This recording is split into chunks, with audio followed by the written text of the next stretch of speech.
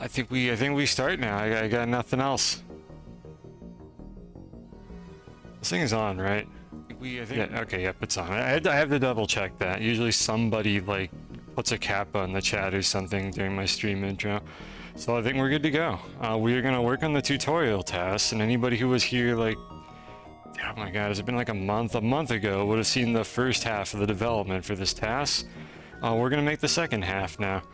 It's gonna be great. It's gonna be fast, and then if I have time after that, which I hopefully will, we'll do some random science, probably just stuff chat suggests or a few things I have on my list.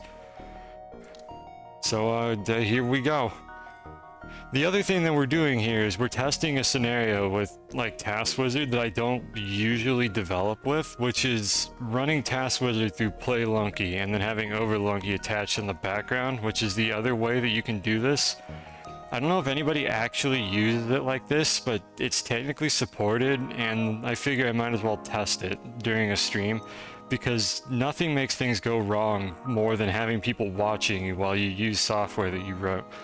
So if something is going to break, hopefully it happens now and I can deal with it. And then I can release this minor update for Task Wizard, which mostly just makes pausing a little bit less janky and terrible. It's not like a major content update or anything. But I do want to publish that so that I can go work on making the UI not suck. So if anything funny happens, it's not my fault. I haven't tested this yet. Well, it's technically my fault, but not like negligence or anything, but just I literally haven't tested this scenario properly. So it'll be a surprise to everyone involved. Let's do it. Let's head to the camp. You can see I've got the task loaded already. I'm going to show you what I have so far, explain why it's not good enough despite being like 2 seconds faster than the world record, and then we're going to go make it better. So let's see, fast playback off. Let me set up presentation mode as well. Oh my god, I fucking hate these locusts so much. They are so obnoxious. Like, I don't know who like made the sound that those locusts produce when they jump, but it's infuriating because there's one that spawns in front of the door in the camp literally every single time. So if you're doing anything in here, that thing is just hopping around constantly in the background while you're trying to task something, and it's just infuriating. Anyways, let's do this. So here's what the task looks like so far. Hello, Arp. Hello, Zap. Pour one out for Spelunky.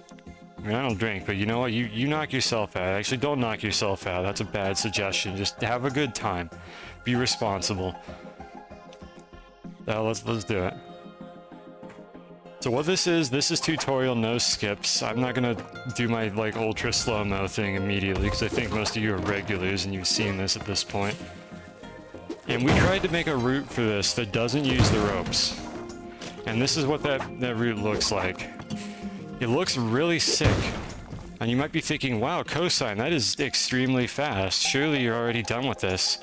But this isn't good enough. We got 19,666. Let's go look at the world record, and I'll explain to you why this is not actually very good, and there's no way that I can't do better than this. So here's the world record, still by blue-red last time I checked.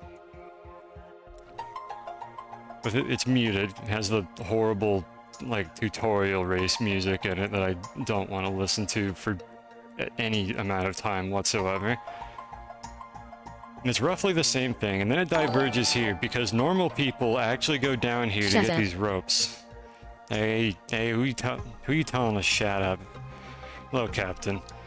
I'm gonna talk all I want. This is my stream, and I do what I want here. But thank you. Thank you for stopping by. Thank you for... Was it a prime? Hold on, let me check. Yeah, it was a prime. Good. You don't have to give me your real money. Primes are just as good. So anyways, the real run goes down here and gets the ropes. Hey, Blue-Red summoned. Hello. I'm sorry I have not uploaded the input sequences for ledge grabs yet. I will get on that, but I've been working on other stuff. So that's the route that you take with ropes. The thing about this is about 2 seconds slower than the task that I made, which is to be expected. Like, literally the bar that you set for yourself when you're making a task is the world record, and then you go from there. The thing is, I only saved 2 seconds over this run. And I think I saved about 2 seconds not going into the pit to get the ropes, which means I lost a shitload of time during the ascent by not having the ropes when I was doing it. And I feel like despite how cool the ropeless route looks, it's probably not actually faster, and I need to make the task using the ropes and see if we can shave more time off it, because we got 19.666 and this run here is just a couple seconds slower than that. So we got to do better than that, and we're going to do better than that. Or hopefully. What I'm going to do is I'm going to task this like as efficiently as I reasonably can within a few hours, and we're going to see if there's any obvious improvement over the time that we have now. And as always, chat is welcome to suggest things and participate here, because every now and then chat has an idea that is way better than whatever the fuck I was trying to do originally. So let's do it. So let's see, I have to get used to this layout here. I have a question. If there's anyone lurking in chat who actually does use Task Wizard, do you use it in Overlunky or in Playlunky? I'm testing the Playlunky scenario, which is mostly jankier, and I'm just curious what the use case is for this. How much should I actually care about this particular scenario? I don't know how many people do this. It has its issues. Crash percent task. I think you could do crash percent in a few seconds, but it's a matter of finding a seed for it. So really, I need to learn how to use the seed finder to get a telepack in the crust on 1-1, and then I could definitely crash percent with that. So I could probably do that at some point. It's on the list of like meme tasks I want to make, but I'm trying to like knock out the serious ones first. Except for like the Cosmic Ocean tasks. We already have a right proper group of lunatics who've been making those. And we have a couple loco tasks now. So like that's been done. I'm sure there's room for improvement on those, but people have finally started making those. I'm not sure what other nonsense they're going to work on. I will probably make meme tasks once I retire from these tutorial ones until I can get the seeds to work correctly. Which I'll do someday. Let's see, you tried to do it. The jump over the 3-tile gap without the ledge grab is super precise. What are we talking about here? Let me turn God mode on. Wait, is this relevant to what I'm doing here? The jump over the 3-tile gap. Oh, you're talking about over... Oh, this jump right here. This one. Let me zoom out a little bit. That actually made it worse. Whatever. I'm sure that'll be fine. Yeah, it is very precise. I showed this on stream, I think, when I figured out how to do this jump. And yeah, I think I had to whip here, if I recall correctly, to lower myself to get across this gap. You couldn't find a good enough alignment. I mean, I'm not really sure what to tell you. Like, I think you have to whip to fall faster and then perform your jump here. Yeah, I whip for heavier state. So if you weren't doing that, I think I determined it was not possible to do it without that. And you barely missed it. I mean, I could give you like the sequence I used if you really need that, if you can't work it out yourself, but you'll have to get with me later if you need that. Otherwise, all I could tell you is that I did have to like, I think I had to stutter my movement a little bit here to get a proper coyote jump. And then on top of that, I had to do the whip heavier state thing to get this low before I was able to jump for like a specific number of frames. Wouldn't help much. Alright, well, let me know if you actually, like, just cannot figure out how to do that, if it's, like, somewhere else in a run. But yeah, that's old news. We figured out how to do that, at least for this particular scenario. Alright, so let's do it. So what I have here is... What do I have here? I think I made a new file already. Did I copy this over? This options UI is so bad. Like that, I really want to make that the next thing I do after I release this pause improvement update. Alright, yeah, tutorial no skips 2. So tutorial no skips 1 is, I have a copy of it. I'm going to make sure I have a copy of it, but I should have a copy of it. And that's the current route. We're going to overwrite this with the version where we actually get the ropes, and hopefully shave like 1 or 2 more seconds off of this time. Yes, I have a backup of it. Excellent. Okay. So let's figure out where this is going to diverge. So I'm going to go ahead and play through it again. I forgot to turn this setting off. Hold on. You know, this is actually an easier UI to use. But I don't like the fact that Overlunky will actually, like, this, you can kind of see it happening behind this window, like a little bit. It's hard to see it, but like Overlunky is actually kind of eating click inputs that are supposed to be consumed by this UI, and that's one of the weird things that happens when you're running Play Lunky with a UI and then also Overlunky.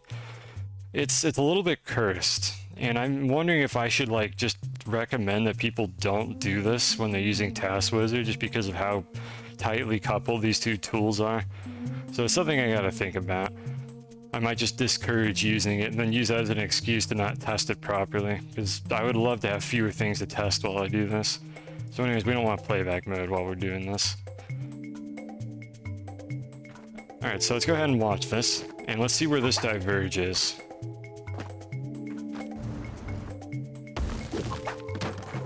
Alright, so we RNG manipulated the bombs, yada yada. We throw them. Right about here is where things change.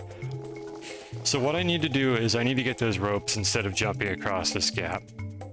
So I'm almost certain I don't lose any time dealing with this bomb cook here, because I just place it like right at the correct time to get it over to the wall. When do I throw it? Let's see, when do I throw this bomb? Because I need to go down into this pit. Yeah, okay, we do need to redo the bomb. Because let's see, I'd probably throw it over here. That's an up throw around the time you're passing the corner. There's a lot of corners here. That doesn't give me any useful information. I just want to see what I did. I'm gonna miss this. I'm gonna miss this part of the task right here. This NPC just happens to be in the way, but we're going to have to change the seed, I'm pretty sure, to manipulate the rope drop. So that NPC is most likely not going to be there anymore. Which is unfortunate, because this happens, and this opens up the crate.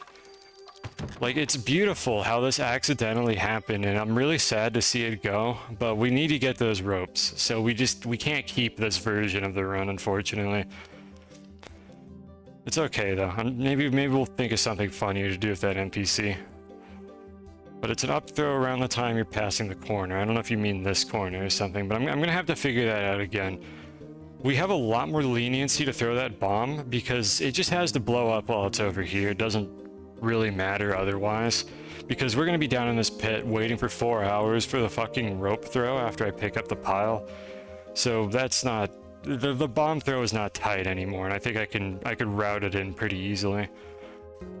So I'm trying to think about how do I want to do this? We probably want to throw the bomb from over here, make sure it's in the right spot, and then from there figure out how to get the rope pile. So let's see, I'm going to delete all these since they don't actually do anything anymore. And we're gonna make a new one of these, and I'm gonna try to set this one up to be kind of like back over to the right. Let me zoom out a little bit more because the camera is not doing us any favors. Use an NPC to open that crate a few frames earlier. That's the thing, I'm not sure that there's any way that I could do that. The only conceivable way I could think of it would be if I chuck the bomb over here really early and it knocks the NPC back into the crate before I got down to the ground. We'll have to think about that. I think what we do is we optimize the bomb throw first and see if there's like a window to make that happen. Am I using the last bomb on the push block? Probably. Like right now I am, and I assume that's the fastest way. Pushing that block is like a full second or two of time loss, I'm pretty sure. So it's very hard to think that I'd be able to save time using that last bomb for anything but that block. Throw it to open the rope crate, then cook it to not have to use the rope here. So you're thinking blowing up these blocks right here, is that what we're suggesting? Because I would have to agree, I think that's going to be slower. I assume you're talking about blowing up these 4 blocks right there, but that push block, you know, we can actually see how long it takes to fucking get that push block right now. Let's see what we're competing with here. So let's say I didn't blow up that push block, and I just had to run over here like this. So from the frame that I touch this push block, let's see how long this takes. So where's the timer? Alright, at 13.683.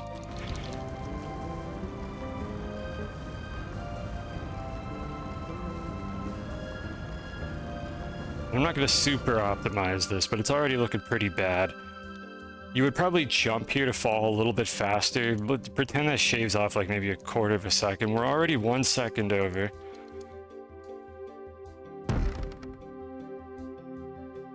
And there we go, we just got over here. And this is like kind of synced up with what we would have been able to do if we just threw the bomb. So that's about 1.5 seconds, I think, of time loss versus just running through this little gap here. Because running through this gap takes about 10 frames if you just like traverse this distance right here. 10 or 20 frames to traverse this distance versus 1.5 seconds, which is like 90 or 100 frames or something. It's not looking good. I feel like it's really hard to justify using that bomb for anything else. There's like no way that this rope throw takes longer than that. We can actually go time that as well. So let's see, the thought is the time saved by just climbing up this ledge versus waiting for the rope throw. So you'd go pick it up. We're at about 15 point that. So I think right around here is probably when I would want to throw that rope. So let's just say we start at 16. I throw the rope.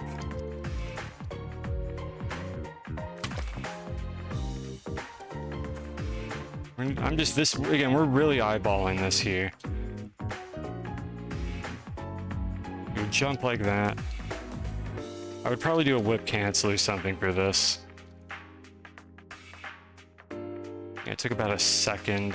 I mean, honestly, it's not the worst suggestion ever. This rope throw is pretty fucking slow. I wonder if this is something we could consider. Maybe as like a final cleanup step after we get a time doing the route that we know works. Because we would have to weasel in a bomb cook. We still have to traverse this distance, which takes about 30 frames to get from here all the way over to this ledge. With a couple, probably 1 ledge jump right here, because these 4 tiles wouldn't exist. So it would be 1 ledge jump to get up this, and then from there we would be smooth sailing to the left. Yeah, timing how long it took that rope climb, that's not the worst idea ever. It's something I might come back to. It'd be 1 ledge grab to get out of the pit is the thing.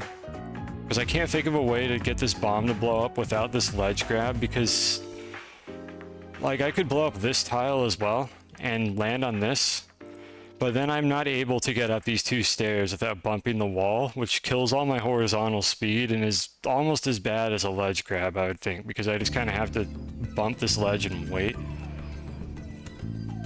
It is not the worst idea. It actually isn't. This is why I want to consider these things. Oh, doo-doo.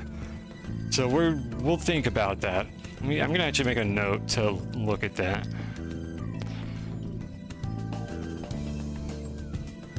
We'll see. Because the other bombs, we need to use a bomb here. This bomb, there's no fucking way that we're not gonna save time by using this bomb. For fuck's sake with the raid. Hello everyone. Hello Snuffly. Hello Beck. I've seen you around. Hello Breadman. Hello Fox. Thank you for the raid. And look over there. Or look over there. And Boldrick. All these names. I haven't seen most of you in chat before. Hello, welcome everybody. I don't know what Fox was doing. Spelunky, I'm pretty sure. I think I saw you on the player list for streams earlier, but we're making a task here. It's a little bit different from like CO runs or your usual spelunking business. We're trying to finish the tutorial without skips as literally fast as we possibly can, like theoretically, not in real time, but by recording all of our inputs and then playing them back perfectly. And I'm in the middle of theory crafting, like where we use the bombs in the tutorial to get through this faster. So just a quick show of what we have so far. Let me just go ahead and play back the whole thing. And the camera is zoomed out a little bit more than usual, but this is what we've got so far.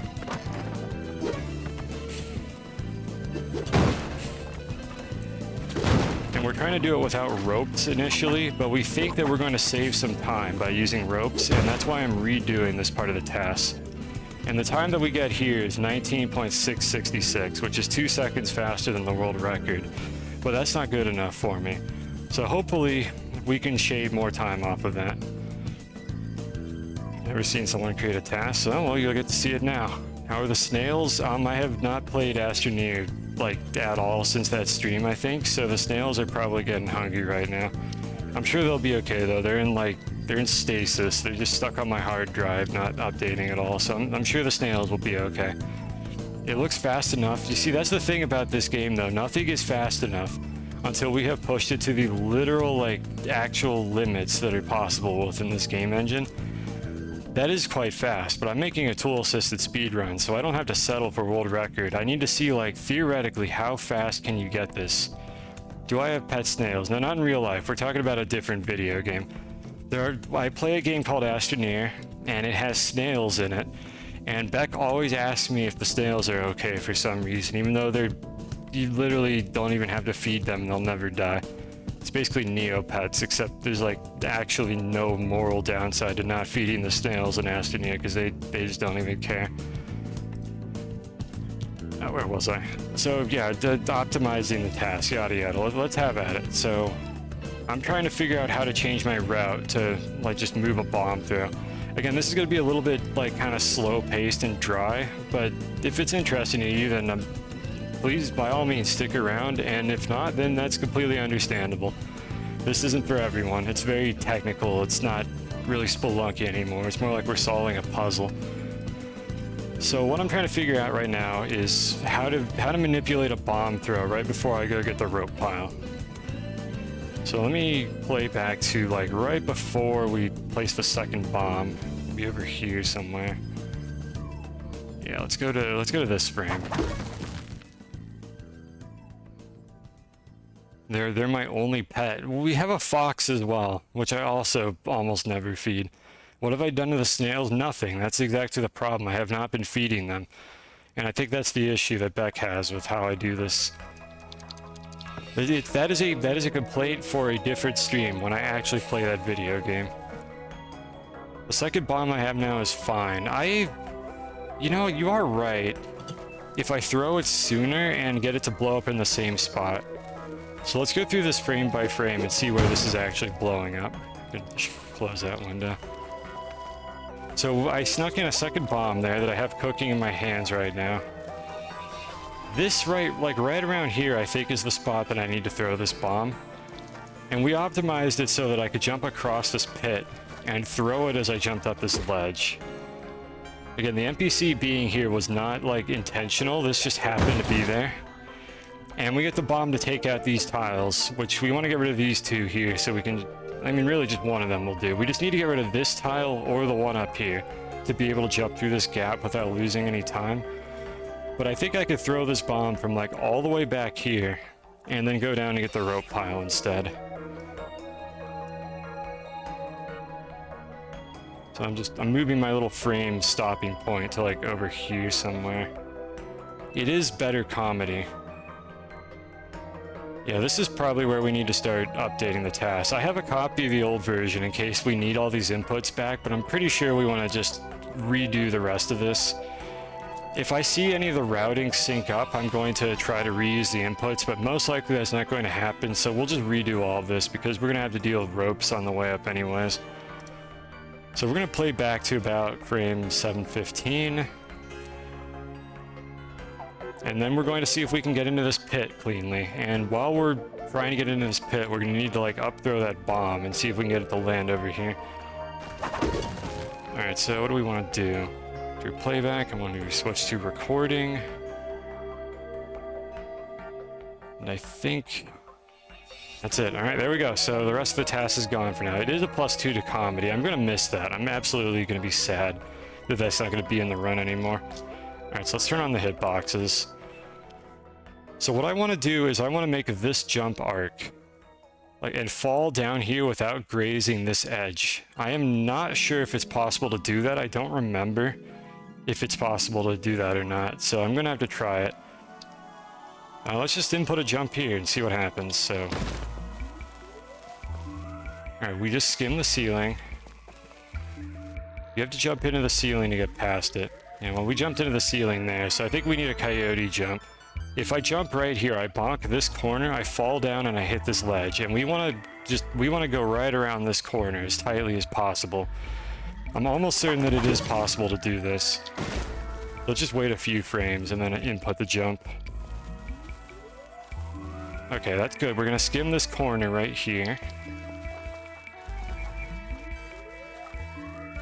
Almost, but we don't quite make it. So we have more coyote frames, and if you don't know what I'm talking about, coyote frames in this game, you can walk off an edge in this video game, like I'm gonna do right here, and I could input a jump on this frame right here, and it'll actually give me that jump. This game gives you like 5 coyote frames. It's like, it rounds off to like 4 or 6. I don't remember exactly how that works, but you get about 5 frames to jump while you're in the air, and the game will still give it to you. And we are abusing the shit out of that when we're making TASes in this game, because they're extremely valuable. They allow you to make jumps that you would not think are normally possible, because you can get so far off an edge under like a low ceiling before you actually have to do anything to avoid like bonking it. Okay, a little later than that. And I'm just going 1 frame at a time. I'm continuing to hold left here. You can see my input sequence on the side here for what buttons I'm pressing. At the bottom is the last frame we currently have.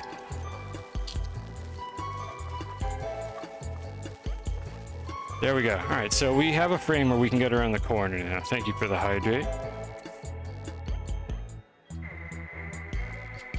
So we can get around this corner from a coyote jump right here. I need to get this bomb out of my hands before I go down here for this crate. Let's think about how to do this. And there's always the possibility as well that we try to do something where we like use this rock, for instance. If I like pick up this rock and down throw it, maybe I can break the crate like a little bit sooner. But you just gotta kind of pick a route and go with it when you're making a TAS, and then like go back and think about whether or not you could improve it afterwards. So we're gonna try to get a baseline here, and then see if we can maybe figure out a way to open the crate faster or throw the bomb from somewhere else. So what I'm gonna do here is I'm gonna go to like this frame, and we're just gonna throw the bomb and see where this gets us. A 5-block jump is technically possible. And I guess I'm not sure what you mean. This is a 6-block jump, if that's what you're talking about, like with the low ceiling here, which is what we were doing previously. If you're talking about a different jump, you can clarify what it is, but this is 6 tiles with a low ceiling, which is technically possible with a ledge hang. That's what we were doing in the previous version of the TAS. It required a really, really precise, like frame perfect jump to get across this without hitting the ceiling. If there's no ceiling here, this jump is, I wouldn't say free, but it's fairly straightforward. I forget if you could do it without a ledge hang or not, but I'm pretty sure that you have the ledge hang. It's just really hard with the low ceiling. In a regular run though, this jump is not too difficult, but you will still ledge hang over here, and a ledge hang is a time loss. We do not want to ledge hang in this run, if at all possible, because ledge hanging requires you to lose all of your speed and then have to jump back up and get all of your speed back again as you go further to the left. So we want to avoid those. Ledge hangs are just one of the biggest time losses in this TAS, besides just straight up traveling from point A to point B. So if you could do a jump without a ledge hang, that's what we're aiming for. In this case, however, we need the ropes. So unfortunately, we have to deal with the rope pile. But first, I want to figure out how to get this bomb over to the left side of the screen. So I'm going to move this over here, and let's just input the throw and see what happens. So this is just a left throw. I don't really care where my player goes after this. I just want to see what happens. And it looks like the bomb goes low, so we're going to up throw it this time. I believe it has to be an up throw. Yeah, we're trying everything here just to see if one performs better than the other. Alright, so the up throw definitely makes it. Let's see where this bomb blows up. Oh boy.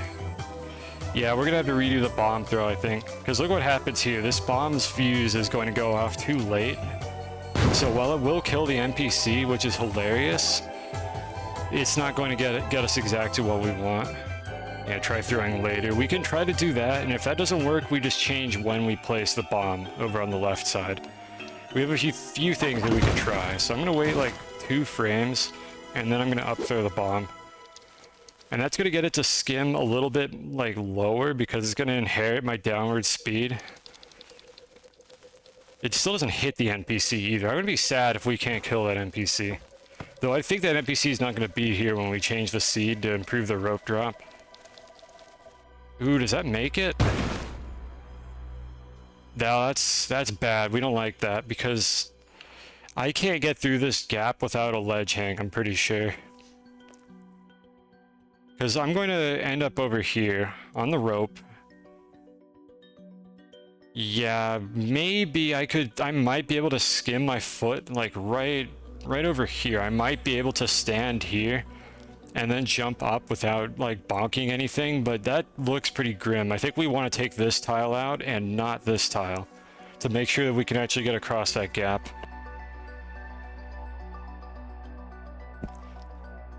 Let's see, you do it RTA with the bomb having forever to settle. Like, yeah, there's a lot of ways that we could change this.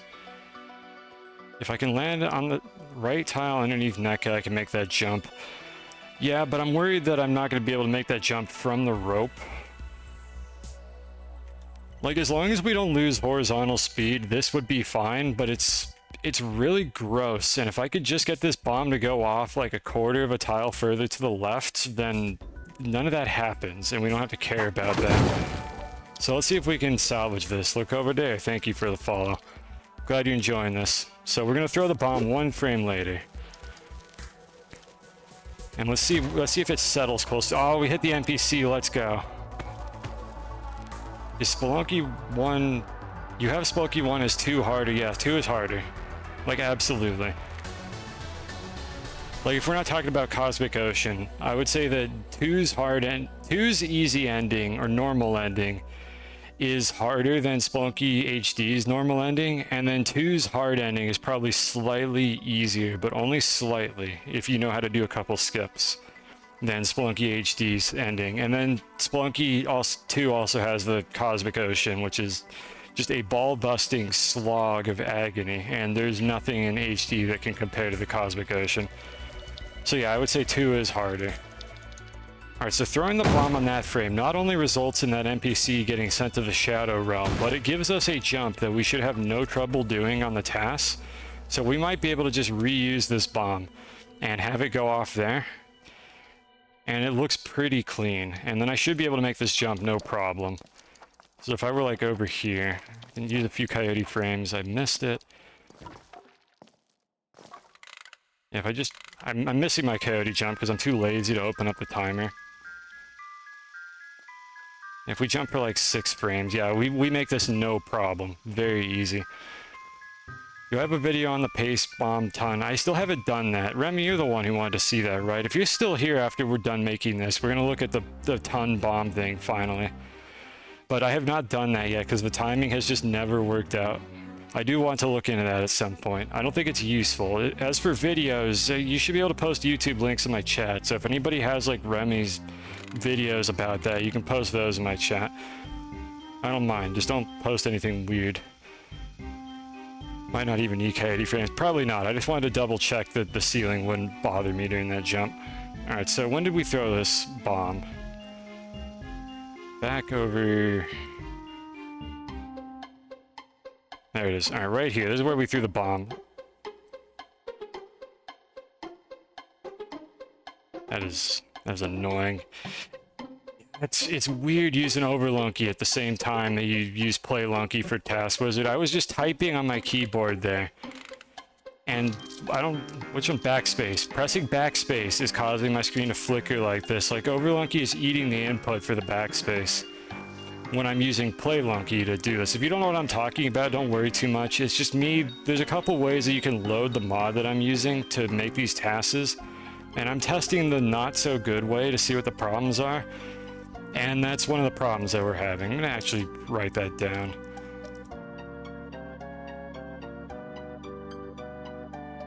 There we go. I might make like a bug report or something or see if there's anything that the tool devs can do to fix this, but it might just be that this is not a good way to use these two tools, in which case there's a better way. What's the good way to load it? So the good way to load the mod is to use just Overlunky by itself, and then go into the scripts, find Task Wizard. I have 2 of them here because one of these is local, and enable it there. That's the good way to do it. The bad way to do it is to use Playlunky, where you would enable like skin mods and open Task Wizard with that, and then attach Overlunky for like all the pause, frame advance, the grid. That's the bad way to do it. And I wasn't sure that it was a bad way until I had like started using it. You use Spelunky. Okay, so I mean, there's somebody who uses it the other way. I would consider Spelunky to be the bad way. And it is usable, but it has issues with, we essentially have 2 copies of the script API attached to the game at once, and it's a miracle that that works as well as it does. Because sometimes they will like read inputs off of each other, and the situation we have here is that if I press backspace while I'm in this menu, backspace does this. I'm not sure, I don't actually know what it does, but if I hold backspace down, we have this, it just puts my camera over here for some reason. I think this is switching layers is what's happening, so this is showing me what's in the back layer, and it's very annoying, and I don't like it doing that. And that's just a problem with the fact that one of them doesn't know that the other is supposed to be like consuming inputs, and that might be possible to fix, or it might be horrible. So it's just something I need to look into and consider filing a bug report for it, or making like a feature request, or I could just discourage people from doing this, but really it probably should work better than it does. So, I don't know, that's something for the future. That's a problem that I will have to deal with another day. So what we're trying to actually do here is, let's see, this is bomb 2 throw is what we're doing. So let's go to that frame again. So we've thrown the bomb. We no longer need to do anything in particular. We know that bomb is going to go off right here, take out the tiles that we needed to. How do I get down to this rope pile?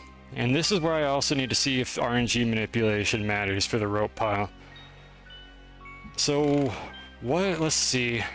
I'm just gonna turn to the right. Well, not turn to the right, it's not gonna let me yet. Now, let me also open this up so that we can see our player's speed. Unfortunately, the UI is gonna get a bit cluttered here, and the only other way to deal with that is to zoom out, which makes it a bit hard to see what you're doing, but it's hard to get all of this on one stream. Like, you can move these outside of the window if you have like a second monitor, but I need to capture everything on stream. So unfortunately, it's a bit cluttered and gross. I have ideas for how to improve that in the future, but for now you could zoom the camera out and you can usually see what you want, even in this state.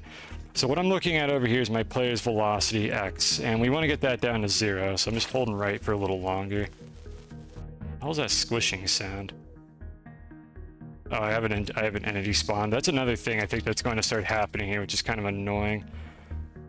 I need to deselect the entity type that I have selected right now. There we go. So anyways, let's fall down here. I need to be able to whip.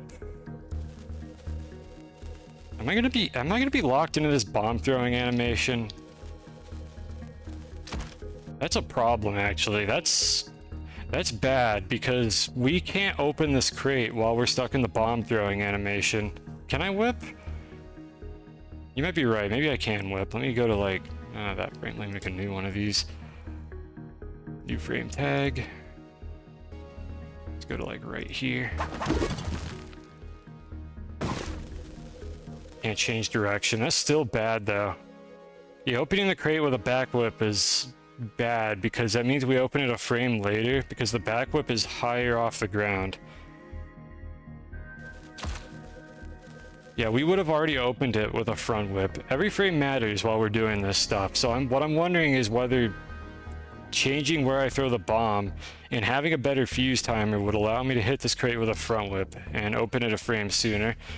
And I want to get this right like now because I don't want to have to go back and change the seed again later to RNG manipulate the rope pile to fall in the right direction. Because you can see here the rope pile is falling to the right, sort of. We want it to go as far to the left as we can. There's a world where I could throw the bomb earlier. There is. The problem is the bomb wasn't blowing up when we wanted it to. So I'm thinking we can't use this bomb. We need to actually change when we throw it. Because we want to throw this bomb somewhere along this arc and not have to change how our player is moving at all. So we might want to go back and redo that. Yeah, I can't think of a better way to do this than to change the bomb throw. Alright, so we're actually not going to be able to take this one just yet. Let's go back and let's figure out when we can get a front whip in. It takes about, I think, the throw animation is like 20 frames, I'm pretty sure. Might be able to down throw. I don't think we have to down throw. I think I could throw it from earlier. Let's see how early we could throw this bomb. So let's just see how ridiculously early we could throw it. So I'm gonna do a left throw here and just see where it winds up. Yeah, we definitely have to up throw it because it's not gonna make the gap otherwise. So if we up throw it, it's probably gonna hit the ceiling and fail. So we're gonna wait a frame.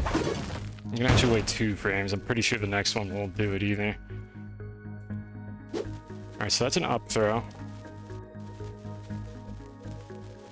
Okay, so we do make it on that frame. I would be astonished if I can get it from much earlier than that. Maybe 1 frame earlier. But the problem here is I can't get a front whip out. This is the earliest that I would have been able to initiate a whip. So we might actually need to down throw it from all the way back over here while we're doing the coyote jump. We might need to down throw the bomb and get it to bounce. Let's see, the other possibility that we have for this is that we could actually place the bomb later, bring it down into the pit with us, maybe even open the crate with the bomb item, and then throw the bomb off of the rope as we're climbing back up. That's the other thing that we could possibly do here to save time. I don't think throwing the bomb down into the crate is going to work very well, but it could potentially open it sooner. The problem is we can't do that with the spawned-in bomb. We have to be holding it in our hands to get it to down throw and hit the crate sooner than we would. But that is actually an interesting thought, because I could place the bomb like anywhere in here, and I think I'd be able to get that to work. There's so many possibilities. Let's just see where this wound up. So that's a good explosion. We could work with that. But we can't really throw it any earlier than that because it's going to hit the ceiling and it won't make it across the gap. So we got to try to down throw it instead if we're going to do that. Let's go back to this frame. Down throwing there is definitely not going to do it. So if I was like over here, let's just try it on this frame. Alright, we're going to down throw on this frame. This is right after I perform the coyote jump. That might as well have not even been a down throw.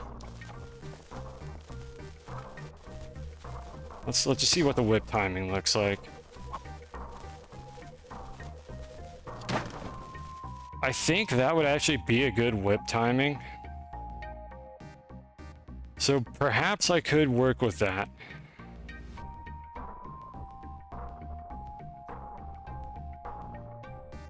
Let's see, I want to go to this frame right here. We could try to do it on the jump frame, but I don't remember if that's going to eat my jump input. It just goes straight, yeah, because I think you get the jump speed at that point.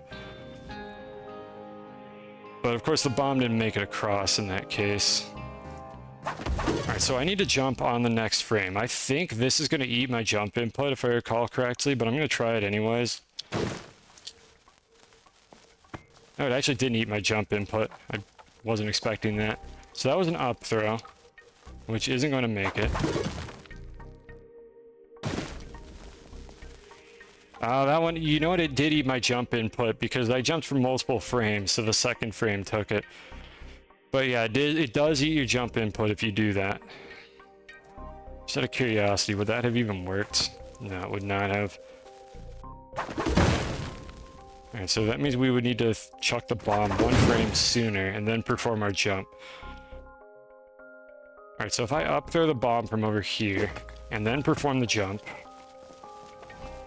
not even close. Yeah, this is not looking very good. I'm wondering if I should throw the bomb out of the pit instead. And if we just left throw the bomb from here and then jump, that's probably not going to work either. Yeah, it still hits the wall. Do an up throw on the 1 tile hallway to get the bomb across. You think like hit the ceiling, then the floor? Maybe. I'm still pondering the idea of just chucking the bomb into the crate instead, honestly. I almost like that idea more. Because if I could break that crate earlier, that gives us more options for what to do. If I could pick up the bomb in the midst of the scuffle to grab the rope pile, which I should be able to do. I almost want to try that first.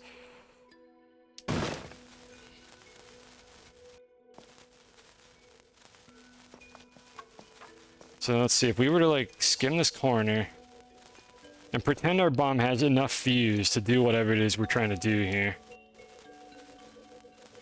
Like I could do this, for instance. And if I'm precise about that, I wonder if I could get that crate open earlier than I would have otherwise. As long as it gets to the crate before my whip would have done so, then we could theoretically save time by doing that.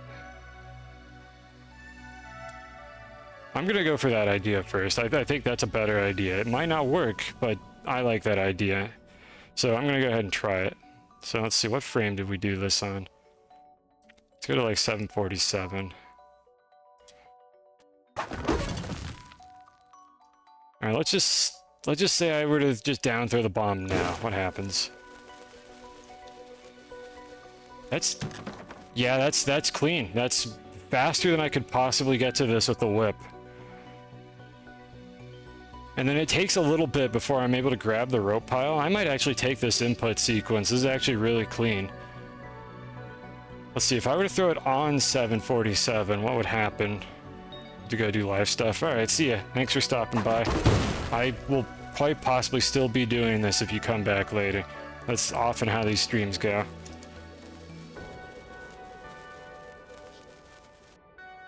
Alright, so let's see here. We want to open this on the earliest frame possible. Alright, so this is opening, it's hard to read this, but it's opening on 755 if I do this input sequence. If I turn around for a frame and then throw it. Also 755, so they're about the same. There's not really any inherent advantage to one over the other. I mean, not about the same, they're exactly the same. Is there any way that I could get that to hit faster? I mean, it skims the corner so tightly while you do this.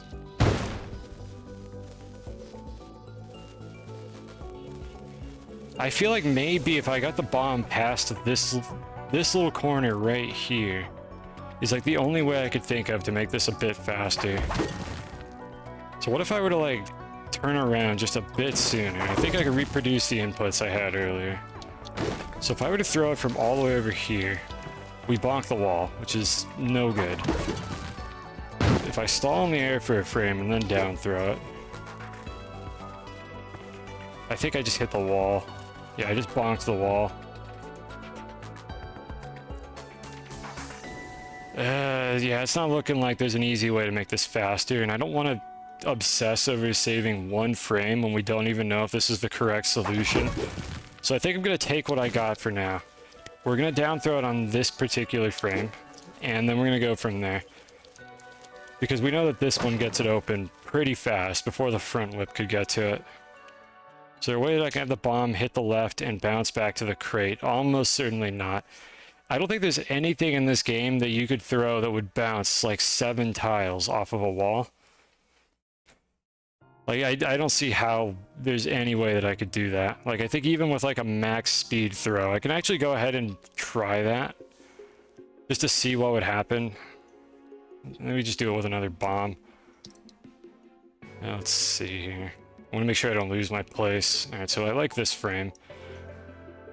Alright, so let's go ahead and try that. I'm gonna just throw it at maximum speed. Yeah, lasers have the highest, like, deflection speed of basically anything in this game, and I don't even know if a laser could knock it back that far.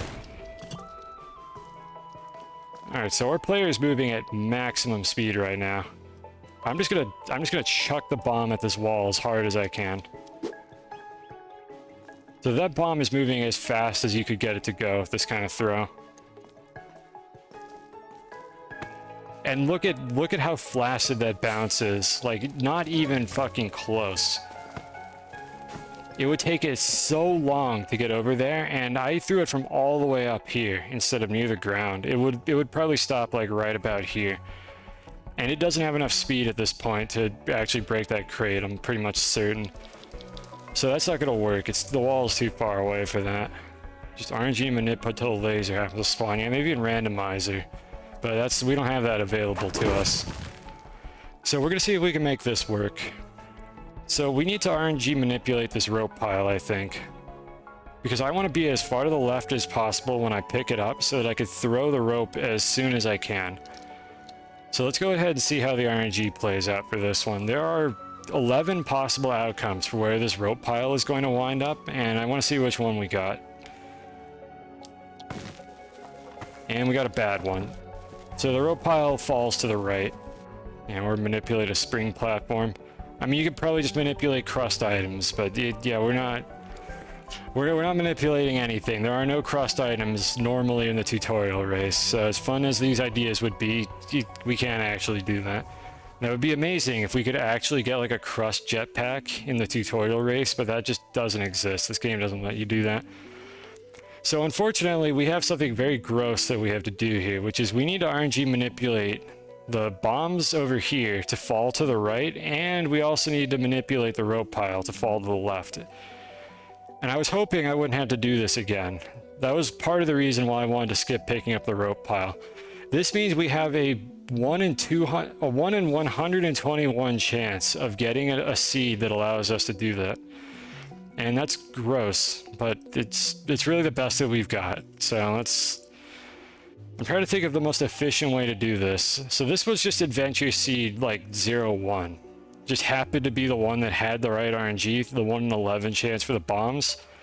I think really I just have to brute force it, run the playback, and if it desyncs, then that means that the bombs didn't wind up in the right spot. Yeah, it's 1 out of 11. There's 11 different outcomes for the velocity of these rope piles and bombs, and I need the one that goes to the left. So we have to find one where the bombs are in the right spot, and then we have to check the ropes and see if those are in the right spot as well. So I'm actually going to pass one more frame. There we go. And we can check what the rope pile's velocity is. Let's see. I think it should always be this entity. Which one is it? 96. Velocity X. Where is there's supposed to be text on screen showing me that number, and it's, I swear to God, if it's just going to the console. I shouldn't need to print it. Usually this just works. Oh, I see it. It's behind this. Yeah, we have it. Okay. It's just, I'm not used to this being under the UI like that. It's just overlunky, playlunky things. Yeah, so this is where I could check the velocity, and I think the velocity we want is like negative point. It's like negative 0.101 or something is what we want that velocity to be. Expected a range of angles. Yeah, you don't know who programmed this game. It rolls the Y velocity is always the same, and then the horizontal velocity is, there are 11 different values. Either like it pretty much rolls like either 0 or like 5 values to the left or 5 values to the right at random. So that's how they program this. It's not angle based. It's always the exact same height, like unconditionally. So the X is the only thing that we can modify with this, and we want it to go to the left because I want to pick it up while I'm over here running to the left so that I can throw the rope as early as possible. Which is tedious, unfortunately, but it's the best we've got. So I'm trying to think of what an efficient way is to do this. I'm gonna have to probably modify this manually. And I'm pretty sure I can't even use the rope RNG for my like original pass of the tutorial race because of how different the route is now. The timing is a little bit different. I think I shaved a frame or two doing this. So I'm gonna just kind of try to rediscover it, I think. Let's see, that's hexadecimal. I don't believe I have a command that could do that. So yeah, we need to just play back to this particular frame right here. Maybe this one? Which one does it open on?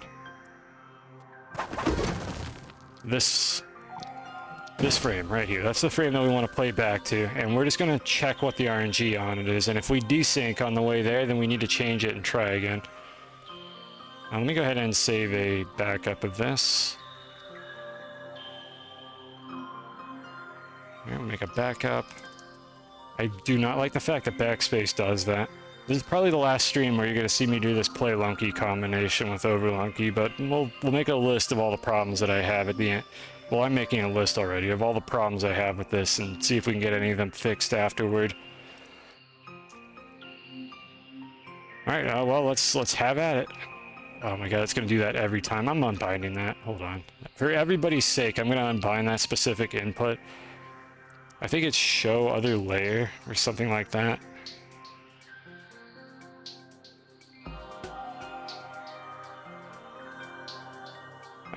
I scrolled past it. Peak layer, there it is. Alright. And we're gonna oh my god, I have way too many menus open. We're gonna unset that.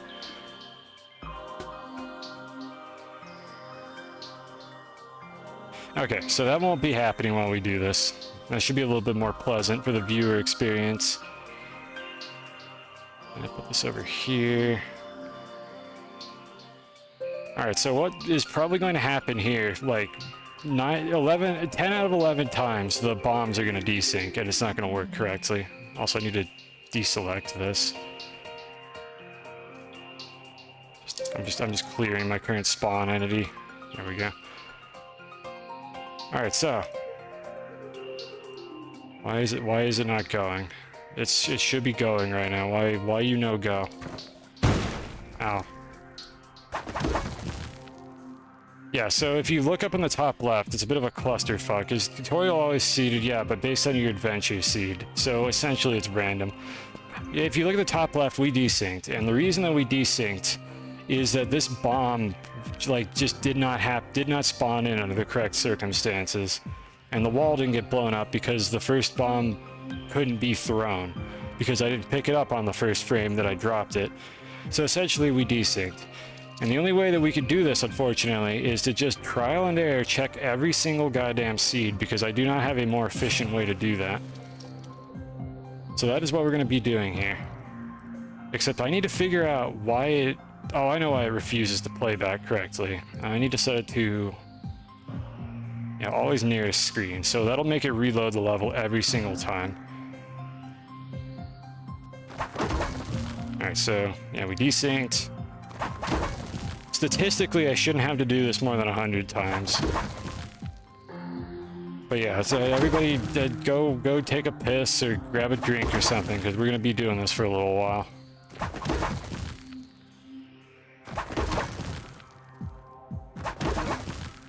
Why'd that go back to 0? Did I type a 0? Am I that stupid? I'm looking at my stream. Yeah, I just typed 0. I'm a dumbass. Alright, so we need this. It's in hexadecimal. Alright, we got to the rope pile. So this is where I would check the velocity of the rope pile. Why does that have a different entity ID? Oh boy. That should not be a different ID. Oh, you know what? No, it's a different ID because there's other shit going on in the level since I have a different seed. So we're just gonna have to do this slightly differently. Not too bad. Yeah, but yeah, it's supposed to happen. I'm gonna do the by type command that you're not supposed to use because it's slow, but I don't care. I think it's item take up rope pile. Yeah, so we're just gonna get the first rope pile in the level. And that should get it to us. And yeah, we don't have the right velocity, so that is a rightward rope pile. And as you can see here, it goes to the right. So not ideal. I'm trying to think about how I want to do this. You know what I'm going to also do, however? I'm going to write down seeds where the bombs are in the correct spot in case we change the timing for when we open this crate so that I can go back to those seeds. And maybe if we have a different timing on the rope crate, it might actually drop the rope pile in the correct direction, because based on the frame I open it, it's going to drop in a different direction. Because the RNG in this area is ludicrously volatile, because the way this game handles polling RNG is very hard to predict, like insanely hard to control it. If there's like a torch in the level, essentially every frame you'll get a different outcome for the same action, but it will always be the same outcome on the same frame. So that's the whole reason why these tasks can even work correctly. So bomb falls correctly, and I'm just going to write down the seeds where we get that. And unfortunately, we failed our second 1 in 11 chance, so we gotta keep going. Nope.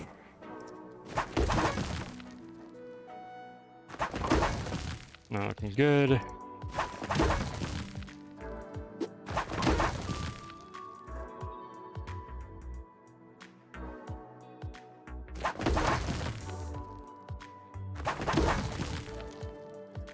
Statistically, we should get another one in a moment here, but it is essentially just random.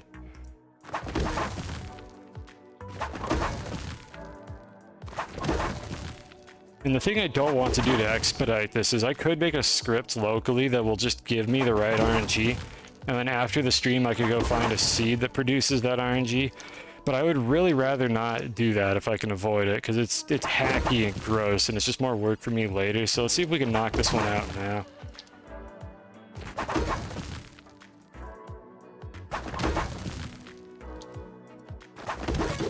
Okay, we got back to the ropes. Can't I make a save state? Not with a different seed. Like, save state doesn't help me at all because I have to change the seed between attempts. Yeah, we got the 0 case. So this is the one where the ropes, I think they should have gone straight up. Why are they already on the ground? Hold on, why the hell are the ropes already down there? I don't know why. Now hold on, that's peculiar. Why is that different? Okay, this is important. I need to figure out why why were the ropes all the way down there? Did I play forward a couple frames?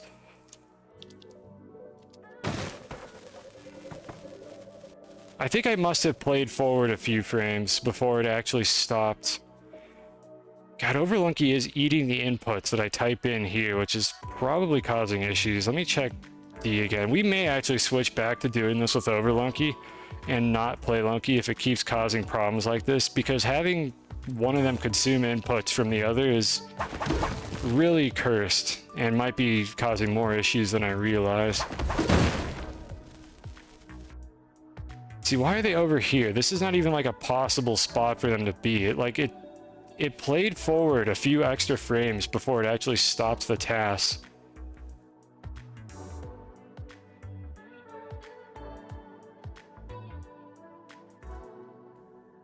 Why the hell are we on frame 769? How did we get there? We were supposed to stop at 755. TAS bug? Unlikely. I think it has. I've never seen it like overshoot like this. It might be a TAS bug. I mean, we're gonna try to find out. I think that's unlikely because I tried really hard to make sure that this doesn't happen. And for some reason it is doing it now. It's overshooting my playback target. These frames don't even exist.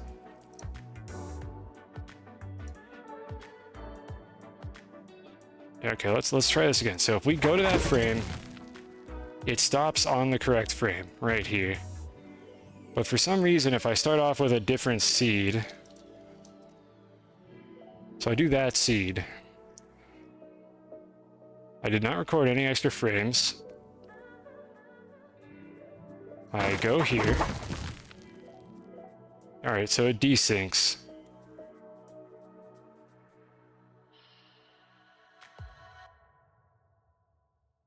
I think it should be the same, right? Yeah, the TAS is the same length. Apologize, this has turned into a TAS wizard debugging session. Now if we throw in this one, I'm gonna do this without fast playback. Let's see what happens.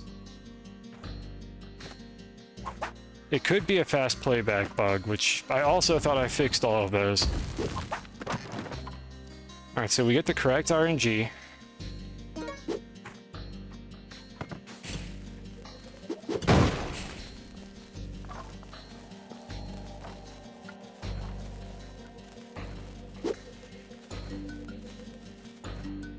Wait, what the hell? No, that's... right here, yeah, this is where it should stop.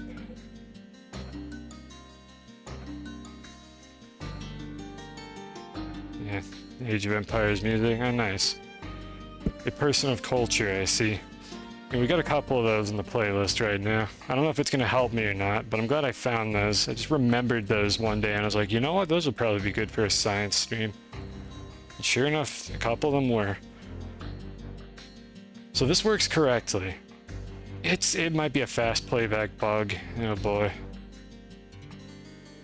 Because that happens occasionally with fast playback. I wonder, you know what? This could be an overlunky play lunky thing. I'm going to make a stream marker. I'm going to have to investigate this later. I'm going to add a stream marker. This might be a fast playback bug with overlunky and play lunky.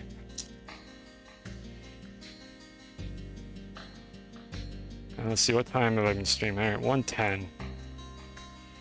I'm going to have to look into this later. Boy, I was hoping I wouldn't have to deal with any of these. Okay, so that said, I'm getting annoyed by this. So what I'm going to do here is I'm going to switch us to just using... Am I going to switch us? I mean, I could, you know what? No, we need to keep testing this. We need to see if there's more issues. So I just need to pay attention to this happening. I could probably just play it back twice if that happens. So yeah, we're not going to switch over just yet. We're going to keep going at it, see if we find any more bugs with this interaction. Does it only happen when using playlink? I have no idea. I need to figure this out later, and I don't think anybody on stream wants to watch me debugging Task Wizard. That is not what anybody is here for. So we're going to work around that bug and try to get this to happen. So if I run it again now, it should be fine, and I just have to pay attention for it overshooting. All right, so that's good. We did not get the RNG that we wanted. Next.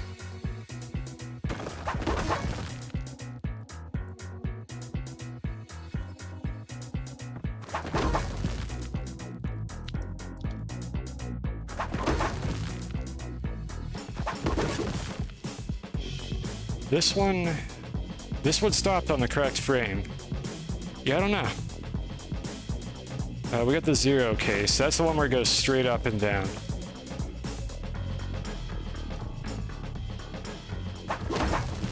Let me write that one down, actually. 22. Again, I'm writing down all the frames, or all the, like, seeds where I actually got good bomb RNG. But I think I missed one, but that's okay. I can always go back and figure it out later.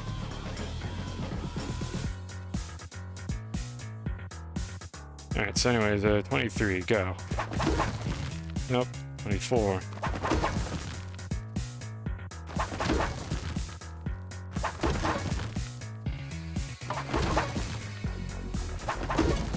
Alright, we got down there again.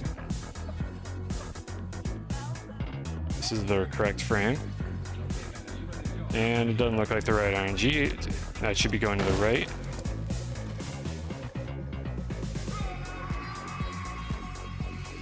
And that was 28.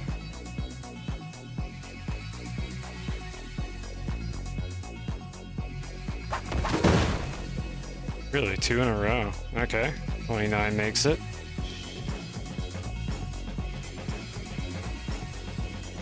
Did I mess something up here?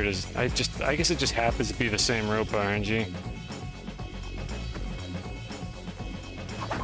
Yeah, it's the same, I guess. Alright, well, next. 2A. Again, hexadecimal.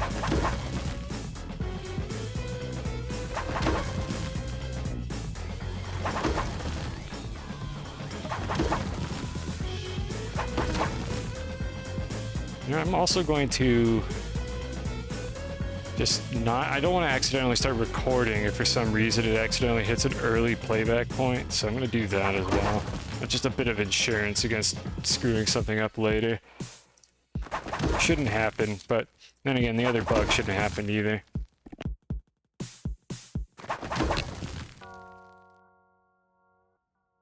Yeah, I need to make a better way to script this out. I should probably expose the task object to the scripting like console so that I could just program it to do this automatically.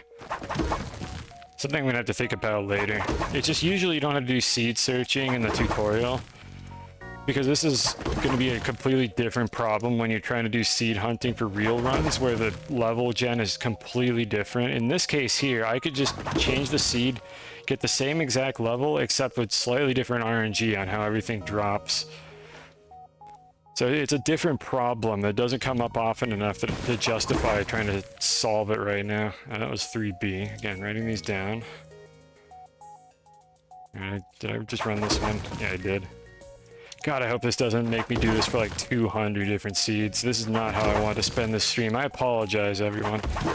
I did not think that we were going to have this much trouble with this.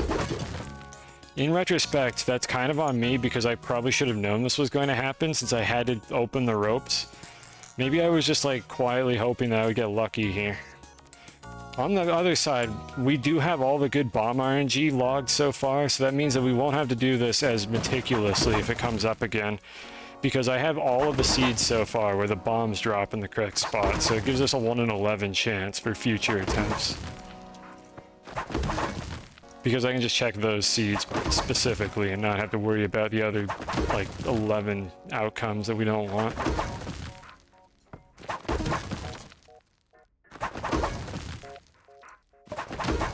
The crispy, like, push block hitting the ground noise. It's just stacking, like, all the sounds that got played during the playback, right up until this point. And believe me, I wish we could use save states for this, but that's not what I meant to do. I can't think of any way to make that work efficiently. Or at all, for that matter, because, like, we would need the save state to be at the start of the level, at which point we're just doing this anyways. There's a reason for all of this, trust me.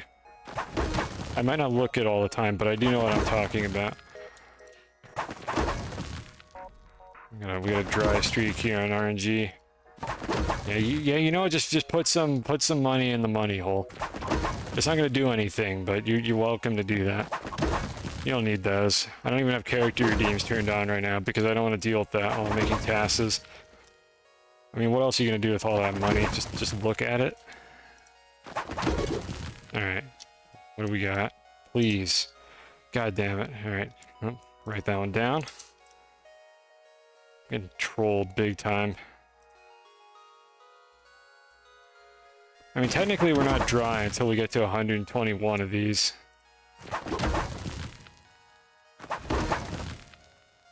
Or whatever 121 is in hexadecimal. Off the top of my head, I don't know. I think it's like 779 or something, I think. There's something like that. Oh, wait, did I... Yeah, okay, we got one here. Literally none of these have dropped to the left so far. Every single one of these has dropped to the right. Thank you, RNG. Very cool. Alright, so we have found, I think, 9 of these so far and haven't gotten it, so we're pushing it.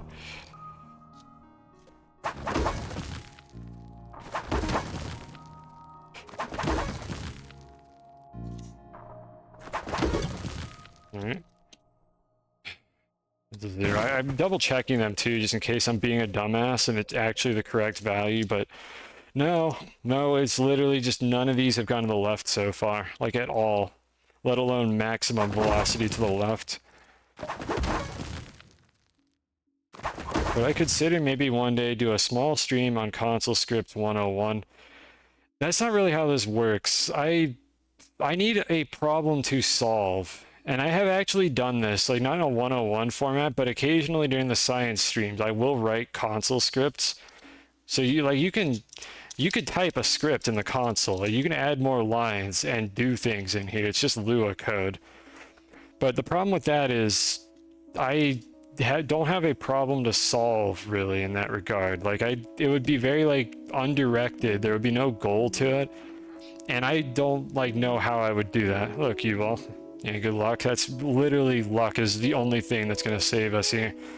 But it's like, I'm happy to explain the scripts that I do write for the purposes of science, but I can't just whip up like a 101 course in my spare time and try to do that. So really, it's just something I would do on the fly if a problem came up that needed scripting, and I didn't think it was going to take so long to do it on stream that it wouldn't be worth the effort. Yeah, the bomb cascading problem. We had that. That was a catastrophe. I never actually solved it. Which is the other danger about doing that, is I might go down a rabbit hole of scripting and then just fuck it up and never actually get the script to work correctly. Oh my god, we finally got a left bomb. Or a left rope pile.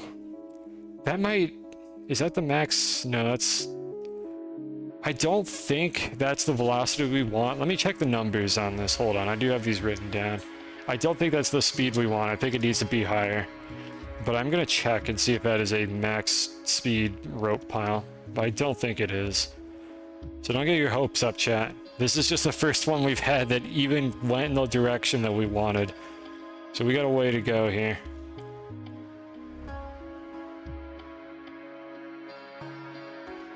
Let's see, TASing. There we go. There's a file I have with all this stuff.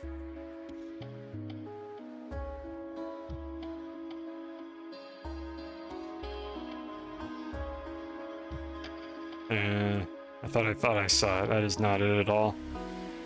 I swear to God, did I delete this? Please tell me I didn't delete this.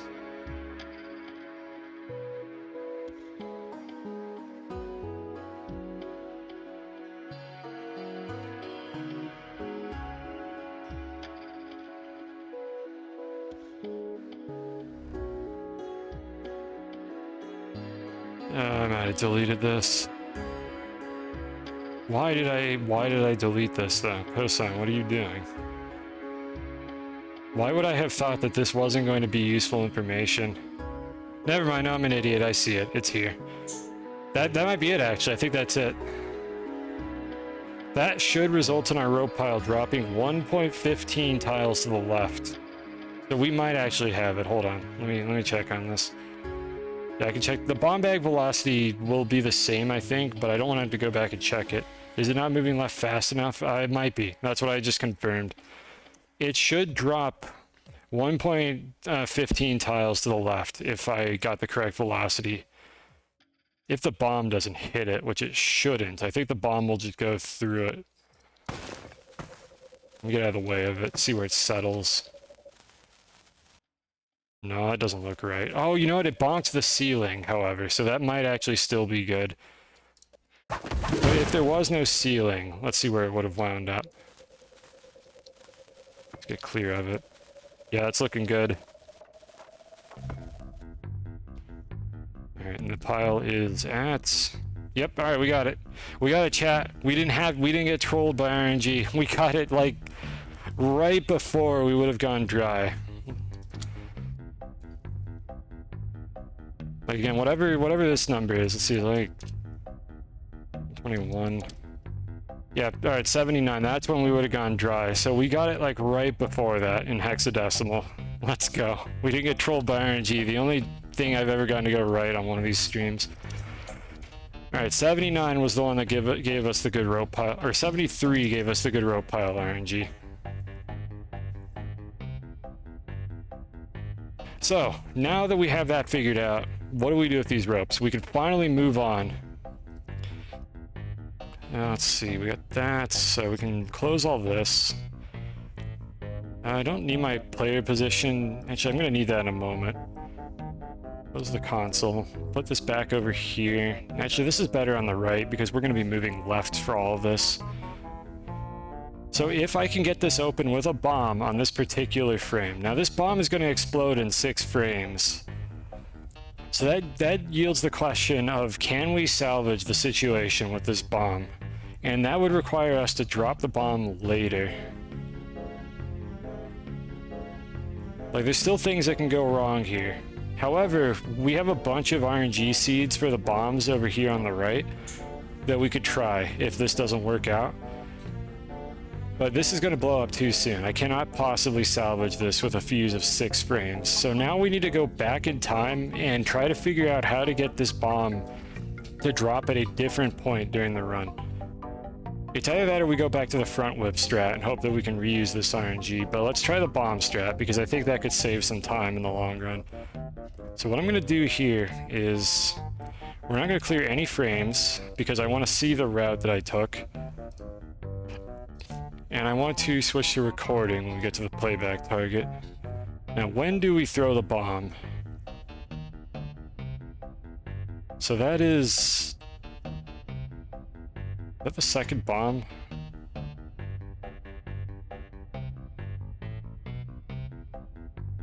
Yeah, that's the second bomb right there. Okay, so around here, we need to do that earlier. So what are we doing around this time?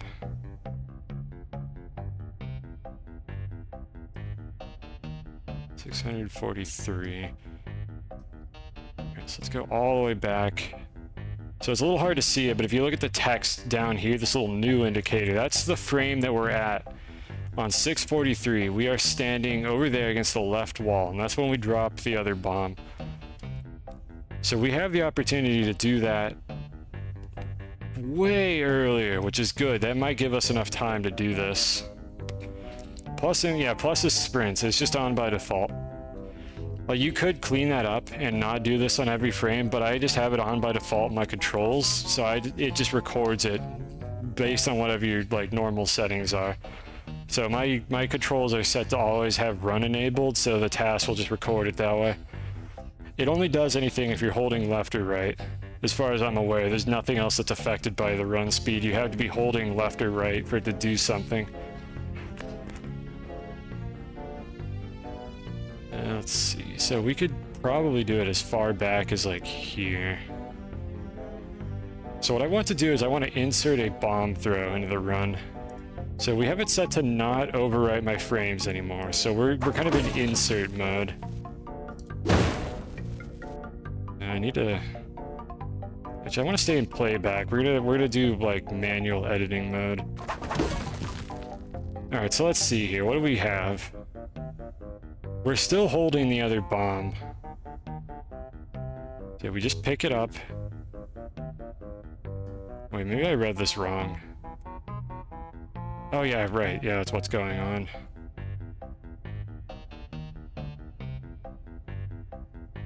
Yeah, and this is when we... I don't... What the hell is this? Why do we have two whips here? What are these?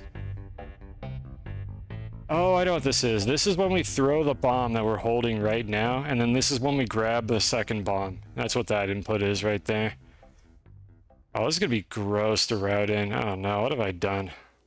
This is gonna be wretched. No, let's try it. Alright, so that is when we pick up the bomb. So to kind of go over what's happening here. We pick up the bomb crate right here. We pick up the bag. We immediately throw a bomb to the left. We have to run up to it.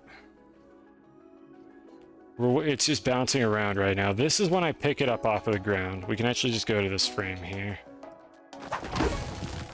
Alright, so we grab it off of the ground there. And I could throw the other bomb, like, kind of whenever I wanted to. What I did here was I normalized myself against the wall. So we're in a consistent position.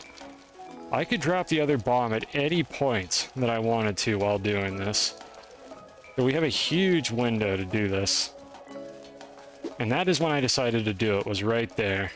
For the old path that we were taking. And then I started moving forward, like, right after that.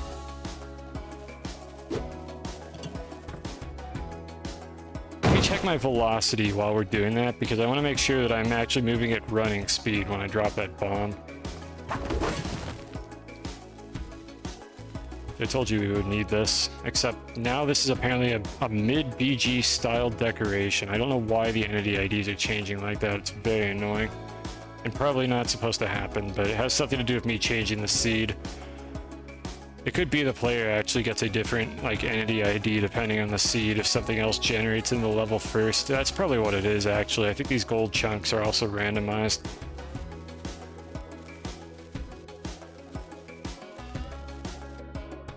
Alright, so let's see. We crouch down, we drop the bomb. And we start holding right. That looks like maximum acceleration.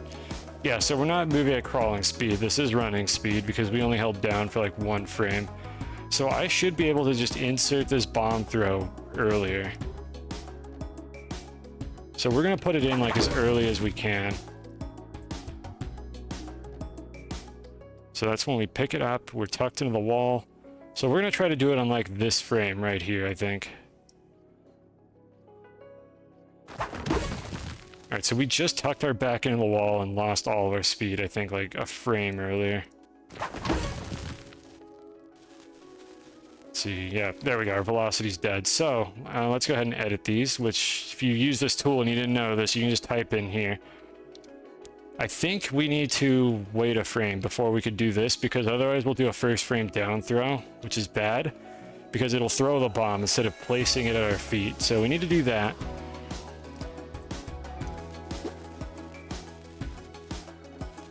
Now what should happen here is the rest of the inputs should actually sync up correctly.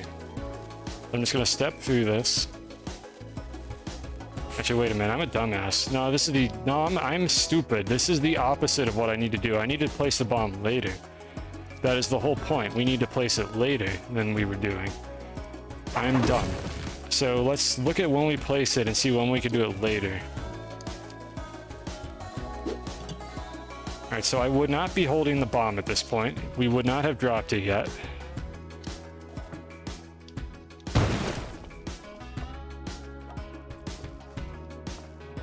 So my thought here is maybe a careful down throw would result in the bomb landing here, or an up throw for that matter.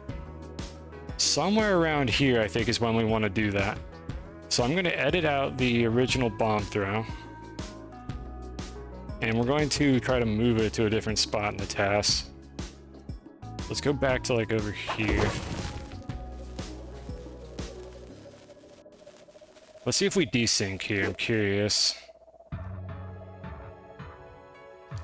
So this is the frame where I would have picked up the bomb. This should not affect my speed at all. So I should be able to just delete that input and be in the exact same position as I was before. Yeah, this looks perfect. Alright, so around here is where I'm thinking of dropping the other bomb.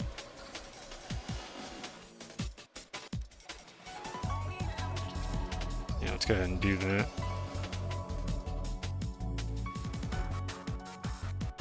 Alright, so let's see, how do I want to do this? This input sequence is literally just me jumping on a frame, so I think I can start overriding at this point. Yeah, we just jump on 722, and then down throw on 747. So there's not much else going on here. So let's see, what if we were to just up throw a bomb, like right now? Where does it wind up? Can we grab it again is the important part. That's... I wonder if I should try to... What can I do here? I wonder if I could throw it sooner. Or can I pick it up, actually? Hold on, we might be able to pick it up. We might be able to pick it up on this frame here. Let me switch to free play and see if I can grab it. No. I just inputted a whip.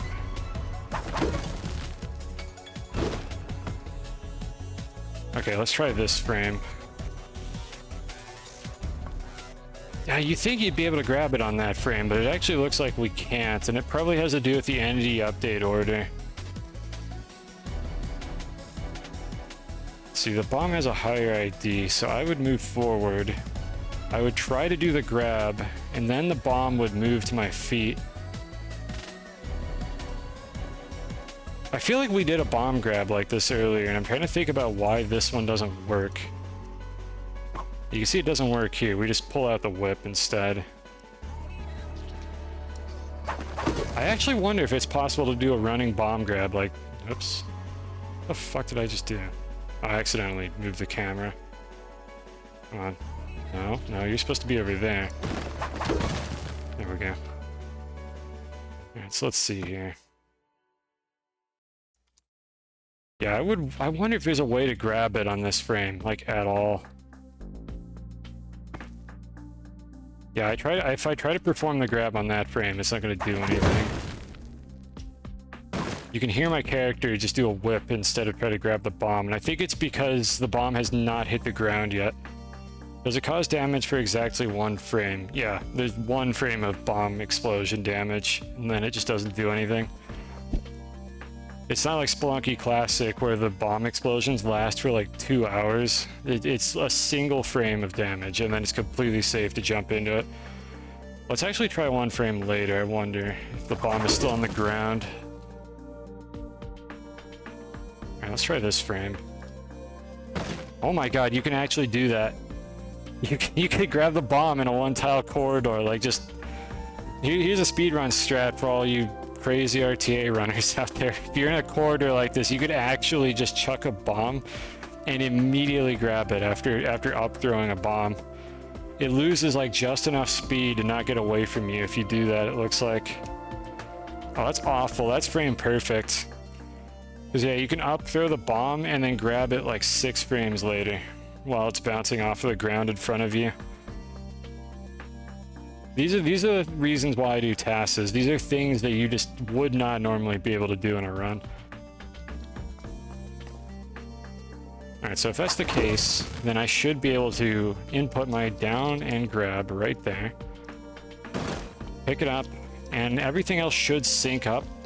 Presumably, it's possible that I fucked up my RNG. I hope I didn't. If I did, we have a few more seeds we could check. Please, please, please, please just drop in the correct direction. Oh, that looks good.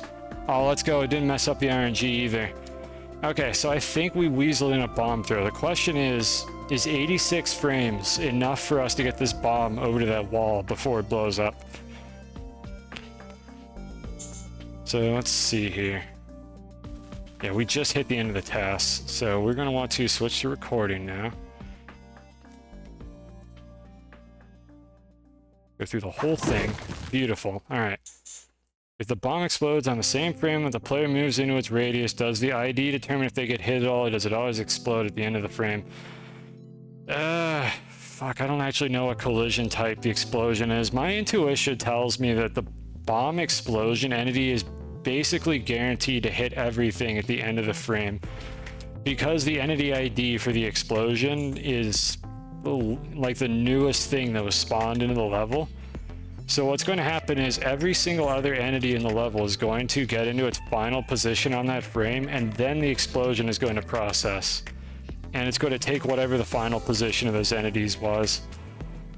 So, let's see, to answer your question, I don't think the ID determines anything, in the sense that it's not possible to have a player ID that like is higher than the explosion ID.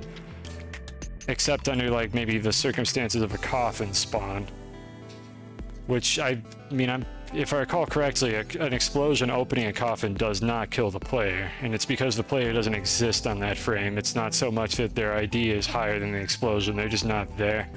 There could be an edge case in there for like if the player spawns in on the same frame as the explosion, due to some other like collision events. And I don't actually know at that point, off the top of my head, what would happen, but it would be an extremely niche scenario.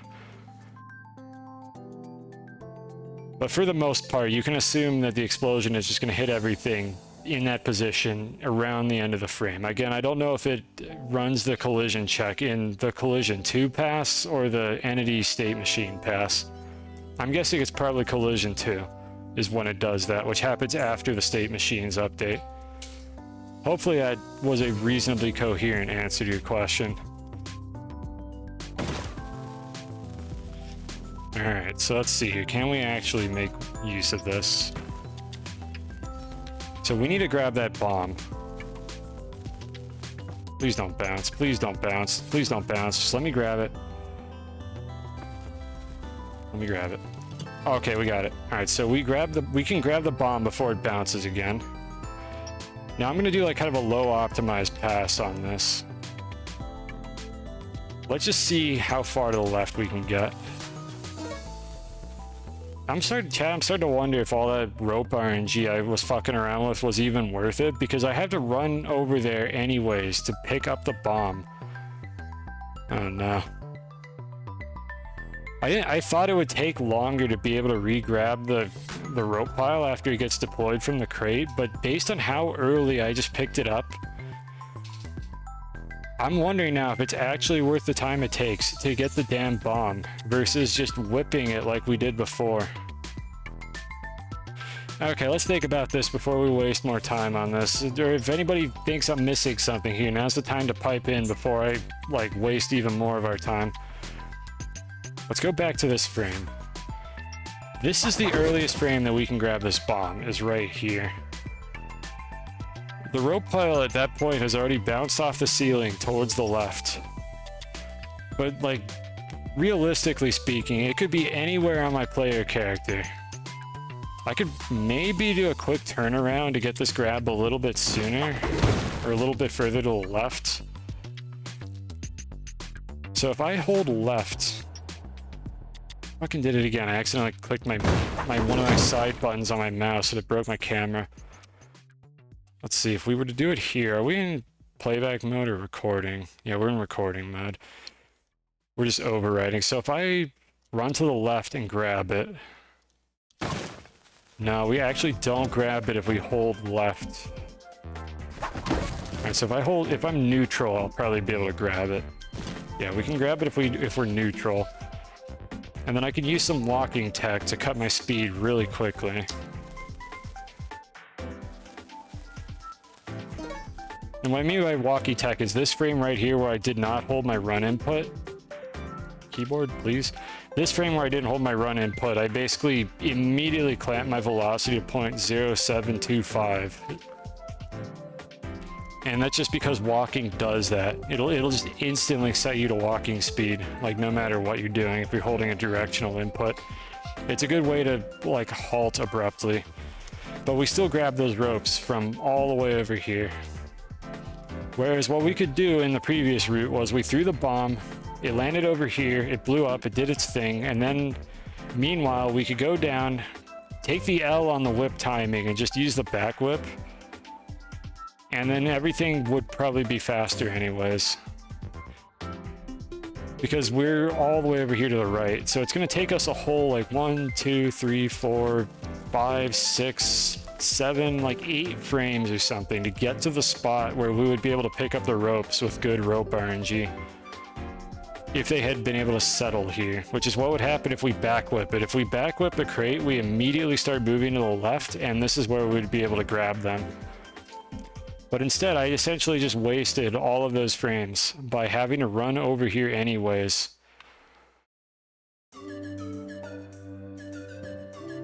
I kind of want to play this one through anyways. You know what, let's play this one through. I'm gonna make a note. We're gonna stop being wishy-washy. I'm gonna make a note to come back to this particular thing. I may or may not do it on this particular stream.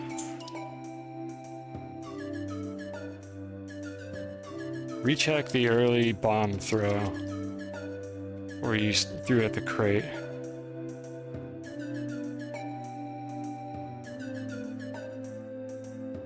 Yeah, I want to recheck that.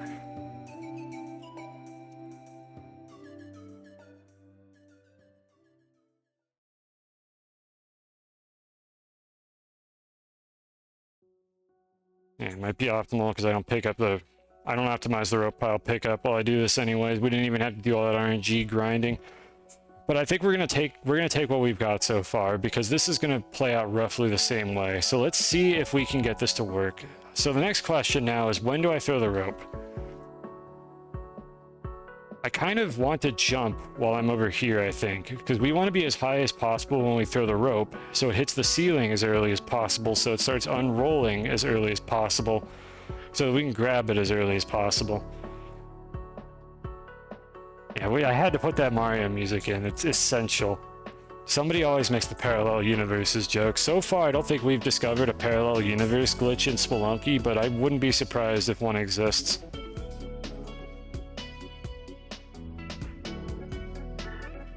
Let's see here. Alright, so I like my inputs up until this point. So now we need to think about our rope throw. So here's our grid. We can get the rope to snap to any of these tiles here. But I'm wondering, if I were to get the rope to snap to this tile, is it possible for me to get the bomb over here and climb up it and do all of that as fast as possible?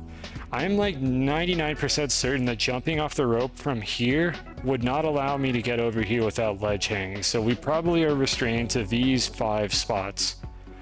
And I think the earlier we throw the rope, the better. Send my character 2 to the 24th units. They almost never use long integers in this game. Almost everything is a float or 32-bit int. And position-wise, everything is afloat as far as I'm aware, except for the grid engine, I believe uses integers.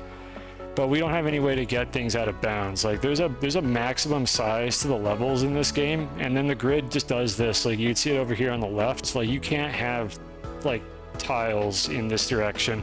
And this goes off, I think it's like 12 by 19 or something. I don't remember the exact max height. It's not 19, maybe it's like 20 or 24.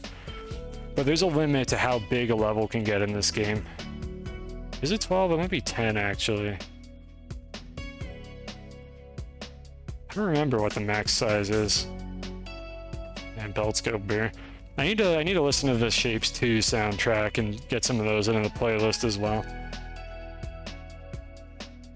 But yeah, anyways, I'm always like open to the idea of like parallel universe glitches or like just integer overflow glitches in general, but we have not found any that are useful. The only one that we know about is for money, and there's no practical way to do it in the game, and it just results in you having negative money if you overflow the integer that stores it.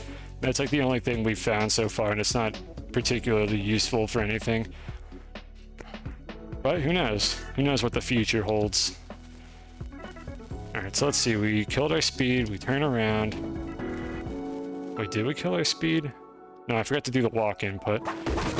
We walk on this frame. You'll see here my velocity goes from 0.13 instantly to 0.072, which is normally like you cannot decelerate that fast, but you can do it if you hold walk. So that's what I meant by doing that. So I want to see when I could jump. So let's just go ahead and try to jump here. Now this is not even valid anymore because we don't do this bomb throw. Heck, we do this bomb throw on like 755, I think, or something like that.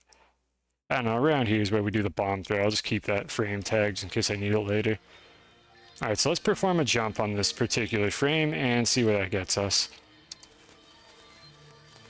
And we bonk the ceiling, so let's do it one frame later.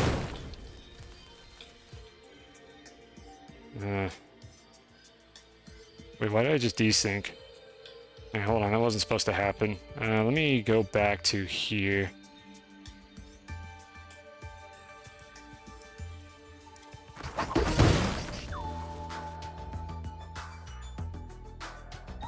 See, I do it, I'm holding left. Am I set to recording? Yeah, I am recording. I don't know why that desynced. I should have deleted those frames. Can I do it now? Oh, I think I know what happened, actually. Okay, so we bonk on that frame. I want to do this. So we wait a frame, and we jump. Okay, so we're clear of the corner. Now, out of curiosity, if I were to just chuck the bomb right now, where does it wind up? Does it make it? It actually does.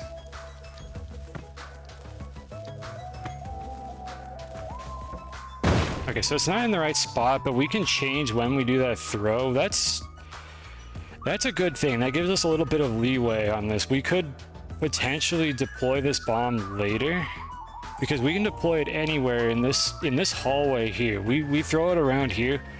I could do it potentially like over here. As long as it gets to the floor before I drop off this ledge, I could pick it up, because we confirmed that that's possible to do. It's a frame perfect input. So I have some lenience for when I can actually fuck around with this bomb. I don't have to like throw it immediately, but let's see if we can just like weasel it in there without having to do anything special. All right, so I'm gonna set this to start removing frames, I think. So we're just gonna remove the rest of the task. Why did I not remove? Oh, because I just manually switched to recording. Whatever, it'll do it next time. All right, so here's the next thing that we need to consider is the rope throw. I think I have two options here. I either throw the rope on the frame that I entered this column of grid tiles, or I wait until I'm high enough to throw it and get it to hit the ceiling like sooner. And I'm trying to think what is optimal here. So let's see here. I'm gonna throw it now, and we're gonna see how this works out. So I just spawned in the rope entity. I think it is going to be in this column, which is not what we wanted to do. Yeah, so this is how this works. The rope is in this column. It is going to snap to the nearest tile, and we do not want it here. This is not where we want it. We need it further to the left. So I'm going to have to do that on a different frame. We're going to plan out this input. Okay, now that should delete the task correctly. There we go. Okay, so that particular frame wasn't good. We need to throw it on the next one. Alright, so if we were to throw the rope there, it should be in this column, just barely.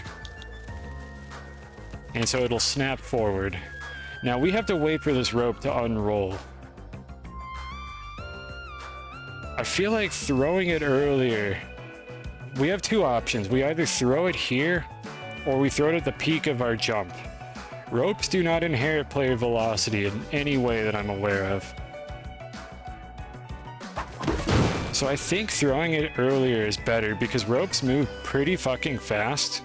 And at this point in my jump, my Y velocity is going to be 0.11 on the frame that I throw it. I think. Why did I just press the door button? That's not a rope. Yeah, so this rope entity, let's see what speed it has when it comes out. Let's see, 102.80. Alright, so the rope entity, which is just not deployed yet, is moving upward at a speed of, 0.34, and this will go down by 0.01 every frame.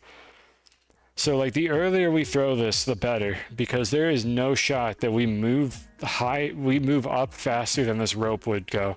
So we want to throw the rope as soon as possible because it is going to outclass our player's Y velocity, like, with flying colors. So we throw the rope as early as we can. Now what I need to do is I need to make sure that I grab it, like, as soon as possible, so as it unrolls from the ceiling. So what we're going to do to figure that out is I'm going to go back to this frame here. I don't think we're going to be negotiating the rope throw, and I'm just going to not hold any buttons for a moment here. I'll clean these inputs up later. So let's see here. We're going to hit the ground on the next frame. I'm going to jump immediately and see if I can grab this rope right as it unrolls into this tile here. The rope unrolls pretty fast as well. It's like, I think, 4 frames per tile, so we may actually take too long to get to the ground, in which case I should throw it from a little bit lower. Because the rope will probably hit the ceiling like 1 frame later, but I will hit the ground like 2 or 3 frames sooner, and we'll save time in the long run. That's what I theorize is going to happen here. Alright, so I'm going to just hold jump now. And I'm just going to hold up. Again, these inputs are dirty.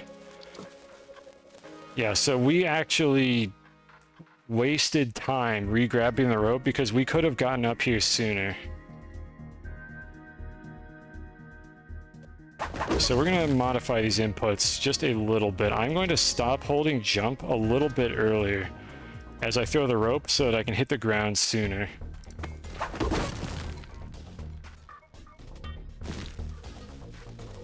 And unfortunately, I don't have any way to do like funny heavier state jank because my hands are full.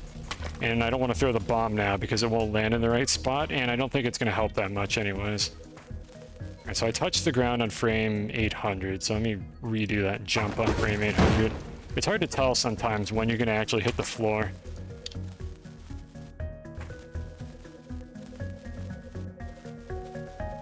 Okay, that's a little bit better, but I think we might be able to grab that rope sooner. Because if we can get our player's head, like, just a little bit further up into this tile, we can grab it sooner. I think it's... We did a stream where I was looking into this. In fact, it was the last stream where we were tasking more like rope and ladder inputs. And I think we determined that the hitbox of the rope, like, extends a tiny little bit lower than it visually appears, so you can actually grab it from really far down, like way lower than you'd think you should be able to. So what I think is that I could probably optimize this a bit more.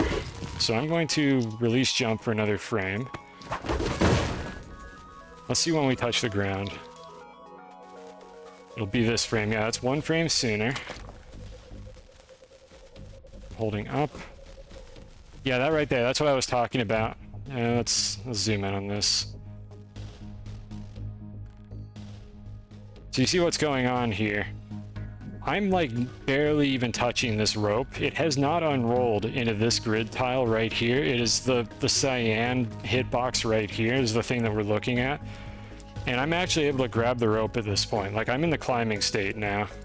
So I'm able to grab the rope. Actually, I'm gonna want this open, so let me make this bigger.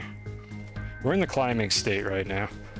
So I could potentially grab it sooner than that, because I think on the next frame, 2 frames later, it actually unrolls into this tile, which means we had a couple frames here where we could have grabbed it. So let's push this as far as we can take it. I'm gonna remove 2 of my jump inputs and see if we can still do this. We're just gonna try to optimize it. So if we do that, I'm gonna leave it zoomed in because it'll be easier to see what I'm doing. Yeah, so we can jump way earlier. And I'm just holding up.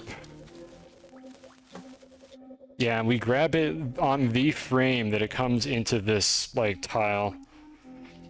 So we have a rope grab on frame 810, I think. I'm gonna redo it. I think it was 810 was the frame that we grabbed that rope.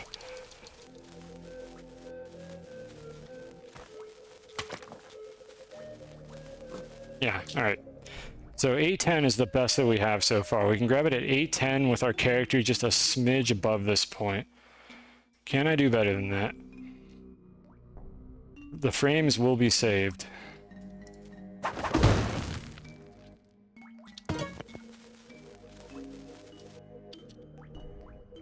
You thought I said 801? I'm pretty sure it was I might be stupid. Let's see how this one goes. No, it was definitely 810.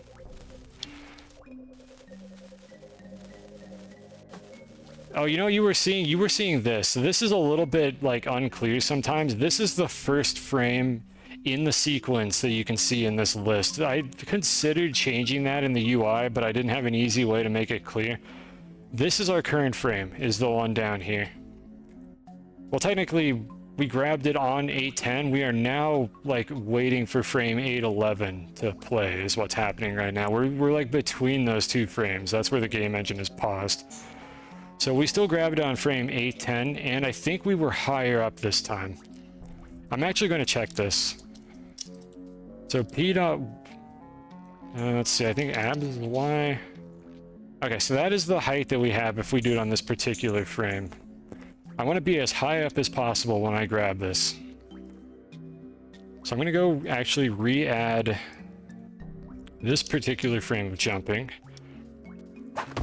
So we're going to take a little longer to hit the ground, but we're going to throw the rope sooner.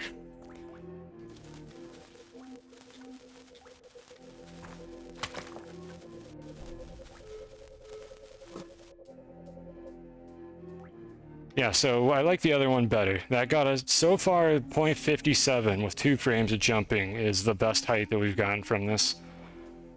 This may end up not mattering in the long run, but it seems like the way to go. So I'm going to try to optimize this particular value, and then we'll find out as I'm climbing the rope whether or not it actually mattered, but it's not going to be too much of a time investment to do it now. Alright, so we just throw the rope. We did only a single frame of jumping. I find it hard to believe it's going to be faster to not jump at all, but I will try it.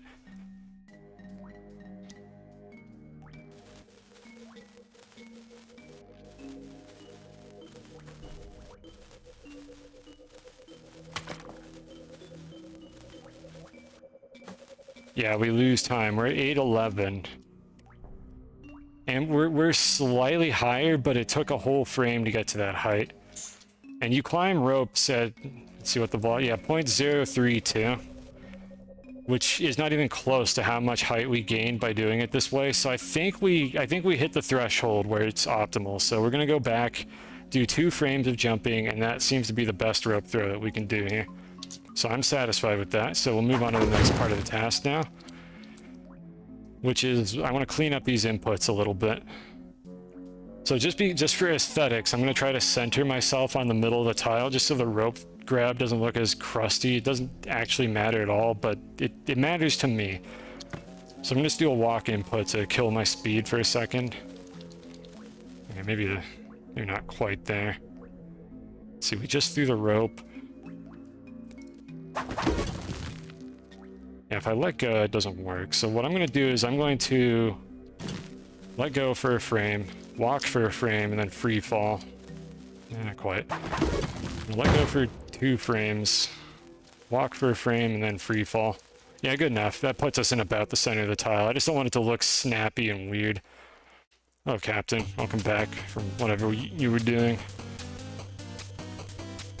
Alright, let's see here. I think am I on the ground yet? Yeah, I am. I missed that frame, so let me go back to this, and we need to jump on the next frame.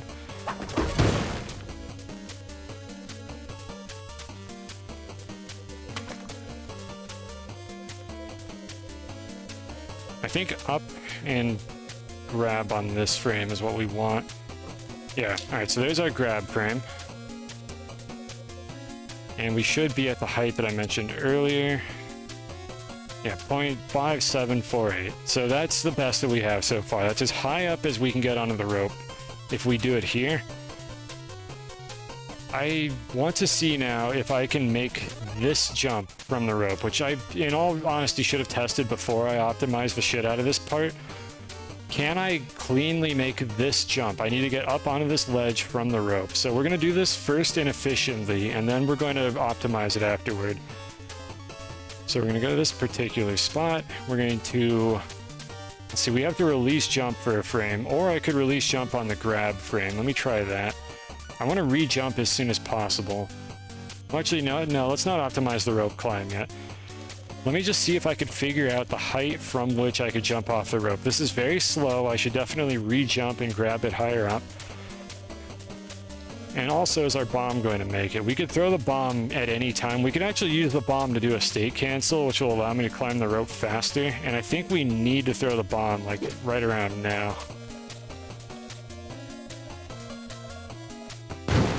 Okay, we need to throw the bomb earlier than that. I will have to go back to this frame then. Can I grab and throw in the same frame? I'm just curious if that'll work. You actually can't, because this game is crusty and weird and does not allow certain inputs to be stacked. So grabbing the rope is the priority here. So we're going to throw the bomb 1 frame earlier and then grab the rope. So we'll throw the bomb on this frame. I might need to be moving to the left in order to do this. Let's see, where does the bomb go if I just throw like this? Then I get the grab. Actually, I don't get the grab because funny state jank means that I cannot grab the rope until my throwing animation is done. Because this video game has a state machine, and it is possibly the state machine of all time. So we have to grab the rope first. Now we could throw the damn bomb. So let's see, I don't think holding left will do anything to the bomb velocity because we're not actually going to be moving to the left. So we're just going to hold up and throw the bomb. It was designed. There is no better way to put it than that. This is actually looking pretty clean. Let's see if that does it. Oh man, it's close. Now we can move our bomb throw to be later in the task. So let's fudge it a little bit here. Let's pretend our bomb blew up like a few frames later and see if that would get me an explosion that looks good. But this is promising. If I throw it like that, or somewhere around there, we'll fix the bomb in post is what we're going to do. So I think idle counter, for some reason, is the thing that controls this. So let's just set it to like 145. So the bomb is going to blow up 4 frames later than it was before. Frames. I don't even have a list. I don't know why I said that. That's a good explosion. Yeah, that's really clean. That's a very good explosion if we can get it to do that. So we have that option. We could throw the bomb, and I will just adjust when I deploy the bomb while I'm over here. Because that doesn't seem to affect RNG at all, which it shouldn't, because the bomb doesn't pull RNG when you spawn it in. So everything is kind of working as expected at this point. So let's see now if we can optimize our state canceling shenanigans and throw the bomb like 1 frame later than that. Because we have, I think, a window of like 20 or 30 frames to actually drop the bomb while we're up here, so we should be plenty good to do it a little later. So here's the deal with state canceling. Let me explain a little bit while we try to optimize this. If you change your state from the jumping state after you jump off of a rope, which I'm going to do here. So I just jumped off of this rope. My character entity is now in the jumping state. I cannot re-grab this rope until I'm in the falling state if my current state is jumping. Like, you have to switch to the falling state. Yeah, I need to hydrate, thank you. And that's slow. It takes a long time to fall. However, you can re-grab the rope as little as 6 frames later if you are not in the jumping state. And the way you could do that is by either whipping or like attacking, like throwing a bomb. And we happen to have a bomb in our hands that we need to throw on this particular frame. So what I could do here is if I throw the bomb on this particular frame while holding jump, now I'm in the throwing state. And what that's going to allow me to do is re-grab this rope, like I think 4 frames from now. So if I just hold up, I think do I need to let go of jump? I don't even need to let go of jump actually. If I just hold up, well, that was supposed to let me re-grab the rope, but it's not doing it. Why is that not working? Do I need to let go of jump? I actually don't know why that's not working. Okay, hold on. Maybe my brain's not running correctly. Can't re-grab because of bomb throw. You know what? I wonder if the bomb throw state is different. Or do I need... Oh, I need to let go of up. I need to let go of my up input. That's why it's not working. I forgot, it's not jump, it's the up input that I need to let go of here. Alright, so if I let go of my up input, and then just hold up and jump, that was supposed to work. Do I have to let go of both? Or maybe there's something that I'm not understanding. Is it different with whip? I did this when I was working on the task for the tutorial, like ages ago, and I was using ropes over here. I did this input and it worked. What am I doing wrong here? Let's see, we hold up, we jump off of it. Maybe there is something I don't understand about this. Maybe whip is different. Can I whip? You know what, you might be right. I wonder if it's the attacking state and not the throwing state. Because now I can re-grab, now that I'm in the attacking state. Huh, that doesn't seem right though. I swear, this is not how I remember this working. Let's see, I'm gonna test something here real quick. We have one more bomb to dick around with. How many frames later can you whip after bombing? I mean, we're not bombing, we're throwing the bomb, and I think I can whip like 1 frame after, well, 2 frames after that. I have to let go of the button. Let's see here. Okay, so if I jump off of the rope like this, and then I press whip, so the jumping is my second state, and then I just hold up and jump. Yeah, we re-grab. You can see I'm in the climbing state again. So I got off of the rope on 851 and I re-grabbed on 56. Which I got off on, at the end of 850, I was no longer on the rope, and at 56, I was able to re-grab the rope. I thought that works when you're throwing things. So if I do the same exact thing, except I throw a bomb instead. Alright, so I'm doing that. I think you can hold up the whole time. But anyways, I throw a bomb. Now we're throwing and then jumping is our last state.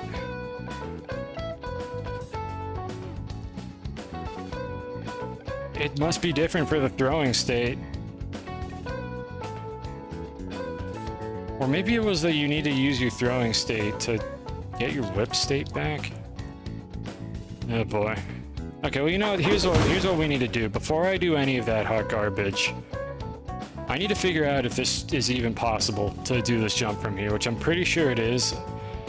This is kind of like the weird Quillback ladder jump, but there's no low ceiling. So we're not going to optimize this right now. I'm just going to hold up until it lets me re-grab, which is slow as fuck, but it doesn't matter because what we're actually trying to figure out here is... Right, this tile is going to still exist. What we're actually trying to figure out here is how do I jump off of this? So let's see, what height do we want to do it from? I just kind of got to wing it and try something. So let's just try this height.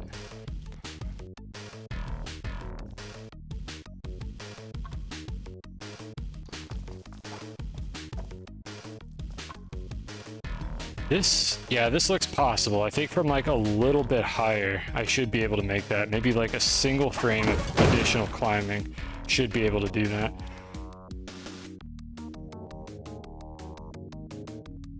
And again, this tile would be here. The bomb is not going to blow up that far to the right.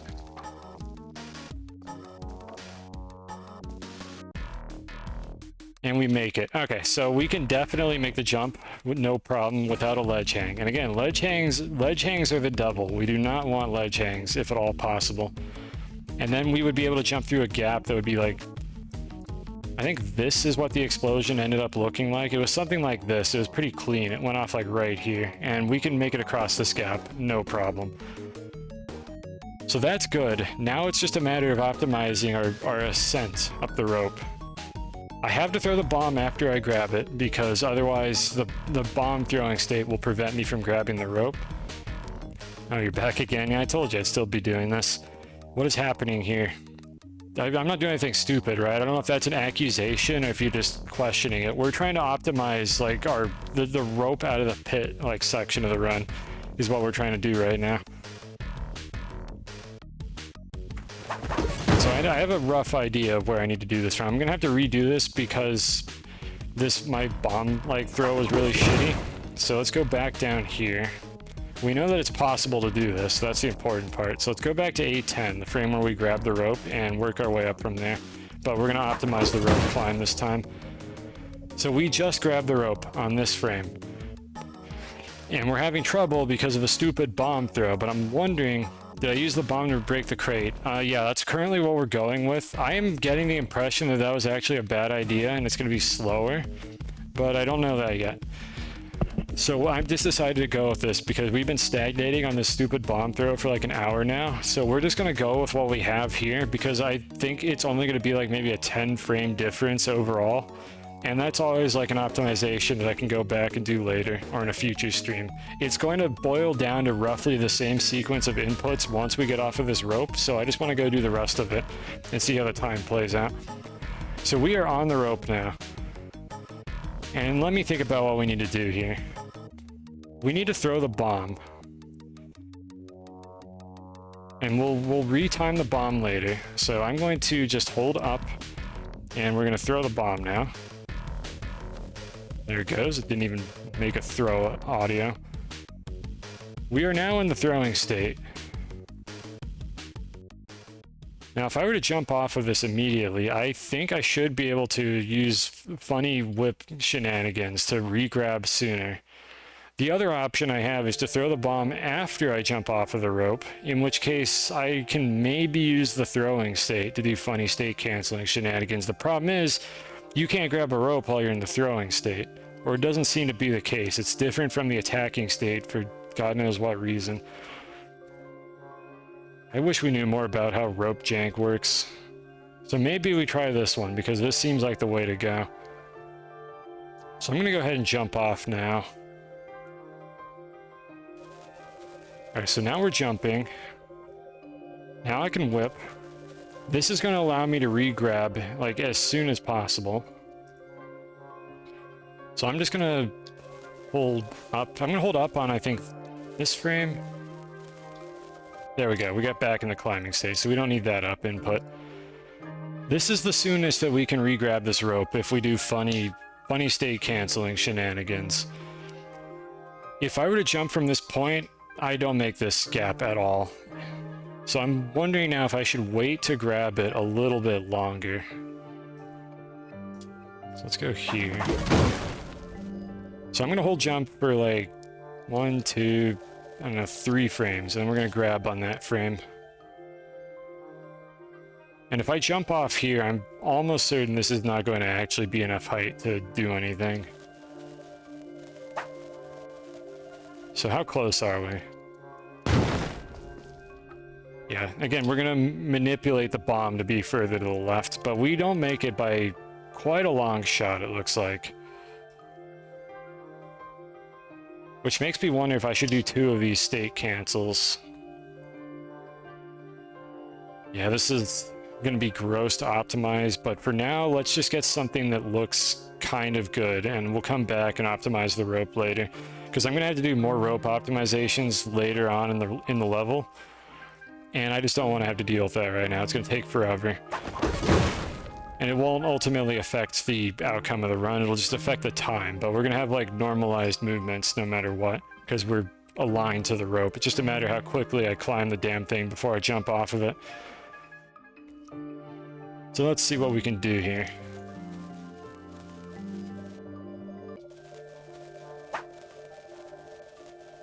Let's try to re-grab right here. Let's do this re-grab. And I'm actually going to not hold jump on this frame because that'll let me get off the rope 1 frame earlier at the expense of a little bit of height. Now I can jump off. And let's see if this gets it for us. We want to just barely skim this. Not quite. We need about a quarter of a tile before we can get that. Let's see if we can get that from this particular height. Or from this particular jump arc. I hope I don't have to change the jump arc. So let's just wait like... Ooh, this is going to be very tight. There might not actually be any benefit to whipping in this situation because of how this is going to work. So what I should probably do is re-grab and then immediately jump off and grab it again. I'm just kind of thinking out loud here. I don't know if this makes a ton of sense. It'll hopefully make sense once we actually get the final product figured out.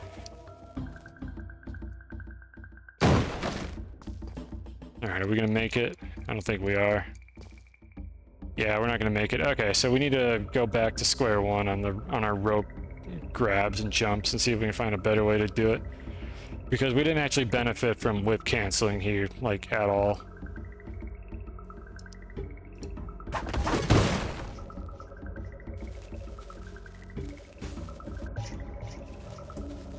Alright, so we re-grab on this particular frame. I'm going to actually change the input sequence. We're going to grab, immediately jump back off the rope. We can't whip cancel a second time, so for this one, I don't even think I get heavier state in this situation. I just need to get to the height that I want, grab, and immediately jump off. And I have to unfortunately wait until I'm falling for this particular one. Just slow. Falling is very slow in this video game, if you can believe it, despite how fast it seems like you take fall damage.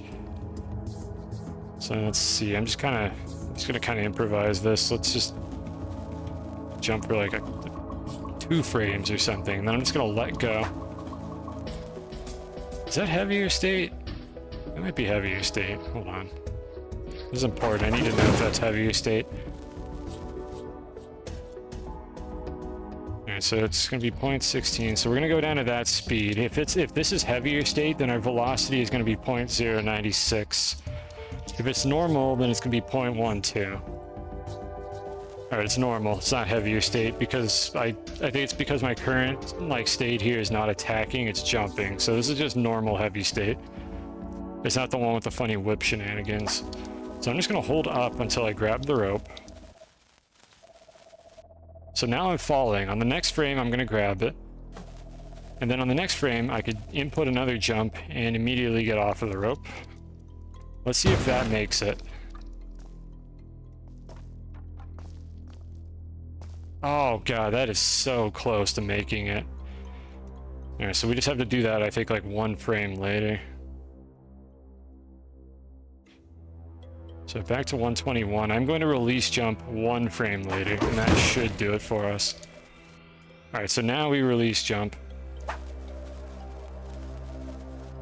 Wait for the falling state. Then I can grab on this frame. I can jump off on this frame, and then we can go over to the left, and that should get it.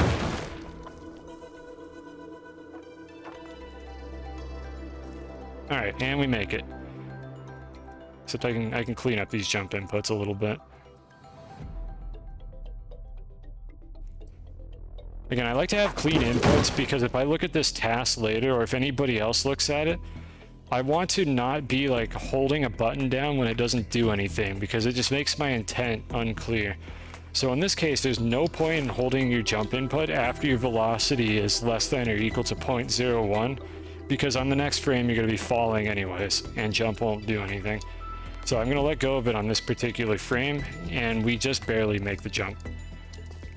So again, I like to have like properly signaled intentions with my inputs. So that's what I mean usually when I say clean up my inputs.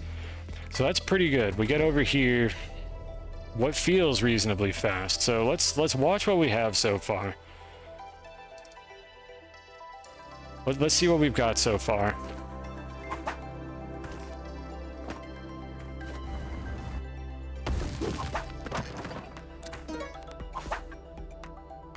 All right. That's not supposed to happen. Oh boy. Yeah, extraneous inputs. Yeah, well, we have a problem here. It desyncs when I'm not in fast playback. Like the bomb. This is the bomb bag pickup that desynced. I'm starting to think something is wrong with Spelunky. Yeah, your magnum opus is that rock throw. Something it feels wrong about doing this in Spelunky with Overlunky attached, because we are running into problems that should not be happening. Why would this work in fast playback, but not now? I just played back the run normally in regular speed, and we got the different RNG from fast playback mode. Your ice caves issue? It could be. Yeah, you said you were using Spelunky. I wonder then if we have a fast playback bug. Alright, let's see. If I turn this on and play back the entire task, we're clean. If I turn it off and play back the entire task, that should not matter. Fast playback is literally just running game updates as fast as possible. They should be identical. Now it works. What the hell? Now it works. Yeah, what is this? I don't know what it is. I spent so much time fixing this when I was testing in Overlunky. But now it's inconsistent. We are not getting the same outcome anymore. Okay, let's try this again. Fast playback. We're going to play back to this frame right here. That's correct. We are on the right frame. I'm going to turn it off and play back to this frame. Yeah, you don't want to see this. This is not supposed to happen. I am thinking it has something to do with the Spelunky Overlunky combination. Now it works. I'm going to make another marker on my stream to check this later. So let me make a note of what this was.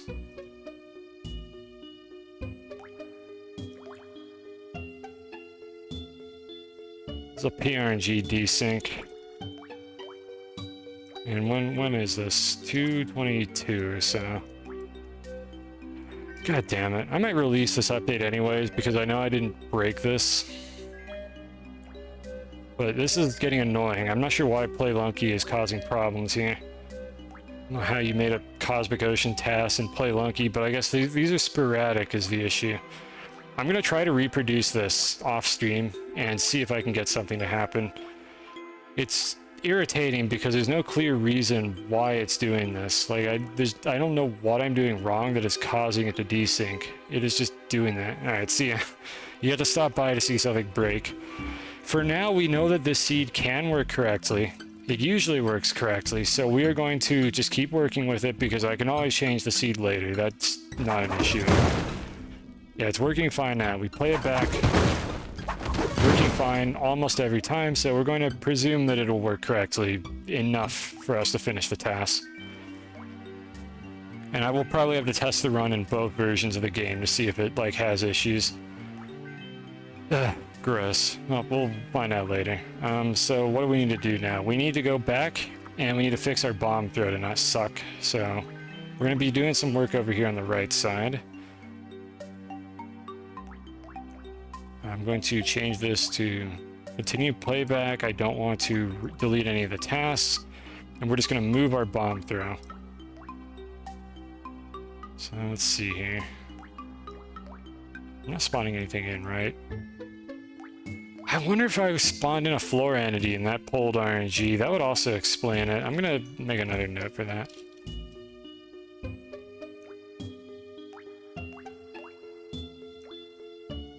Because every time I click one of these floor tiles, it gets added to this list. You know what I could do? I could disable...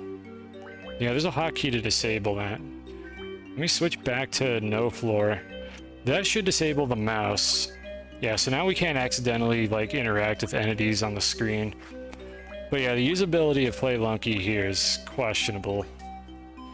That could be what I did. I might have accidentally spawned a floor generic during one of the replays, and that changed how RNG got pulled, which it could, because these do pull RNG when you spawn them in. I just don't know how exactly they do it. Hopefully that's what it was, because that means I don't have to fix anything with Task Wizard, which I don't want to. Alright, so back here is where we want to go. Alright, so when do we throw the bomb? Right here. What I'm thinking is I can just throw the bomb a little bit later. So I'm not going to change it yet. What I want to see is when do we actually want the bomb to blow up? So we know we throw it around like 691. We do this. It blows up too soon. We want it to go off like maybe like 6 frames later. So let's go back here and just move this input to be later in the task. So let's see. We throw the bomb 5 frames of nothing and then we grab it. Not a super easy way to do this, but you can type in these boxes, so it's not too bad. Alright, so let's try this input sequence instead and see if that gets us anywhere. So we're going to throw the bomb 6 frames later. Okay, we still grab it. So nothing should be different.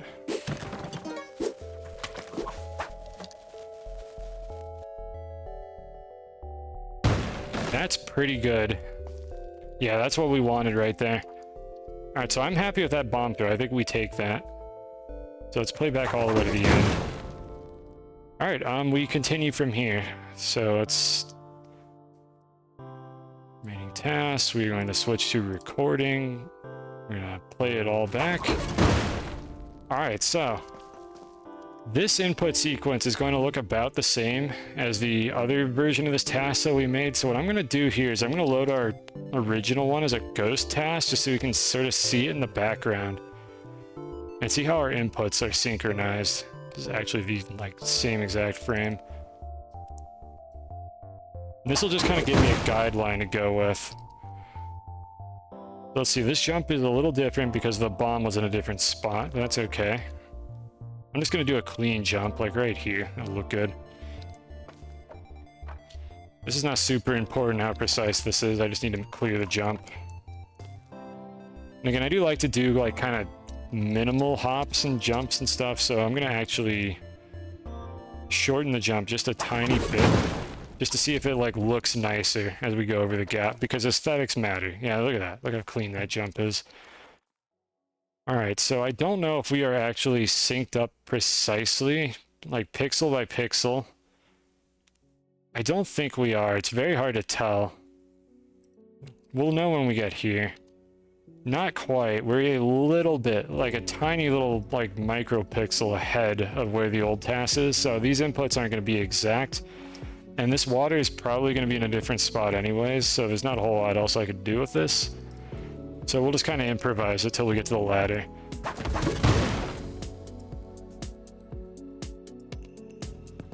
I believe I did a max height jump here. So we let go at the peak of our jump. Now here's where the water RNG might troll us, but let's see when I can input jump again. You could jump, I think, on the frame that you touch the water. It will cut your speed a little bit. There's nothing to be done about that. So let's see if I can jump on this frame. Yeah, it looks like we can. So it ended up being the same collision with the water. We lose a little bit of horizontal speed, but we get it back like almost immediately. So that's about as good as a water jump is going to get. Just to verify that I can't jump one frame earlier, I'm going to go back over here. If I press jump on this frame, nothing should happen. Yeah, we don't get a jump at all. So that's as early as we can jump out of the water. Right here.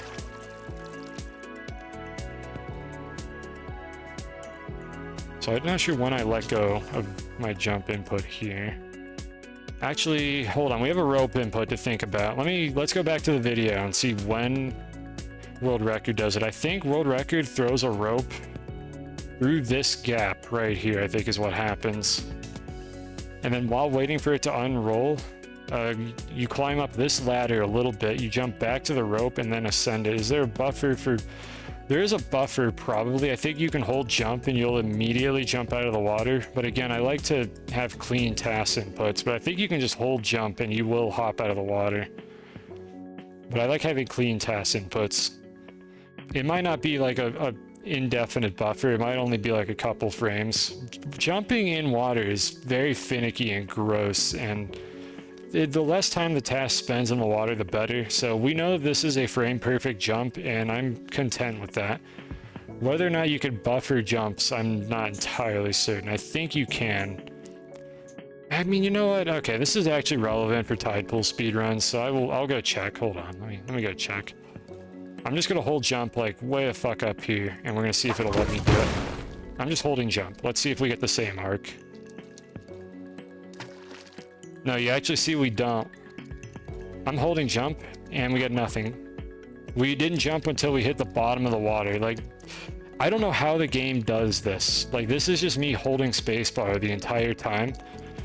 I have no idea how the game decides to do that, but you do not buffer jump inputs, apparently, when entering the water. So that is good to know. Don't count on that worky. You have to actually try to time it, or else it'll just not do anything, because we can't have clean inputs in this game. Alright, so let's see. We want to touch this ledge as soon as possible in order to jump, but before that, let's go look at what the TAS does. Or not the TAS, the normal human run. Alright, what blue-red do in this situation? Alright, here we are. Yep. YouTube, we need to buffer every frame. All the frames. What's that? What's that? You got 9.49 seconds of buffer? Nah, that's not gonna do anything. We gotta buffer every time we advance one frame. Incredible software. The pinnacle of a video platform, for sure. The ultimate video distribution platform.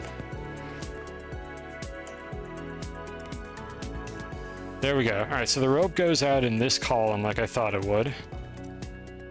And we land. Do some lip canceling to re-grab sooner, jump again. That was actually a really good jump. That was almost perfect. Just enough to get onto this platform. Then to jump onto this here. How much time is this saving versus just going for this chain, I wonder? Because that's what we do in the other task. We just go for this chain. Is this really saving much time?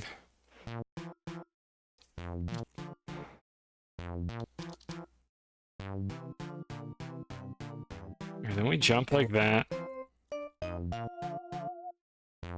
Up there. What I'm speculating is whether throwing the rope over here on the right would be any faster. Would that save any time to do that? And then, like, just dick around in the water until it unrolls and then go straight up it instead. I don't know if that would save any time. As it stands, I think if there was a rope to remove from the task, it's probably this one right here. Because this is not doing a whole lot, because you already have so many climbable objects on the way up that this rope does almost nothing except like simplify the inputs for an RTA run.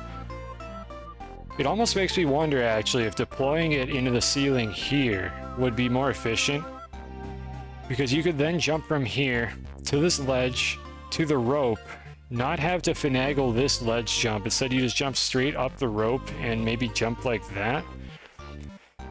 There's room for improvement here. I think that's something to think about. That would probably be the time save I could think of with the ropes. You've noticed a YouTube bug? Yeah, it's... You know, what am I gonna do? I mean, I block ads on YouTube. Poor indie company can't afford to have a better video player. And I think they have a better one than Twitch. And then again, I mean, if I didn't block ads, it's not like they would spend the money on that, so I don't know. I can't say I feel too morally, like, troubled by it. So let's think about this. What's our benchmark so far? What time are we at? Yeah, we lost less time than I thought, actually. So I had speculated that grabbing the ropes would lose 2 seconds. But if you look at where we are with this right now, we got to this. This is frame 900 in the old task. We're at frame 978. We lost 1.25 seconds getting the ropes so far. So if we can get back that amount of time, then that would explain like why the first pass at this no skips task like wasn't as efficient. We need to get that time back with the 2 ropes that we have available to us, or else it wasn't worth doing this. So I really want to get as much value out of these ropes as I can. So one of the options I have for the rope is to skim the corner right here to deploy the rope in this grid cell by hitting this corner. So that's one of the things that I could try to do here. And I could jump from this rope to this ledge hang straight up to this chain here, and that avoids having to deal with any of this. But we're not waiting for a whole lot. We are actually waiting for some left movement. Like, we have to travel to this in order to get anywhere with it. Let's see, we know that 78 frames is kind of our benchmark here. So wherever I am here, I want to be here like less than 78 frames later than the original task. That's kind of what I'm saying. I think that makes sense. So let's go back and optimize this a little bit. So we want to throw it about here. So that'll be our rope throw. Let's see where that winds up. It should, what's going to happen here, you've probably seen this happen before, is the rope hits the corner of this tile, but it deploys in this spot here, which 99% of the time you don't want this to happen. It's fucking annoying. But it might actually be useful here, because what this did for us is this got the rope to deploy way lower than it normally would have, which means that we don't have to wait for it to go all the way up here before it unrolls. And that's kind of what we're trying to get out of this rope. I want to be able to grab it as soon as possible, because if we're waiting for it to roll all the way down here, we might as well just climb the ladder. But if I get it to deploy like right in my face and could re-grab it before I start falling, then we might have actually saved some time. So what I'm going to do here is I'm going to stop holding left on like this frame. Actually, we can optimize out the left input later. Let's just try to throw the rope now. Yeah, let's throw the rope on this frame while holding jump. And then I'm going to immediately kill my speed, just for aesthetics. Doesn't actually matter that much. Can I re-grab this rope before I touch the water? I'm surprised that didn't actually let me grab it. Was I falling a little bit too far?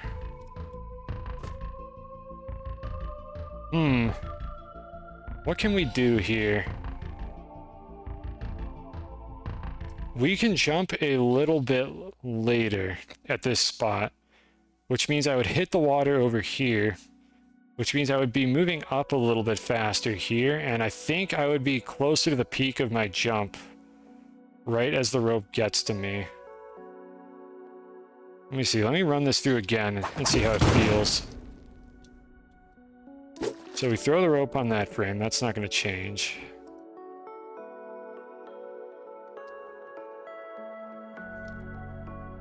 I just want to see like where I am on my jump arc, not where I can grab it. Yeah, we're already falling. So if I was still ascending when the rope unrolls into this tile, that could be an improvement. So we're going to go back and we're going to jump a little bit later here. So we're going to use some of those funny coyote frames, and we're just going to perform our jump like, let's just say latest coyote frame is what we'll do it at.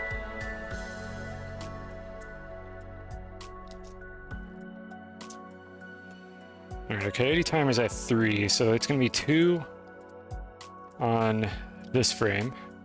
And then we could jump on the next frame. That's the last one that we could do. And then it would be 0 after that, and we wouldn't be able to jump anymore. So we're going to do a coyote jump. If I need to, I can, like, optimize the jump further with whipping, but I don't think we want to do that. I don't think we want to fall faster.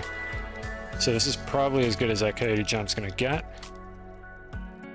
No downside to just have the initial jump before the water be as late as possible. Yeah, that's what we're doing right now. That's what I was speculating. That didn't matter before because we just had to get out of the water in one frame. But now that it matters where the peak of our jump is, it might be better to do it this way.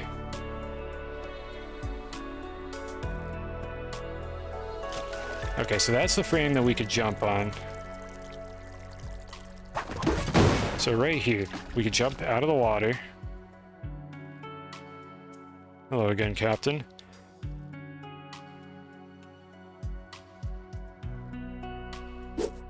That should be good. And then I'm just going to hold up, and we're just going to see when we grab it. Come on, rope, save us. That's a pretty good grab. Let's see, what can we do? Is there any way that we can make that faster? Or is this it? Because we grabbed that rope pretty quickly.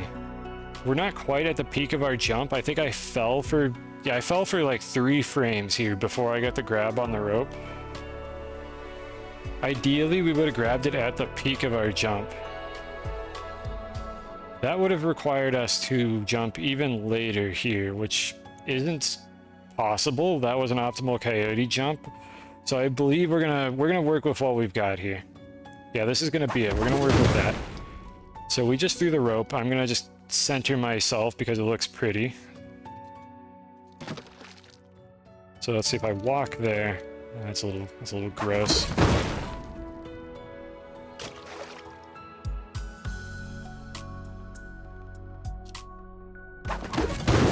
Chat, aesthetics matter. Have clean inputs.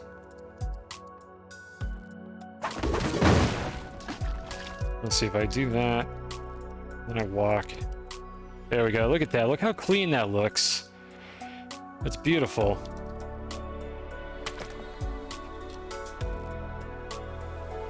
Okay, I should be able to grab on this frame.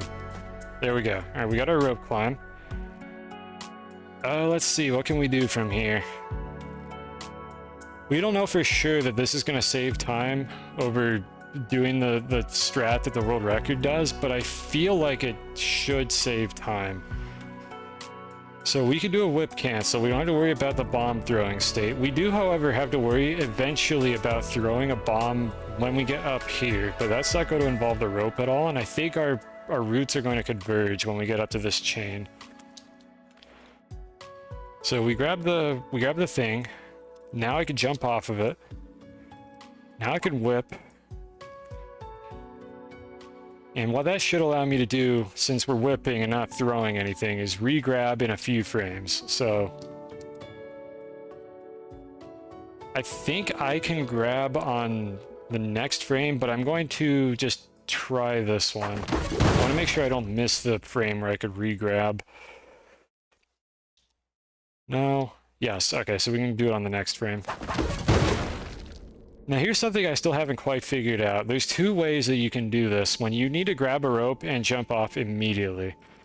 So the first thing that you could do is you can let go of jump and hold your up input. And what happens on that frame is your velocity gets heavy state for 1 frame and you grab the rope like that. So I have heavy state, I'm climbing the rope, and on the next frame, I could jump off of it again and get full height. The other thing that you could do in this situation is instead of releasing jump on this particular frame, I can instead hold up and jump, which grabs a little bit higher on the rope because I don't lose as much velocity on the frame that I grab it. But then I have to let go for a frame, and then on the 3rd frame, I could jump back off of the rope like this. I don't actually know which of these is optimal. I'm just not entirely certain. So I would like to solve that problem now, because this is going to come up again in a moment. So I'm trying to think through how this affects your speed when climbing the rope. Let's Let's see, how can we compare these? I suppose we could just see like where we are when we jump off of it. So this is the dismount frame. Let's see, P-dot. Actually, let's do it like this. I'll show these in the console. They won't be covered up in a moment.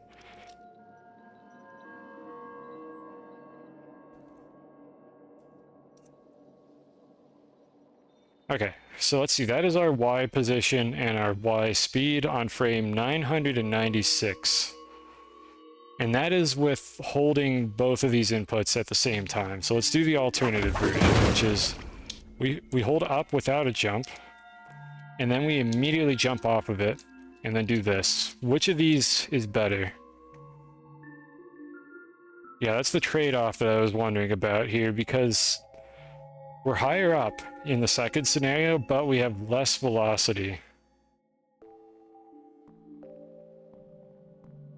This might be an it depends situation, actually. We're higher up by about 0.10, or just 0.1, I suppose. We're about 0.1 higher up on the rope, but we have already lost 1 tick of Y velocity. So it feels like the other scenario is generally optimal for climbing speed, but if you need to get off the rope sooner because you only need like a little bit of velocity to get up to a platform or something, then this one might be optimal, the second one that we have here.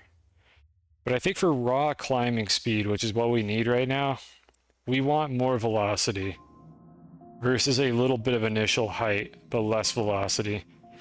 Because this is going to get us further for the arc of our particular jump. I'm going to go back and do the other one, but maybe there's more to this that I'm not quite understanding. But for now, let's do it like this. So we have to release jump. Just to be clear, the reason why we're even like considering this is because I have to let go of the jump button in order to get back off the rope. If I hold it down, I will never like detach from the rope. There has to be one frame where I'm not pressing the jump button for this to work correctly. And then it is faster to hold up and jump versus just jumping because you lose a little bit of your climbing speed otherwise. So this input you want to be holding up and jump on the same frame. Then it doesn't matter if you hold up once you're not on the climbable object anymore.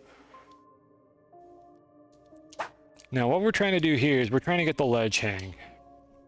So we can optimize all of this bullshit based on what is the earliest frame that we can get that ledge hang.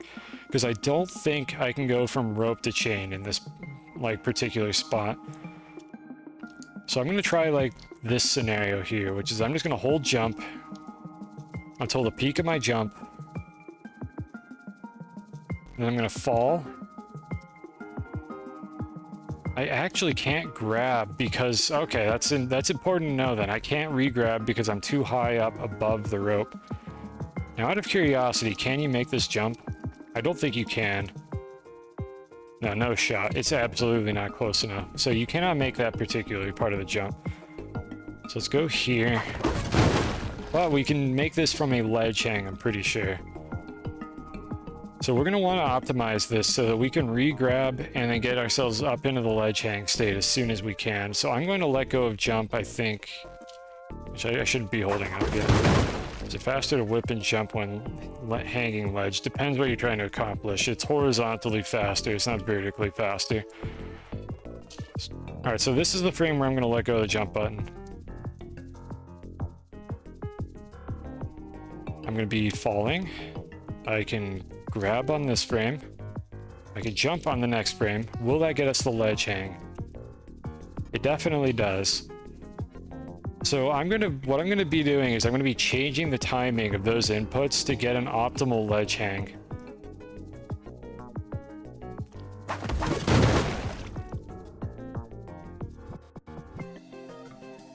So let's see here. So in order to get a ledge hang, you also have to be in the falling state. So what if I just let go of jump like now? We don't want to be whipping because it'll prevent us from grabbing it, so we can't do any more like whip canceling shenanigans right now. So if I just let go now, we don't quite get it. So we're gonna be probably one more frame of jump.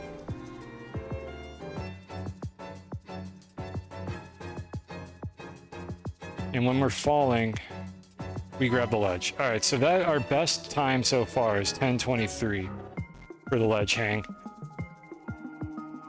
And for comparison, that is roughly analogous to frame probably 950 or so. So 950 again plus 78 would be 1028. Okay, so theoretically we've saved 5 frames already by using the rope here, which is not terribly exciting.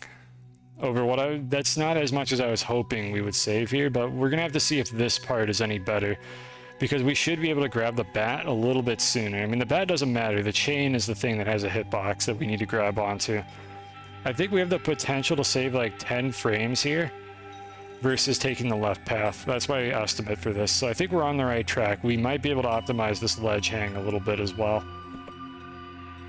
So let me think about this. I need to remember a couple numbers here.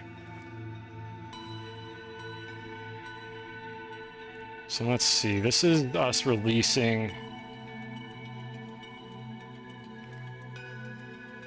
Okay, let's see. So we released on frame 1001.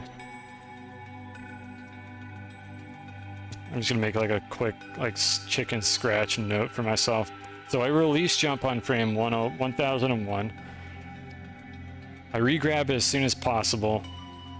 And then for the ledge hang, I release on frame 1017. All right, so that's what we've got so far. Let's go back and change this one to be a little bit different. All right, so if I were to hold jump for a couple more frames, let's see if that gets us any like earlier or later. And then 1023 was the frame where we got the ledge grab. All right, so let's do this a little bit differently. We're gonna wait a frame and release on 1002. That's actually what I want to do here.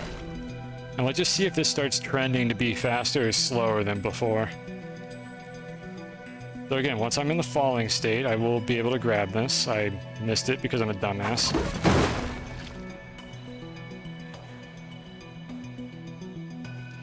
All right, we're falling. We can grab. And then we can release immediately. How's the TASing? It's looking questionable whether or not I'm going to save a lot of time with this, but things have worked out so far. I had to fight with RNG. There may be a bug in Task Wizard or maybe a Spelunky bug, but generally I would say things are going reasonably well. Acceptably well so far for TASing. I'm supposed to be holding the wrong input, except I don't know how to read chat and make a task at the same time, so I just did not hold the right button there. But there's the potential for great things to happen here.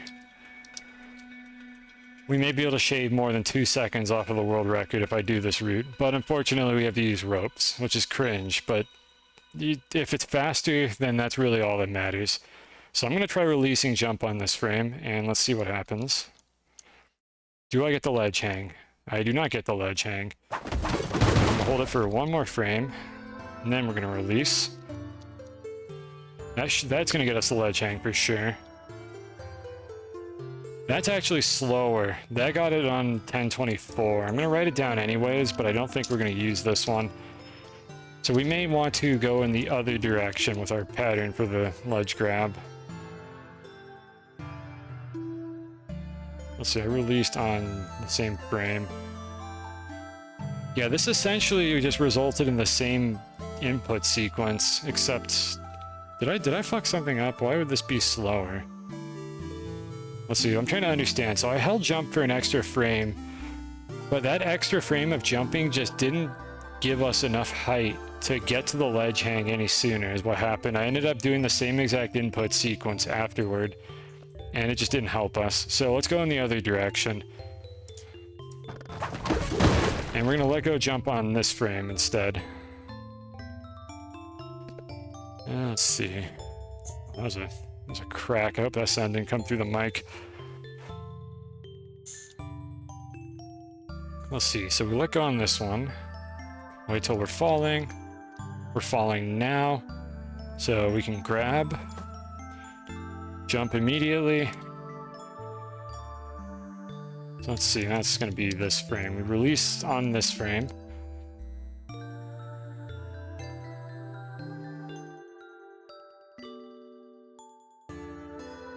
Just to get an estimate of when I'm going to probably want to let go again, I think it's going to be like right around here. So I'm going to release on 10/16.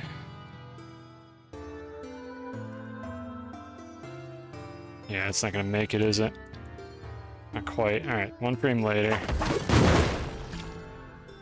The release on frame 10/17. Okay, yeah, that snapped. But we still got it on 10/23. Yeah, I don't know if we're going to be able to save anything. I'm going to try one additional frame to see if we get a different value here, but it's looking like we're getting the same exact thing from this. So this one was this input sequence. We got to grab on 10/23. I don't know what direction it's going to trend towards. Because, let's see, it could go up to 10/24 again or 22. I think we just have to try it. Is there any way to insert empty frames in the middle instead of having to move everything? There is, but I don't want to do that. Because I have two different jump inputs that I'm trying to change the jump arc for. And inserting frames and removing them is going to be slower than just recording over it and checking, how exactly it lines up. That makes sense in my head. I'm pretty sure that this is faster. There is a feature to do that. You can insert and delete frames at a specific index and just modify them to do whatever you want, but I don't think it's going to actually be any faster. Because it takes a little while. The UI is clunky because, again, I'm working with the tools that I have available to me in the script API. I have a pull request for Overlunky that I've been fucking sitting on for like 3 months because I'm a piece of shit and I need to finish it, and it adds a whole bunch of convenient UI features to make this kind of thing a lot easier to do. But right now we're stuck with just doing this, unfortunately.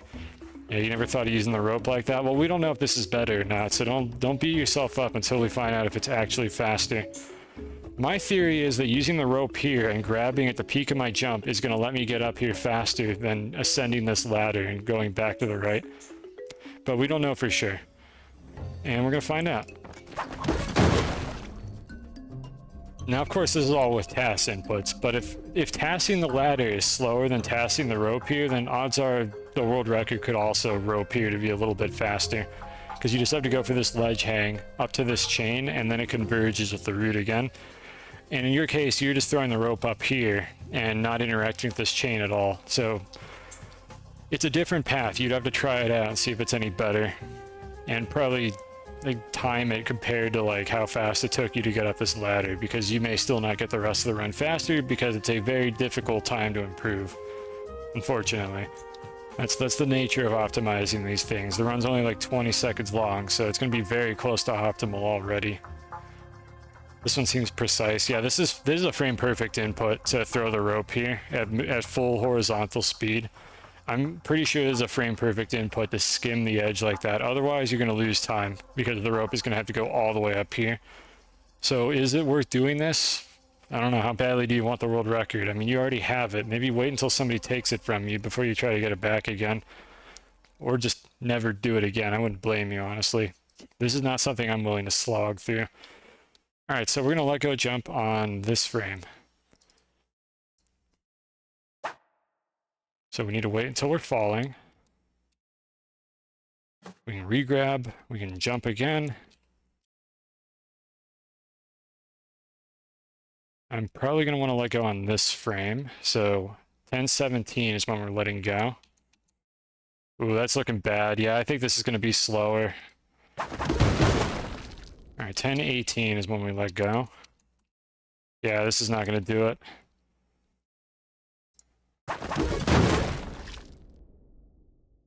Alright. 10/19 is when we let go. And we get it on 24 again. Okay, so we're going to go back to the original one that I had, which was... let's see, what was the original? Just didn't mean to click that. Yeah, this was the best one that we had. I mean, we have two ties, but I don't like how the other one feels, so we're just going to go back to doing this one. Release on 1001.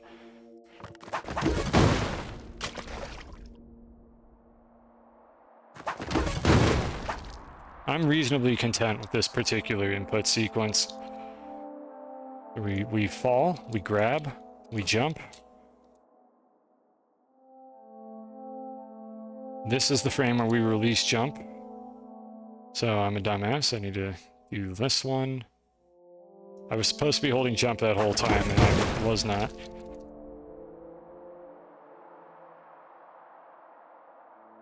Ledge grab on 1023. Alright, so that's what we got.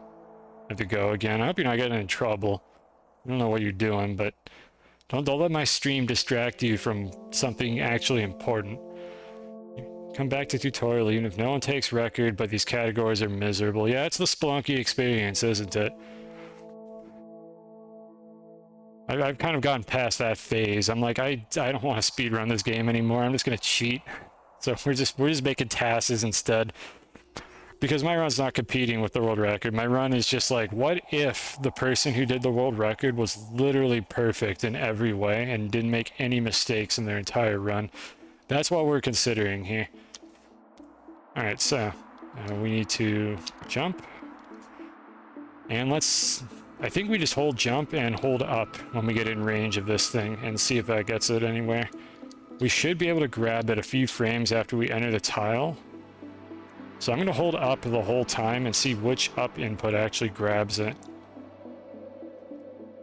I should be holding left as well.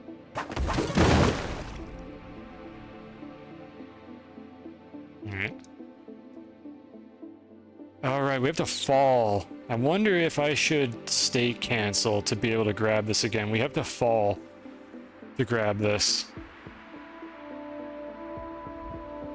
Let me verify that. No, we don't have to fall. Oh, you know what? No, we don't have to fall because our last state is not climbing. It was ledge hanging. It's only when you're climbing that you have to be falling to grab the rope. So no, we don't have to fall. We don't need to use our whip. It won't make anything faster. So, let's see here. Let me clean up the inputs a little bit. So when do we grab if we just hold left? Nice. Okay, so we grab on that frame. We don't need up on any of these. And I could probably let go of jump on this frame, but again, I think this is the it depends input sequence again. So let me play to this frame. We know we can grab here. Do I need to hold up? Or do I need to hold jump? I don't need to hold jump in order to grab it there, but I'm slightly lower. However, I can also jump off of the chain slightly earlier in this situation. And we actually have an exact value here. We grabbed this on frame 1035, and the other task grabbed it at 961. So if we compare that to our benchmark of like 48 frames was what I think we theoretically had, or 78 frames is what we had. Are we ahead of pace? We are ahead of pace by a whopping 4 frames, which is not as exciting as I was hoping it would be. We saved the 4 frames with that rope. That's underwhelming to say the least, and I'm wondering why we saved so little time with that, unless I miscalculated something else. Because let's see here. Alright, so if we line ourselves up all the way over here, so that's 840, and in our tasks, we can actually find out what frame this is in our tasks. Let me scrub this back. 918. That's 78 frames. Yeah, so we lost 78 frames getting the ropes. We just saved a measly 4 frames with this rope throw over climbing up the ladder. So the question is that the best possible use of this rope? Imagine if there was an auto input cleaner that went and removed jump inputs. I considered doing that and decided not to because I don't know enough about the game engine jank to be confident that the input cleaner wouldn't break your tasks. There are very possibly inputs that we don't think do anything that actually have some minuscule effect on player movement. And the only way I can make an auto input cleaner is by knowing every single possible edge case to be 100% certain that I don't delete an input that actually mattered. So pretty much not worth the trouble is what it boiled down to. Input cleaning is just like aesthetic anyways. So you clean your own inputs is kind of like the philosophy I took. I could make an input cleaner that did like no-brainer inputs, like holding run when you're not moving. But besides that, it wouldn't really do much. It doesn't matter all that much. It doesn't help really, so it just didn't feel worth it to me. Drink water. And I did that. You know what? I'll give you a second one. That was like an hour ago, but you know what? Here's a second one on the house. Ah, that's the stuff. That one was for free. Let's see. So yeah, we saved 4 frames so far. Underwhelming to say the least, but I don't know if I would save any frames at all by doing this because I'm not sure where I would put the rope. So the other spot to throw the rope, I think, would be over here. This is where the world record throws the rope, and I believe it deploys on this tile. I'm gonna check the video. Okay, it doesn't. I know this is not on stream. It deploys on this tile right here. This is where the rope unrolls. And all that does is save grabbing this. You can, I think, grab a little bit sooner than trying to go all the way over here.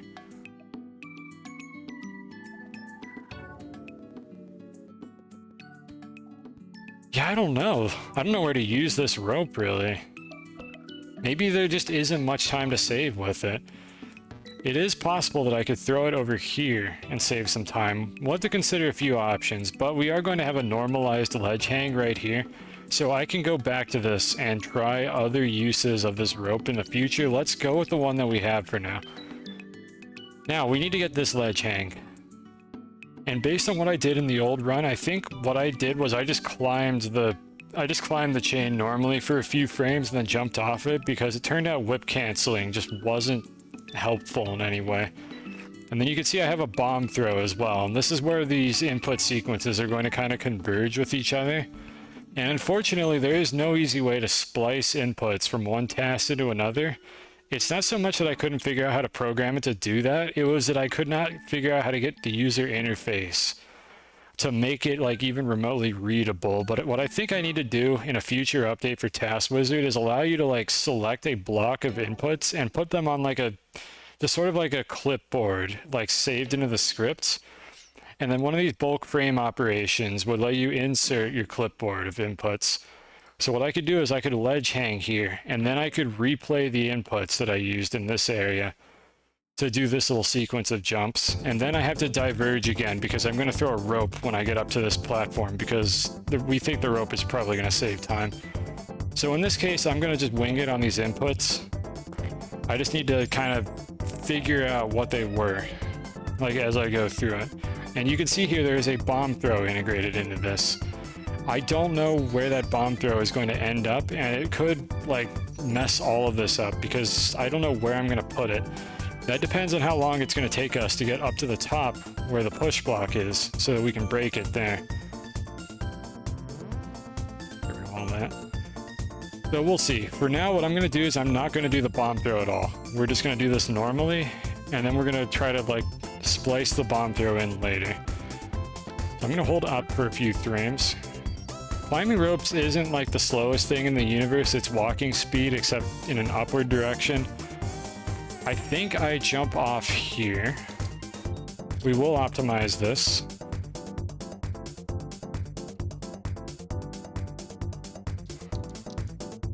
Yeah, this is looking pretty clean.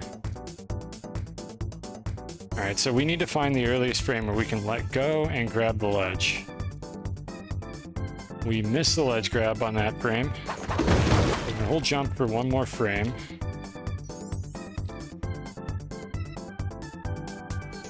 Yeah, okay, so we get a ledge grab on frame 1057. Let's try one more.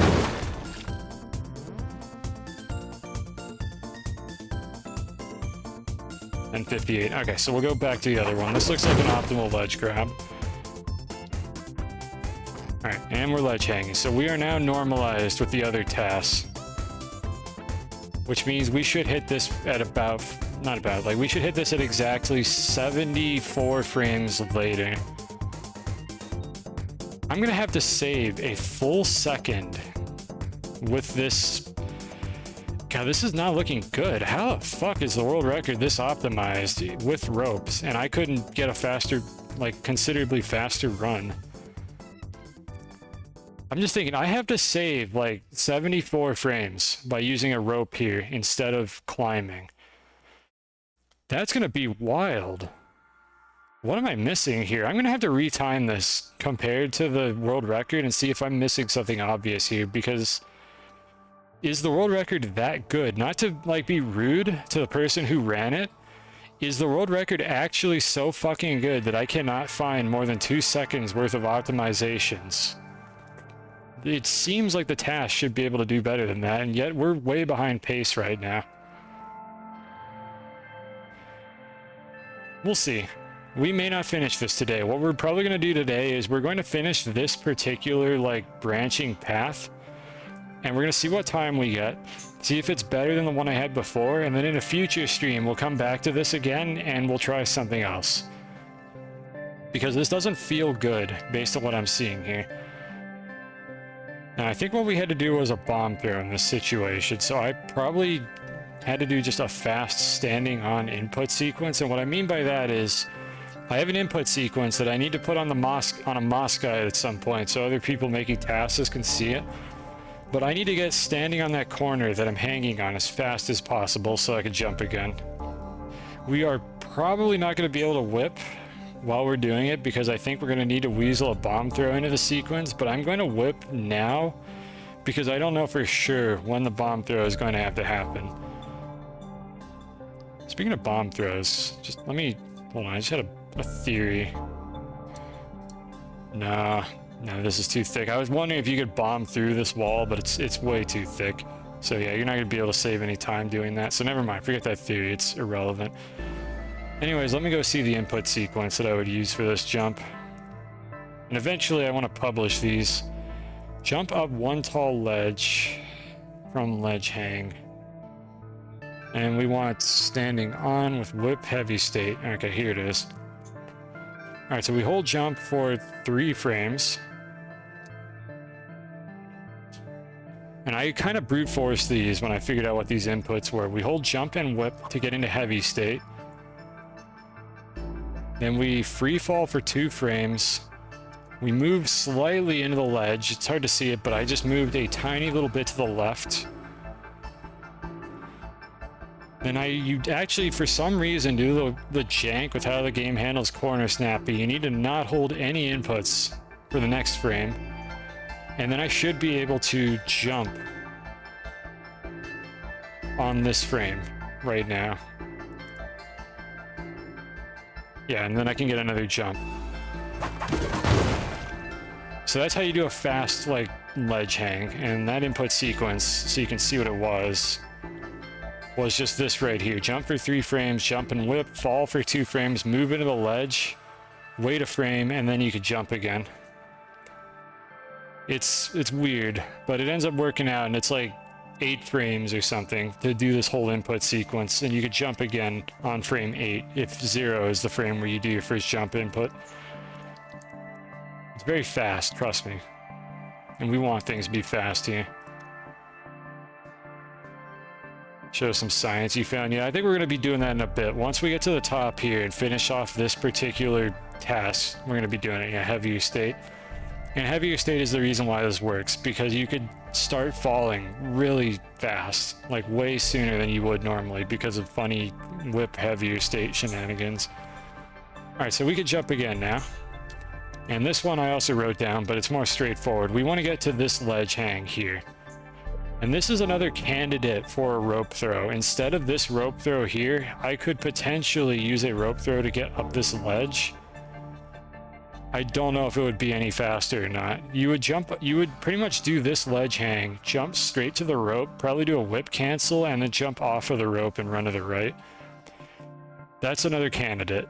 There's a lot of like permutations of this, and I wish branching paths was something that Task Wizard had in it, but again, branching paths, I can do it programmatically, but it's impossible to like use it in the user interface. So that's mostly why that feature doesn't exist. But I would like the ability to have diverging paths in the same task and allow the user to switch between them and specify points where they converge. And it's just not a thing that was practical. So I need to work on that Overlunky branch, that PR I have that has all the UI stuff in it again, and then come back to improving Task Wizard. In addition to making it possible to task the user interface so that you can do like all journal entries for whoever decides to do that, which will honestly probably be me. I'm probably going to make it all journal entries run to test the like all the menus. So I will be the first one that has one.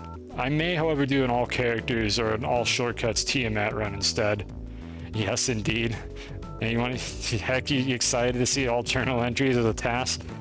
I may do all characters or all shortcuts Tiamat instead, but someone needs to make all journal entries, and I'm going to make it possible to do that. So even if I'm not the one that does it, somebody is going to do it. I kind of want to be the one that does it. I may end up just making all journal entries myself while I test it, but I absolutely want it to happen. It'll be a theoretical sequence of adventure seeds where you can do all journal entries in exactly 3 runs. Quite likely with like resets, depending on how easy it is to find the adventure seeds, I may do quick restarts between the seeds to get to the one that has the good RNG, because a quick restart is only like a second of time loss. Possibly less. I don't actually know how fast a frame perfect quick restart is, but I think it's about 1 second. Maybe longer actually, because you have to wait for the menu to pull down, and it's I think 18 frames to fade out and 40 to fade back in. So that's 58 frames plus whatever it takes to do the menuing. So yeah, restart for a better seed. It'll be a trade-off. It's going to be gross trying to find the seed to do all journal entries, but I will probably have a tolerance of like maybe like a half a dozen quick restarts between the runs to get like a really good layout that has all the things that I need in it. It'll be interesting. That's in the distant future though. I need to do the UI update first. I've been busy. I need to get a job, so it's going to be a while before we see AJE, but it is high on my priority list to make Task Wizard capable of doing that. I want to see HD AJE. Yeah, that's out of the ballpark for me. I'm not going to be doing that one. I don't know what the task situation looks like for HD. I think you could probably use like, I don't remember what it's called. There is software to like, there's kind of like essentially like Windows emulator software that you can do frame advancing with for that kind of thing. I don't know what it's called. Theoretically, somebody could do it with that. I think there are HD tasks. I just don't know if anybody has, like how gross it is and whether anybody has bothered to do anything like AJE. That would be fun to watch, but I'm not going to be the one that does that. That's going to be someone else. Hello, Captain. Anyways, back to what we were doing here. I need to jump up onto this ledge hang. So let's see here. This is jump up to a 2-tile ledge.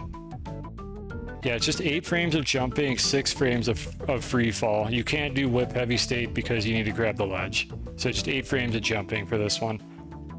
Yeah, all the tasks are very crust. I'm so happy that I had Overlunky and like the script API to make an actual tool for this, because like you can make tasks as a Spelunky 2 without Task Wizard. You just shouldn't. It's gross. You can't see paths. You don't have access to like any of this user interface. You're just working with just the raw like executable for the game and an input sequence and nothing else. Theoretically, you can make it all journal entries tasks with Spelunky already if you use other like software alternatives. But it would be very fucking hard to edit anything and like go back and change previous levels or see what you were doing clearly. I wouldn't recommend it, but then again, if you get impatient, I wouldn't blame you either. Like whoever decides to take up the mantle and do that.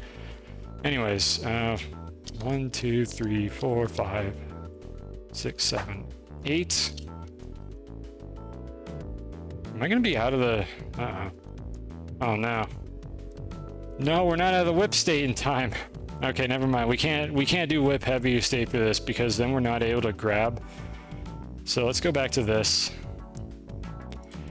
I was hoping we'd get away with something fun, but no, we're gonna have to do it like this. grab on that frame. We have to do the slower version without heavy state because I can't be whipping when I try this ledge hang. That's actually another compelling argument for using a rope here, is we lose a little bit of time on this ascent. So the version of this without heavy state, let's see what it is. Standing on, no whip. All right, hold jump for 3 frames.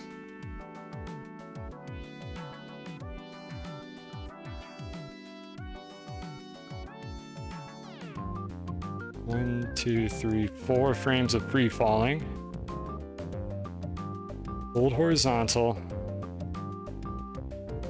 And we don't have to hold any buttons. And this should be the frame where I can jump again. Why am I holding up? I need to hold up on that frame.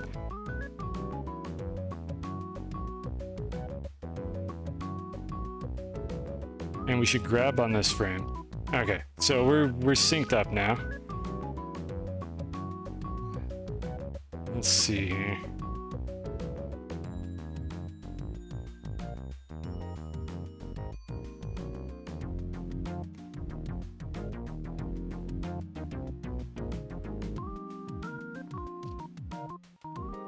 What tasks are there? Oh, I read that already.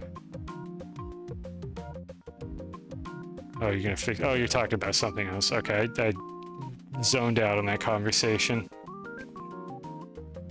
Yeah, classic. I wonder if honestly, classic is probably harder to task based on like the abomination that is the like coding of that game, and the fact that like you can't even capture the entire game with a single setting in OBS. I get the feeling that tasking that game would be horrifying. Definitely not something I plan on ever doing. I haven't even had to play the game yet, thankfully enough. So I apologize to anyone who decides to do that. Yeah, it's esoteric game maker. It's just like impossible to do anything with that game. Ugh, gross. I'm sure Game Maker has come a long way from what it used to be, but Spelunky Classic is an abomination all of its own. So let's think about what we need to do here. I need to do this jumping sequence. So here's another jump sequence. This one will get me moving horizontally faster than you would normally. So this is optimized for going around like this, like where I'm moving my cursor. That is what this is optimized for. It'll get me the most horizontal distance possible, assuming that I brute forced it correctly, which I might not have.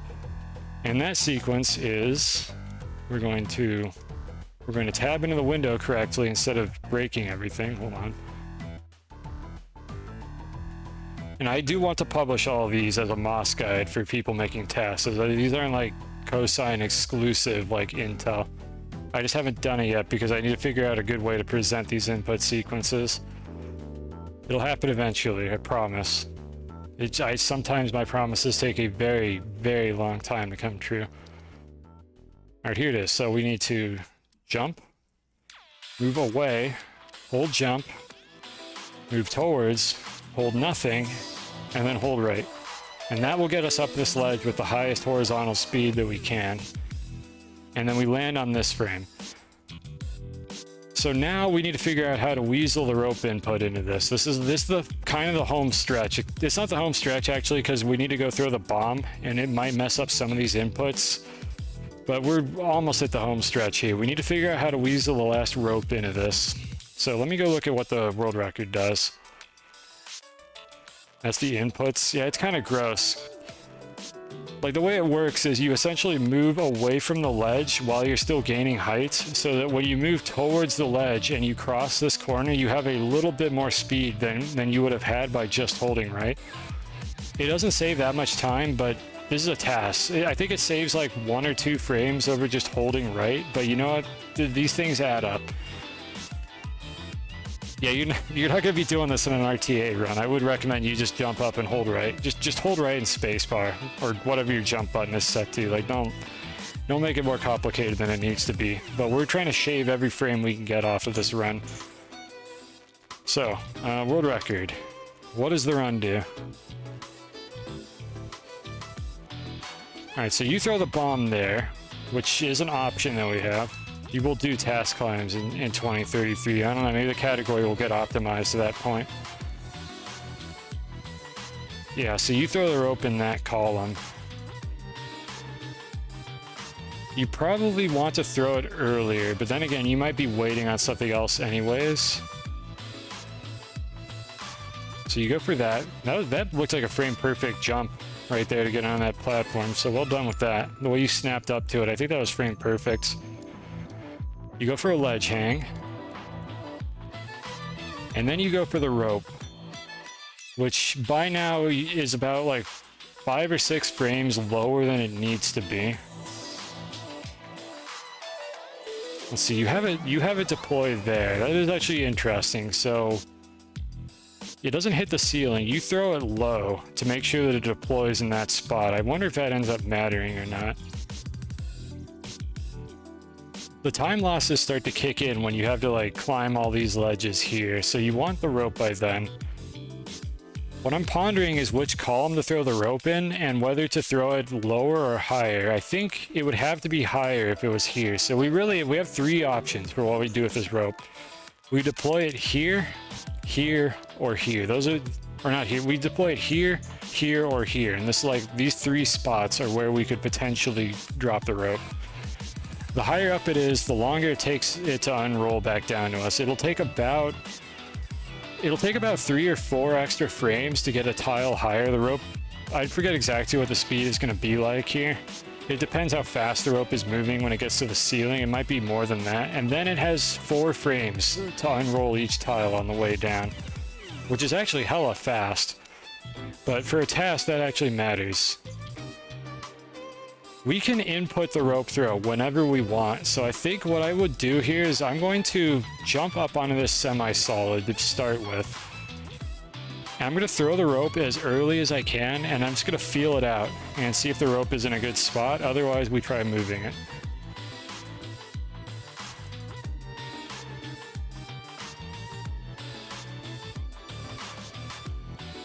Alright, is my stream caught up? I need to pause and replay it. There it is. Thank fuck my stream doesn't play ads for me while it's in the dashboard, so I can just refresh it if it's causing problems. Wouldn't put it past Twitch to do something like that. As I've said before, folks, if I could turn off the ads, I absolutely would. I apologize. I run pre-rolls and nothing else because ads are horrible. Alright, can we throw it on this frame? I think it'll bonk this corner if I throw it on this frame, but we are going to try anyways.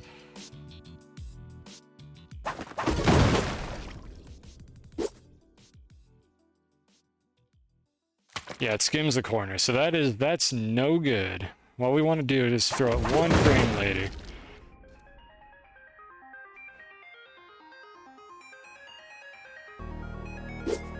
And I think I can get up onto the semi-solid. Yeah, like that. 4 frames of jumping will get you onto a semi-solid. You just kind of teleport up to the top of it. Now this is a little bit different from what I did in my other tasks. I love this song. This is one of my favorite Undertale songs, and a soundtrack that is full of really fucking good music. I think what I did here was I actually slowed down a little bit, but it shouldn't matter that much. It looks like what I did was I jumped up onto this semi-solid and then went straight for this ledge, like the top of the ledge, but we might want to go for a ledge hang. Let's play it out and see what we could do. So first of all, when can I jump? Can I jump on this frame? I cannot. We do not snap up onto it yet. Can I jump on this frame? Doesn't look like it. It was the next frame that we got it, I'm pretty sure. Yeah, next frame. Alright, so we're not standing on it until this frame right here, and then we could jump. So again, 8 frames of jumping, 6 frames of free falling. That will get us the earliest ledge hang possible.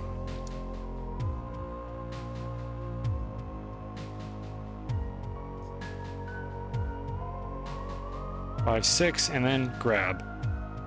So this rope is nowhere near us right now. Let's see, we threw it in the middle of our jump. I think the rope is going to deploy while it's up here. At this point, I would think, well, you know what, let's see if it hits the ceiling. I'm gonna just not move. Let's see if it hits the ceiling. No, it doesn't. So the rope will fall for 1 frame, and then it will unfurl wherever its origin point is. So we ended up with the low rope. I can definitely jump earlier here to get the rope a little bit higher, and I think it's very close to deploying here instead. And then it unrolls every 4 frames. It'll go down an extra tile. I can probably grab it right about here. And then what I have to determine is whether it's faster to do like ledge hangs or rope climbing. I think rope climbing will be faster. To go from the rope to this ledge to the rope again, and it's because you don't have to fall as much while you're climbing a rope if you do proper state canceling. We cannot whip, however, because we are going to be holding a bomb while we're doing this, most likely. So we can't do any whipping. There's a task going on. We're getting there. We have to weasel a bomb into the input sequence, but we're seeing how the rope compares.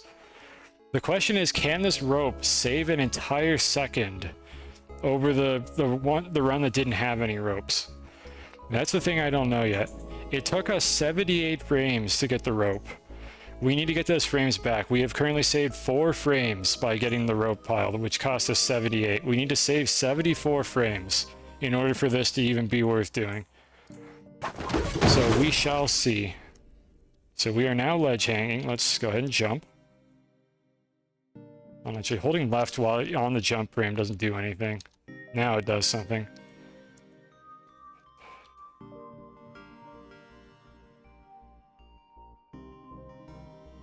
Am I going to be falling by the time this gets here?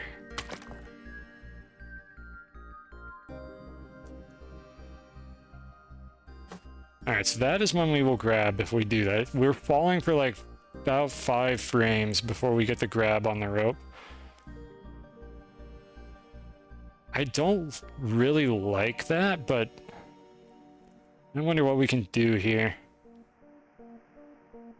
We want to be climbing as fast as we can while we do this. Throwing the rope from lower doesn't help. We're throwing the rope as early as we can. This is as early as it's going to deploy. So I don't think we can get it to this tile any faster than this. It's a matter of whether there's anything we could do that's faster. Because I could have gone for this ledge hang instead. While waiting for this rope to unroll, I could have gone for this ledge hang. And then jumped again, and I believe it would be faster. I would be a tiny bit lower, but I would have more jump speed going. Alright, see you, Captain.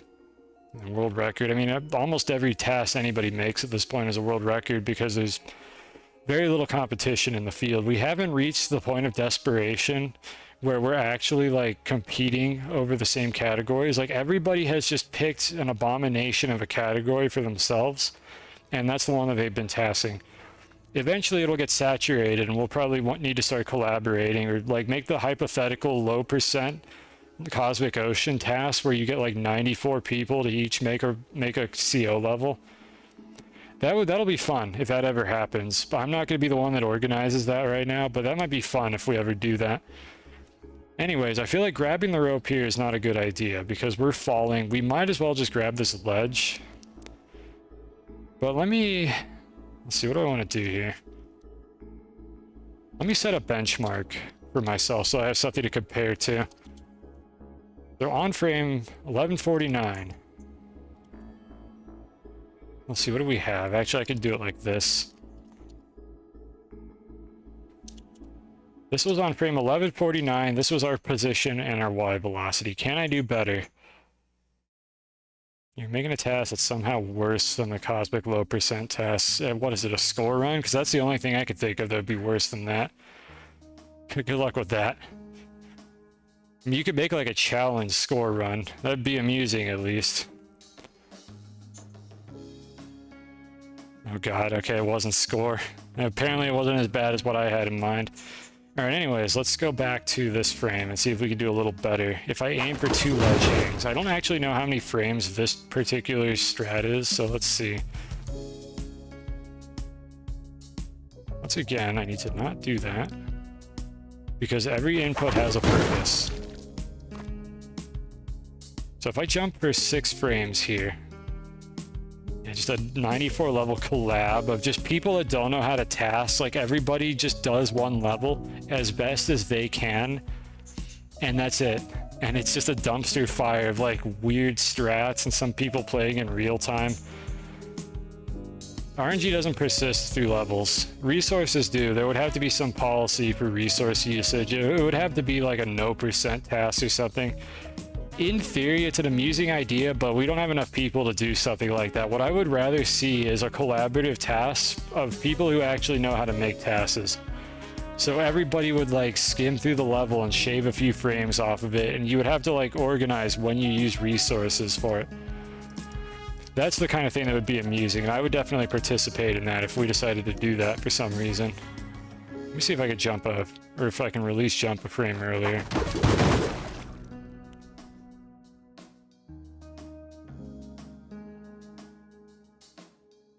Yeah, we don't get the ledge hang, I have to hold it. Alright, so let's see. Alright, we get the grab on 1141. I think holding jump for any longer will be worse, so we're gonna go with 1141 for this one. I need that left input.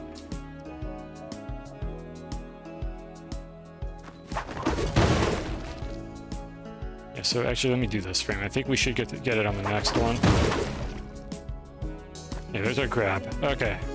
This is what I thought. I could jump now and grab the rope even sooner. I need to stop popping my peas. Hold on, I need to clear my throat.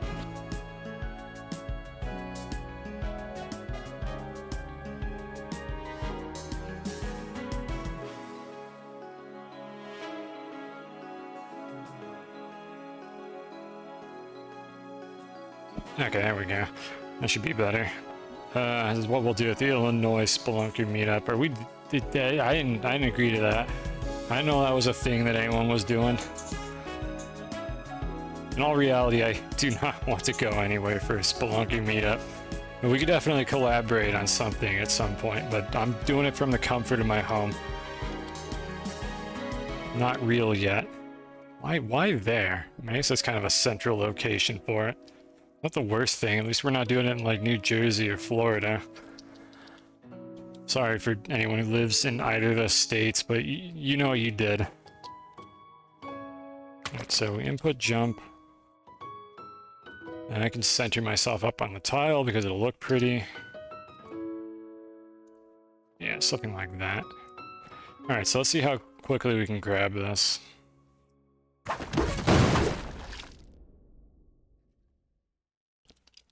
As early as that, actually.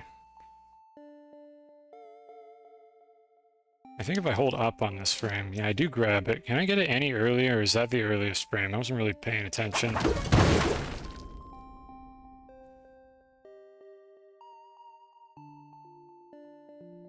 Yeah, this frame here.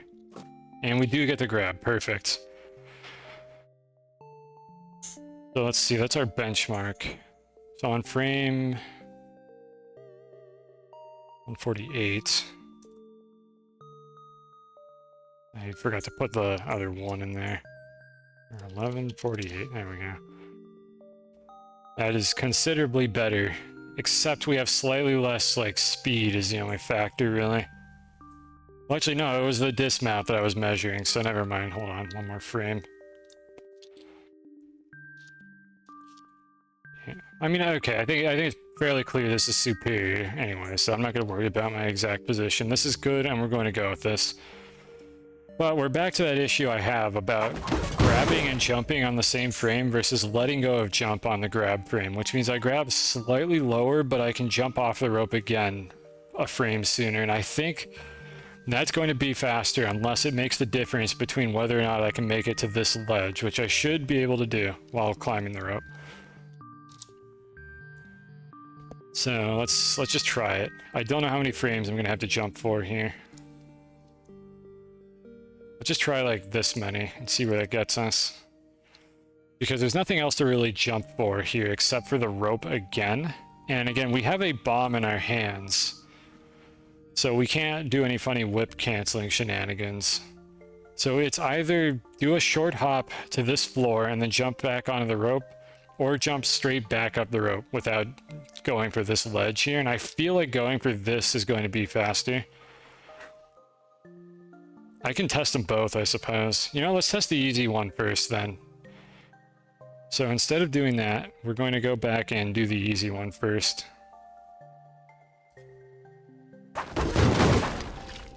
So normally, I have to go all the way up like this, and wait for me to be in the falling state, which takes a veritable eternity. Falling, grab. Will the ledge stuff be faster if the rope was one tile over?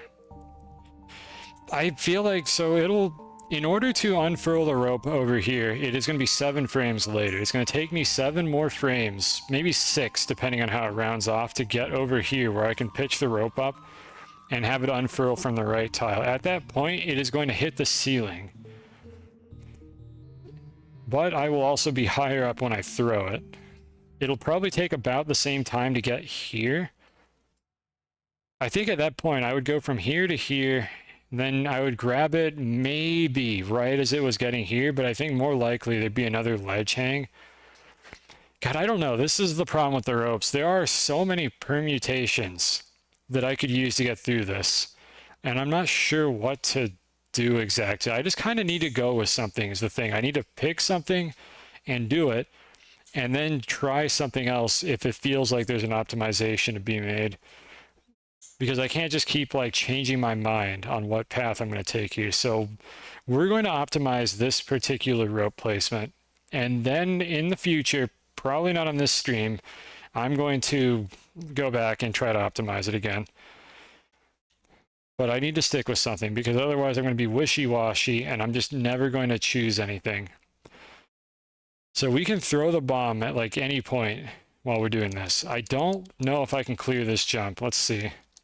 Nice. Oh, we actually step up onto it. That's a compelling argument for doing it this way. However, we did have to wait for our jump to reach like the peak of its arc in order to grab it.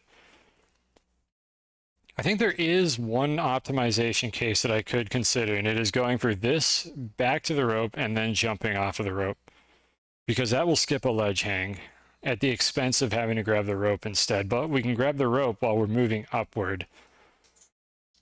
As opposed to this one here, where it may not be as clean. But then again, we do have to wait for the peak of our jump when we go for this here. It's tough to say. Yeah, I gotta pick something. Let's do this for now.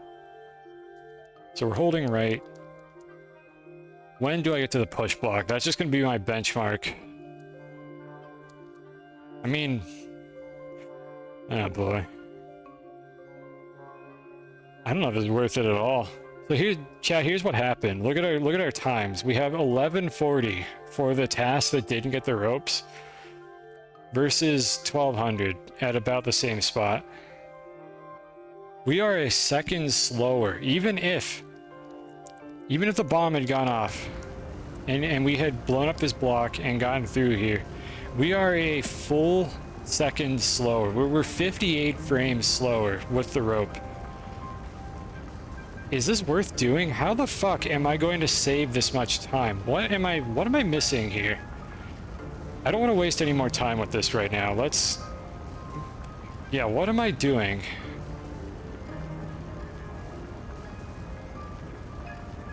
We need to chat. We need to have a talk. Not like a you've done something bad talk, but like a what am I doing talk is what we need to have right now. We just compared our times. This is horrible. This is slower by a full second to get the ropes. Yeah, not the talk. How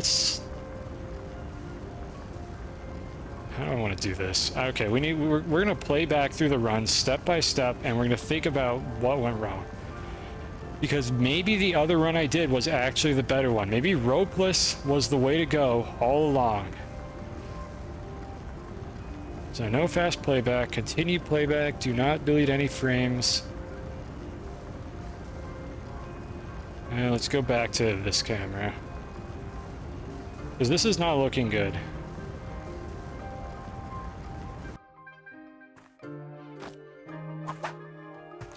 So there's not much to be done here. I feel like if you were going to save any time going through these shenanigans, this is the only frame that you could save, would be if you could get through this gap before the block has bounced high up enough to crush you. How's it going? We may have just wasted like 4 hours. Though to be fair on myself, it's not a waste of 4 hours if we didn't know whether or not it was faster, because we have to find out. It's just unfortunate that it was 4 hours to find out that it wasn't going to work, is what seems to have happened here.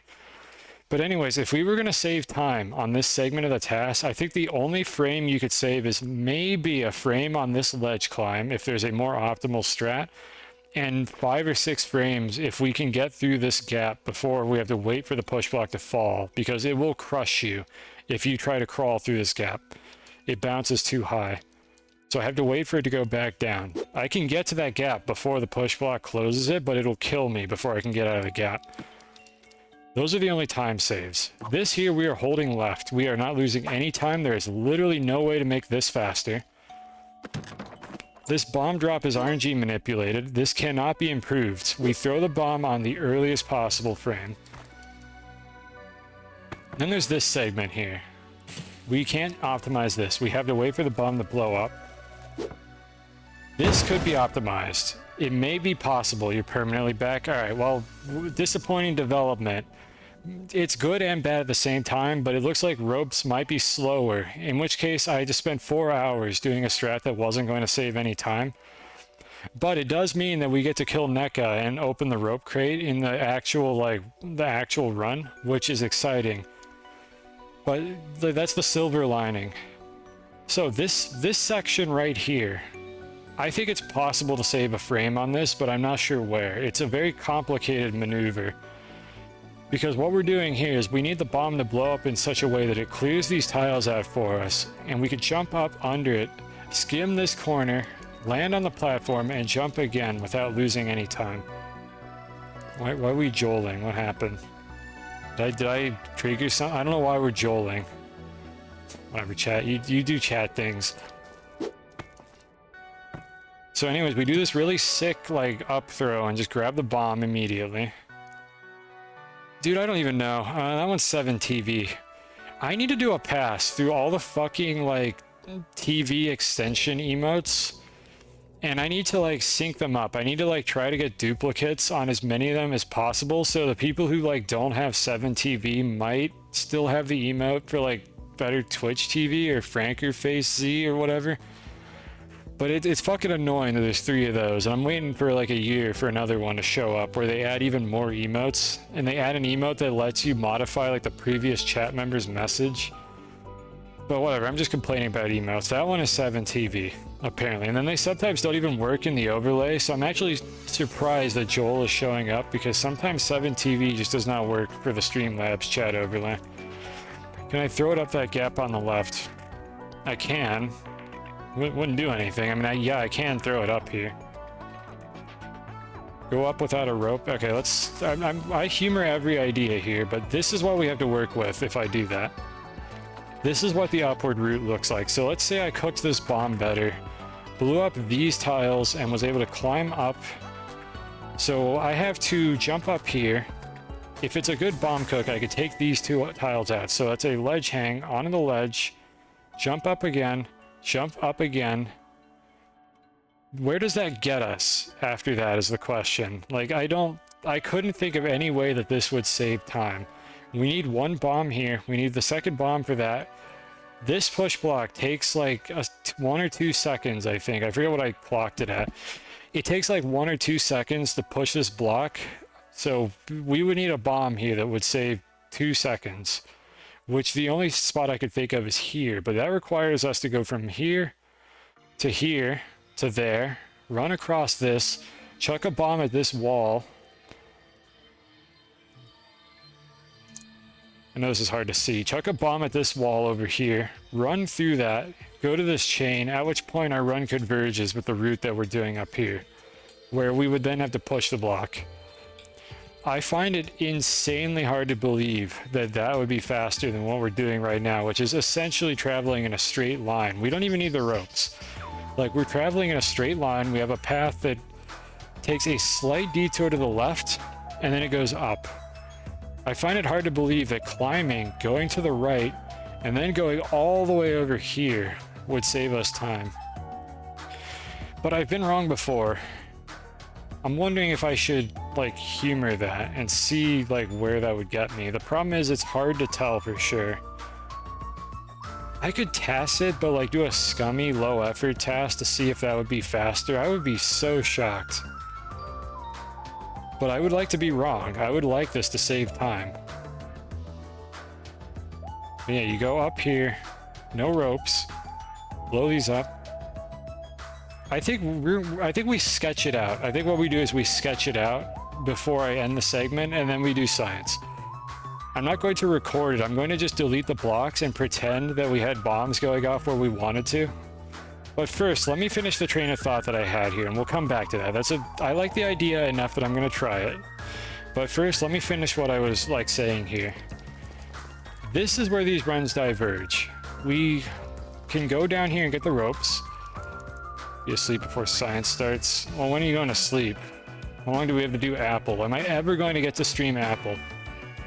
Or if you're going to sleep in like 30 minutes, then that's probably not enough time. In which case, we'll just postpone it inevitably. Because I cannot seem to stream at a reasonable time, 30 minutes. Yeah, we're not going to do it then. I won't keep you up. No Apple. Maybe we'll do a stream where I do science first, and then we can actually make it happen. And then I do the TAS afterward.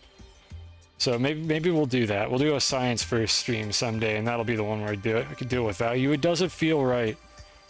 It feels unethical to do it without you. I can't do that. Don't worry, we have other stuff that we can go over during these. Anyways, back to this. Here's where the time loss happens. We diverge here.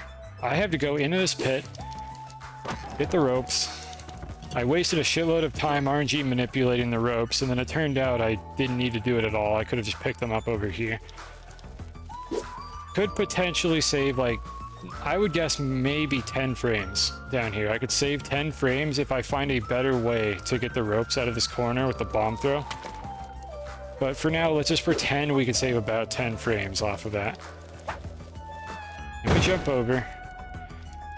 So if we, just to round it off easily, let's say that we could save 8 frames doing this, because I think that's about what we could save. We are 70 frames behind pace.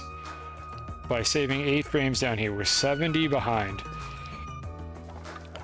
So we continue to do this. 8 frames might be optimistic. It depends on how quickly the whip can open up that crate, instead of throwing the bomb at it, which opens it, I think, about 2 frames faster than the whip could have, but then we lose time being too far to the right. So here, I clocked this in at 4 frames. So we are now 66 frames behind pace. So I would weasel a bomb throw in here for the other route. So pretend that there's a bomb throw here. We could lose time to this bomb throw, because we're not doing it yet. We don't know when we're throwing it, but we could lose time to it. So we're currently 66 frames behind pace. And then using this rope here, I think this rope saved 8 frames. The rope there for this particular route. It's possible that a different sequence would have shaved a couple more frames off, but probably not much. We shaved 8 frames off the time and got us down to 58 frames faster, or 58 frames slower than the old run. By doing this, by just going down there and getting the ropes, we could not make up the time, because this is where we synced up. 1140 versus 1202. Which, now that I think about it, that's not right at all. Hold on, that's 62. That's even worse. It's even worse. It's 62.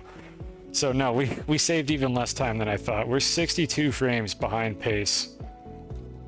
Somehow. Which is, I think, a testament to how clean the world record run is, for the fact that I was only able to get 2 frames, or 2 seconds, not 2 frames. I was only able to get about 2 seconds off of the world record. I think I can shave a few frames off of the other task path that I was taking by doing slightly cleaner inputs here, but these are very good. These are very good ledge climbing inputs. it's hard to say that I could really save much more time than this. Maybe a few frames, but I think there's something fundamentally wrong with the path if I'm able to save like any more time than that. I'm gonna need to find something else to do. Yeah, I have to wait for the bomb, and I could probably do this ascent a little bit more cleanly, is the thing. And we had problems with throwing the bomb because I need to throw the bomb right down here. And unfortunately, I'm in the middle of a bunch of ledge climbing when I need to do that bomb throw because I don't have a better opportunity to do it where I could actually pick it up. It's like, it's conceivable that I could come up with a way to throw it, but the thing is, throwing the bomb while I'm doing this ascent fucks up my ledge grabs because I can't grab the ledge anymore. So like I kind of can only throw the bomb while I'm up here. I can't like chuck it into this pipe earlier than that. There may be another stream where we come back to this again and try to optimize it better, but I think the conclusion that I could safely make is that this ain't it. Ropeful is not the strat that we want to do. And I'm going to call it ropeful because I'm a weirdo. Ropeless is actually faster by a considerable amount. Ropeless has possible time saves, but I don't understand how I could possibly shave another 64 frames or whatever off of what I'm doing here to get back all the time I lost grabbing the rope pile, which is what my intuition was originally. But I was just thinking when I got here, only 2 seconds faster than world record. What do you mean ropeful appears to be faster? Well, what am I... No. Yeah, ropeless. Yeah, ropeless is the faster strat. We are 60 frames or so. No, it's fine. I'm getting myself confused too. We are 60 frames slower than ropeless right now. The ropes did not justify it. And yeah, I did a different rope here, but I don't see how putting it here would, again, we need to save a second. A second is a veritable eternity for a task of a level like this. I don't know how I'm going to get that second back by doing what I'm doing. So I think we stick with ropeless. And we're going to try Doodoo's idea of going up here and see if that is any faster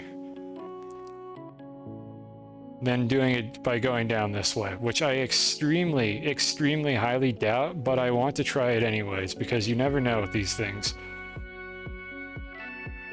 So what I'm going to do here now is I'm going to try something. I'm going to push the block. So we're in free play mode. So the bomb, how much time is the bomb saving us? It would be the distance it takes to run from here all the way to here, which off the top of my head is about 16 frames, I think would be my optimistic guess for how long it would take. So from this frame right here, all the way to here, I'm gonna look at this timer at the top of the screen. So 12:09. Let's see how long it takes to push the block. Let me also turn the mouse inputs on for a second to get rid of this. Actually, no, I want that back. Alright, so let's see. 12:09. So if we just push the block like a naive buffoon because we didn't have a third bomb, how long does this take? It's not going to be super optimized. But I just want to get like kind of a ballpark estimate of how much time Doodoo's idea needs to save for this to be worth doing. We're not going to like TAS any of it right now. I just want to see how it plays out. So you want to probably tuck around the corner a little bit. And that could have been a little more optimized. Let's just say that right about there is when my character entity would probably be like right over here. Oh, no grid snapping. We're just estimating it. So 12:09, about 80 frames. Let's say 80 frames. This route needs to save 80 frames. So we're going to try one more thing and then we're going to move on to science. I don't think this is going to work, but I want to give it a shot anyways. So this was unfortunately not a good idea. We're going to go ahead and save it. We're going to go back to the other tasks. And we don't need the ghost anymore. Actually, I do want it. So I'm going to make a ghost out of that task. Let's see, I make sure we're not going to be overriding anything. And we're going to diverge and do the alternate strategy that could potentially save time, but I don't think it's going to save 80 frames. Alright, so we got to play make-believe here while we do this. I'm gonna switch to free play mode. We're gonna zoom back in. So this is the idea. The idea is to take top root and use a bomb up there. So this bomb, pretend that we got this bomb to blow up right here. This is where the bomb blows up, right in this spot, somehow. I don't know how, but somehow we make it do that. So, let's see, what frame are we on? Let's go to frame like 700 or so. So I'm gonna go there. Let's play back. How did I desync? Why are we having this problem? Why is there an explosion here? Oh, it's because I'm later in the task. Hold on. I read this the wrong way. Wait, did I load the... This is supposed to be no skips. Why the fuck am I up here? No skips. Oh, I clicked. I spawned a bomb. Oh, right, because Spelunky is being poopy and wants me to spawn bombs. Yeah, this is... I'm gonna, like, talk to the tool devs about this and see if there's a way to prevent this from happening. User inputs in Spelunky are getting, like, sent to Overlunky, even though they should be getting consumed by the user interface. That's what's causing this problem to happen, and it's stupid and frustrating. And I need to figure out if there's a way to fix it. Okay, a little bit earlier. But yeah, that's a problem with using both of these like modding APIs at the same time, because there's two instances of it, which if we could go back in time, I say we, I didn't fucking make any of this, but if they could go back in time and redo this, I would have recommended one instance of the script API for Spelunky and Overlunky. Like the first one you attach to the game would be the one that spins up the scripting API, and then the second one wouldn't do that. And then Overlunky would just be responsible for being essentially a glorified like tooling mod that just has a bunch of stuff written in C++ instead of Java. But unfortunately, that's not how it worked out, because nobody knew how this was going to be. Like, I'm not even upset with the tool devs over this. Nobody knew where Overlunky and Spelunky was going to be today. It's just unfortunate that now we have these weird overlapping issues with having two copies of the script API running at once. Ideally, that wouldn't be the case, but it is what it is. We have to deal with it. Maybe someday, like way in the distant future, that'll get refactored, but in the meantime, I need to ask them whether or not they can get the image UI thing, which is the framework we're using for all the, like, all these boxes and windows and stuff. I need to see if I can get Spelunky's version of this to consume inputs so that Overlunky doesn't see them. Science for later. I'm gonna go ahead and copy that now.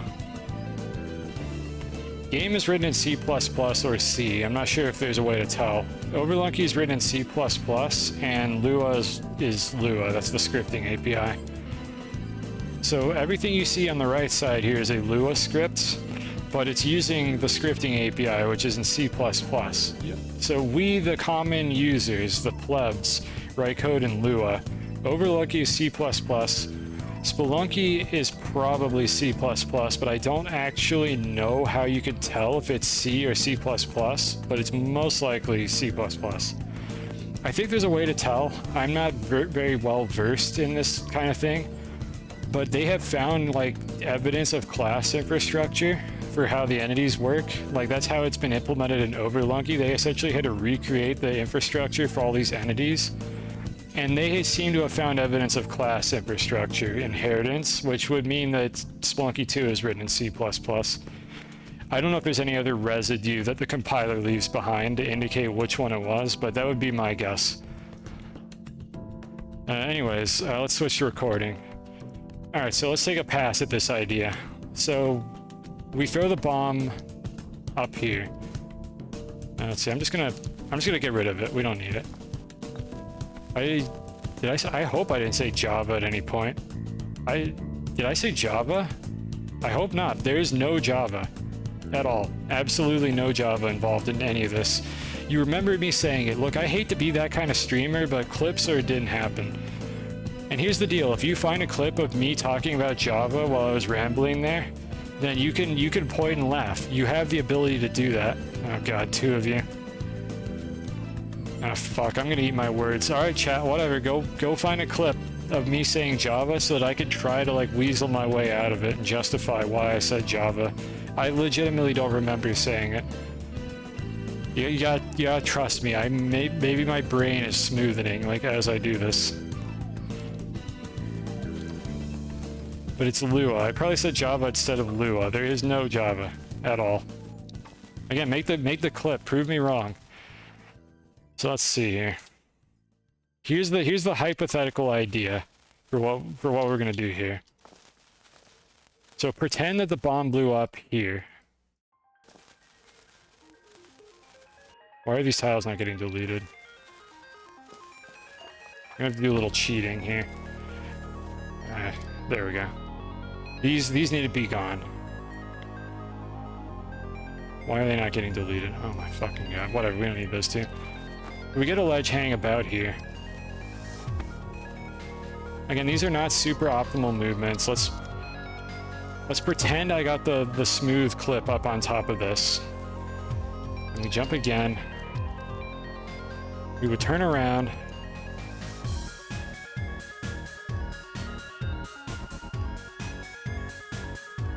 We would use a whip ejection here, I think. So let's just jump and whip on the same frame. That would shoot us backwards pretty fast. I'm gonna get my player entity. I just want to see hypothetically how long this would take.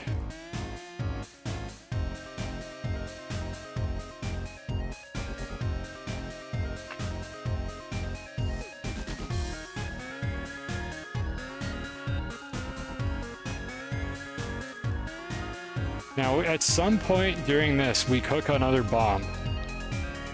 So that when we get over here, we blow up this wall. I'm probably going to need to fall.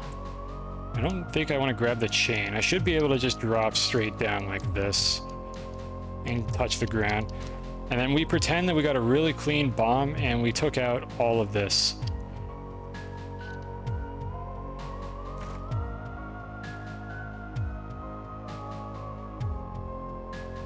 And then I want to grab this at the peak of my jump. I'm going to have to approximate this. You can actually see the route for the task kind of like catching up. But it's not, this is not looking like 60 frames of, or 80 frames of catch up, which is what we need to justify not having the last bomb. Because we only save a few frames by not doing this bomb throw.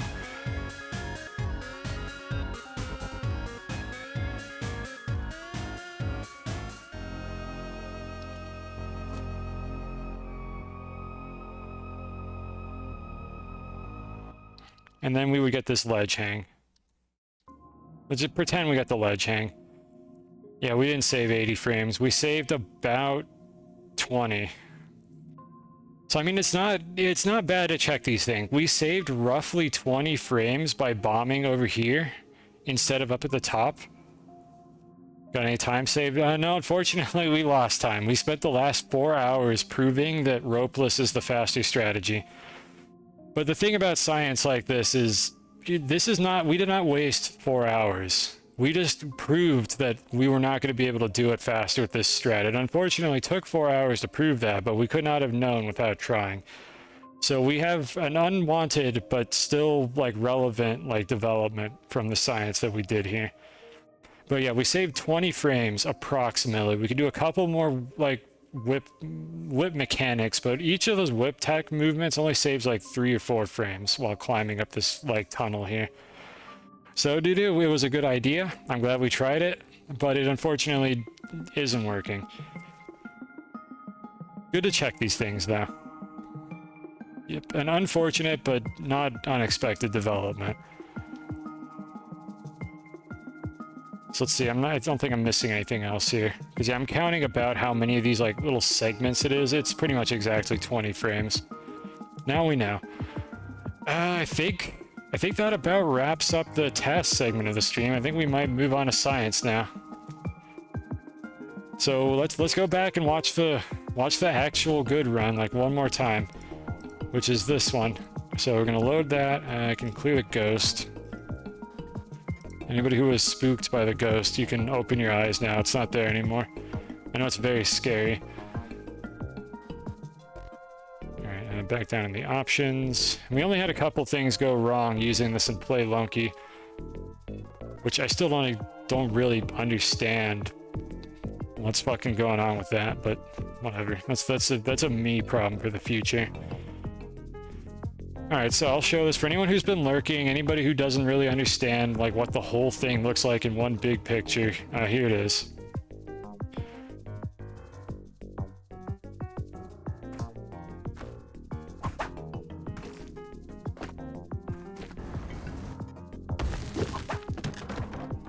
Yeah, the ghost is cool, but it's a very limited feature. I would rather have branching paths and the ability to also have a ghost, and you can see the branching paths as well. Yeah, see, we do have to wait for a split second there with the bomb. There are time saves to be had. We just don't know exactly what they are. All I know is grabbing the ropes ain't it, because we lost so much time to the ropes. Just a full second loss to the ropes and about a second loss doing this alternative like upper strat as well. So it's not looking terribly good. It's conceivable that there could be like a through the ceiling rope strat here, but you have to push the block for this to count. So like I think the rule is essentially you must come from the left side of the block in order for your run to count, is what the no skips category is. So if I found a skip that didn't involve the block, it would not be valid. So going up through the ceiling here is not valid. You have to come in from the left side of the push block, whether or not you blow it up. I don't know what the exact wording is for it. Yeah, I think the way I would describe the rule for the category is that you have to like pass through, like if I really had to define it, I would like define a column of tiles like this, and I would say you have to pass through these tiles here. Like this line or something is what you have to pass through for it to count, because otherwise it becomes a skips category. Yeah, they have to pass the upper left push block. I mean, I'm not sure what qualifies as passing it. Like even the horizontally, like I could go over here and then run back to the right and then go up through the floor here and say like, oh, that counts. But I don't think that's what they had in mind. So I'm not going to like try to do any weird nonsense like that, because that's clearly not the intent of no skips. The point of no skips is to prevent the player from just bypassing like the majority of the tutorial. And instead you have to use your 3 bombs wisely. One of them's mandatory, and then you have 2 bombs to play with to see if you can cut time off the run. And the developers intended for you to bomb through these walls, because I think it might actually be impossible to do this in time without bombing through the left wall here. Because like we take this for granted that you could just run this way, but you have to bomb this. There's tiles here. It's just assumed that when you're making a speed run of this, you're going to blow up these tiles here, because I can't imagine being able to save time over that. Again, we tried that. We tried to go up over the top and around and through here, and we lost a second doing it. So you can kind of take it for granted that you're going to be blowing up these tiles here. And we lost a second using the bomb here instead. If we saved the bomb for the push block, then we would have to drop into the water anyways, and then go up all the way over here and lose even more time. Yeah, minimum resource tutorial task. Minimum resource tutorial. Now let's see, that's 1 bomb guaranteed. That's either a rope or a bomb to get out of this pit. And that's really it, actually. You don't need them anywhere else. Yeah, it's just 1 and 1, right? Just that 1 bomb? Well, wait, oh, can you... Yeah, you can jump over the pit, you're right. You could do the pit ropeless. Yeah, so it is just the bomb. You bomb here, you jump over the pit with an insanely precise jump to get the ledge hang. I forget always there's platforms here as well that you could stand on, because they get blown up. In fact, we can see what that looks like in a moment here.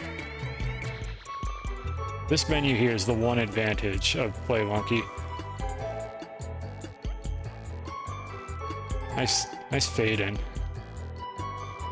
Yeah, this is what it looks like normally before you blow this up. I TAS it. Just load, just like, I don't know, what would you call it? Minimum resource? It's not like quite no %, but it's like as close as you can get. But it's not really low % either. I mean, I guess it's low % in the spirit of most like games.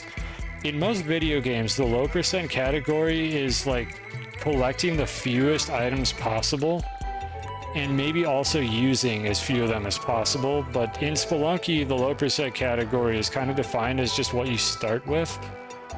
But in this case, you have to pick up items. So the question is, if you pick up this bomb bag, do you get to use all 3 bombs or just one of them for low percent?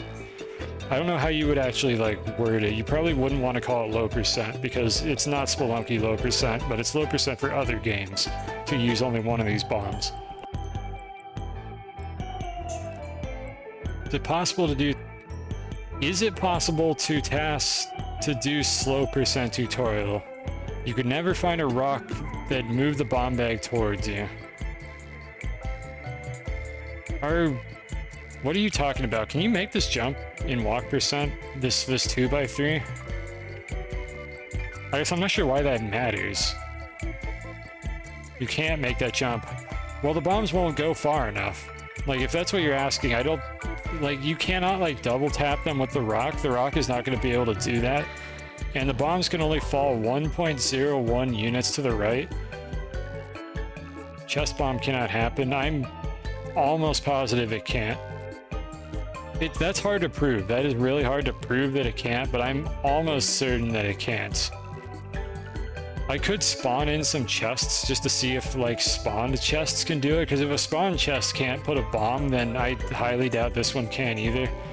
But I'm going to say I would be astonished if you can get a bomb from this chest, and no one has ever, like, seen that happen. Because if you can, then that is an insane time save. Because you could take that bomb, you can put it over here, and you can skip doing all that nonsense entirely. You could take the bomb, put it over here, and then just go get the ropes and head straight back up, not have to deal with the push block, and that would probably be faster than the right side strat if I had to guess. Because pushing that block and going all the way down the pipe and getting the bomb bag is very slow. But I don't think it would be possible to do it, because I don't think it can happen. We can brute force that, like, at the start of our science here. But anyways, I just showed what the run looked like to just normally. And let's see, was that... Oh, I was gonna... No, that was it, actually. I was just gonna show that. Any other questions? You're gonna sleep. Please do not play angry cat noises. I don't have a cat, nor the ability to play angry cat noises on stream without a considerable amount of effort. However, I might make angry cat noises myself. So I can't promise anything, but I will try to do my best. So enjoy your sleep, keep the volume reasonably low, and hopefully I won't make any, like, ridiculously loud noises. I do try not to do that. I don't like funny jump scare loud noises. I don't have, like, a soundboard for that. Because I hate streams that just have, like, screamers that people can redeem points for. Like, I don't want that shit on my stream. So enjoy your sleep time. I guess we just try the chest thing here. Jumping does accelerate. Yeah, you accelerate faster while you're in the air. It's in a bizarre way that I don't really know how to encapsulate properly. But yeah, that's gonna be the end of the task segment, I think. So, well, I mean, okay, one more thing for the task segment. Actually, I'm not gonna count this as part of the science. I need to get the screen back. I'm going to show whether or not you can get a bomb in that. Which I, again, very, very highly doubt. But I would love to be wrong. Like, chat, you have no idea how much I would love to be wrong about this. And it turns out that it is possible. What are the zoom hotkeys? Control 1. There we go. Like, my god, I want to be wrong. Ow. Alright, so... No bomb. Let's try to spawn in a few chests and see what happens here. By a few chests, I mean hundreds. I could probably script this out. But let's just get an estimate for now.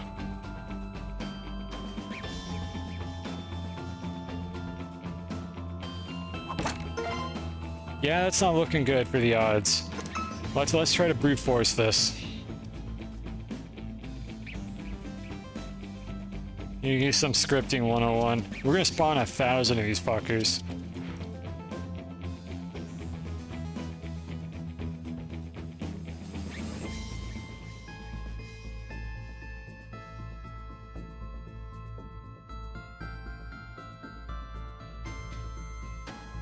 That's 1,000 chests. Are we render duping? I don't think you can do that in this game. So, no. But there you go. There's your scripting 101. That's it. That's the whole script. You literally just type Lua code in the console, and it just does it. Like, there's some global variables. You can look at the Overlunky documentation to see like what is accessible, but it's almost identical to what you would do for like a script that you write a file for. There's a few things that are different, but it's pretty much the same.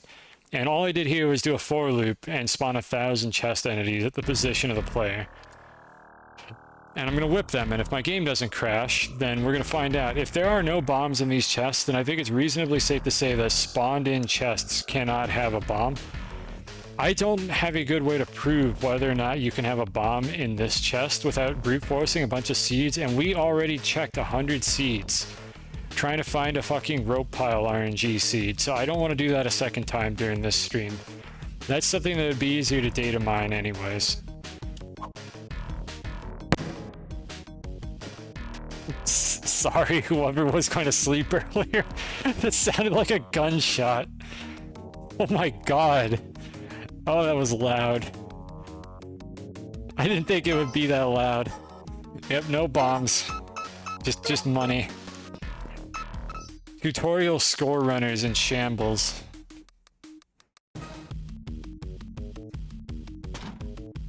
How many chests? That was 1,000.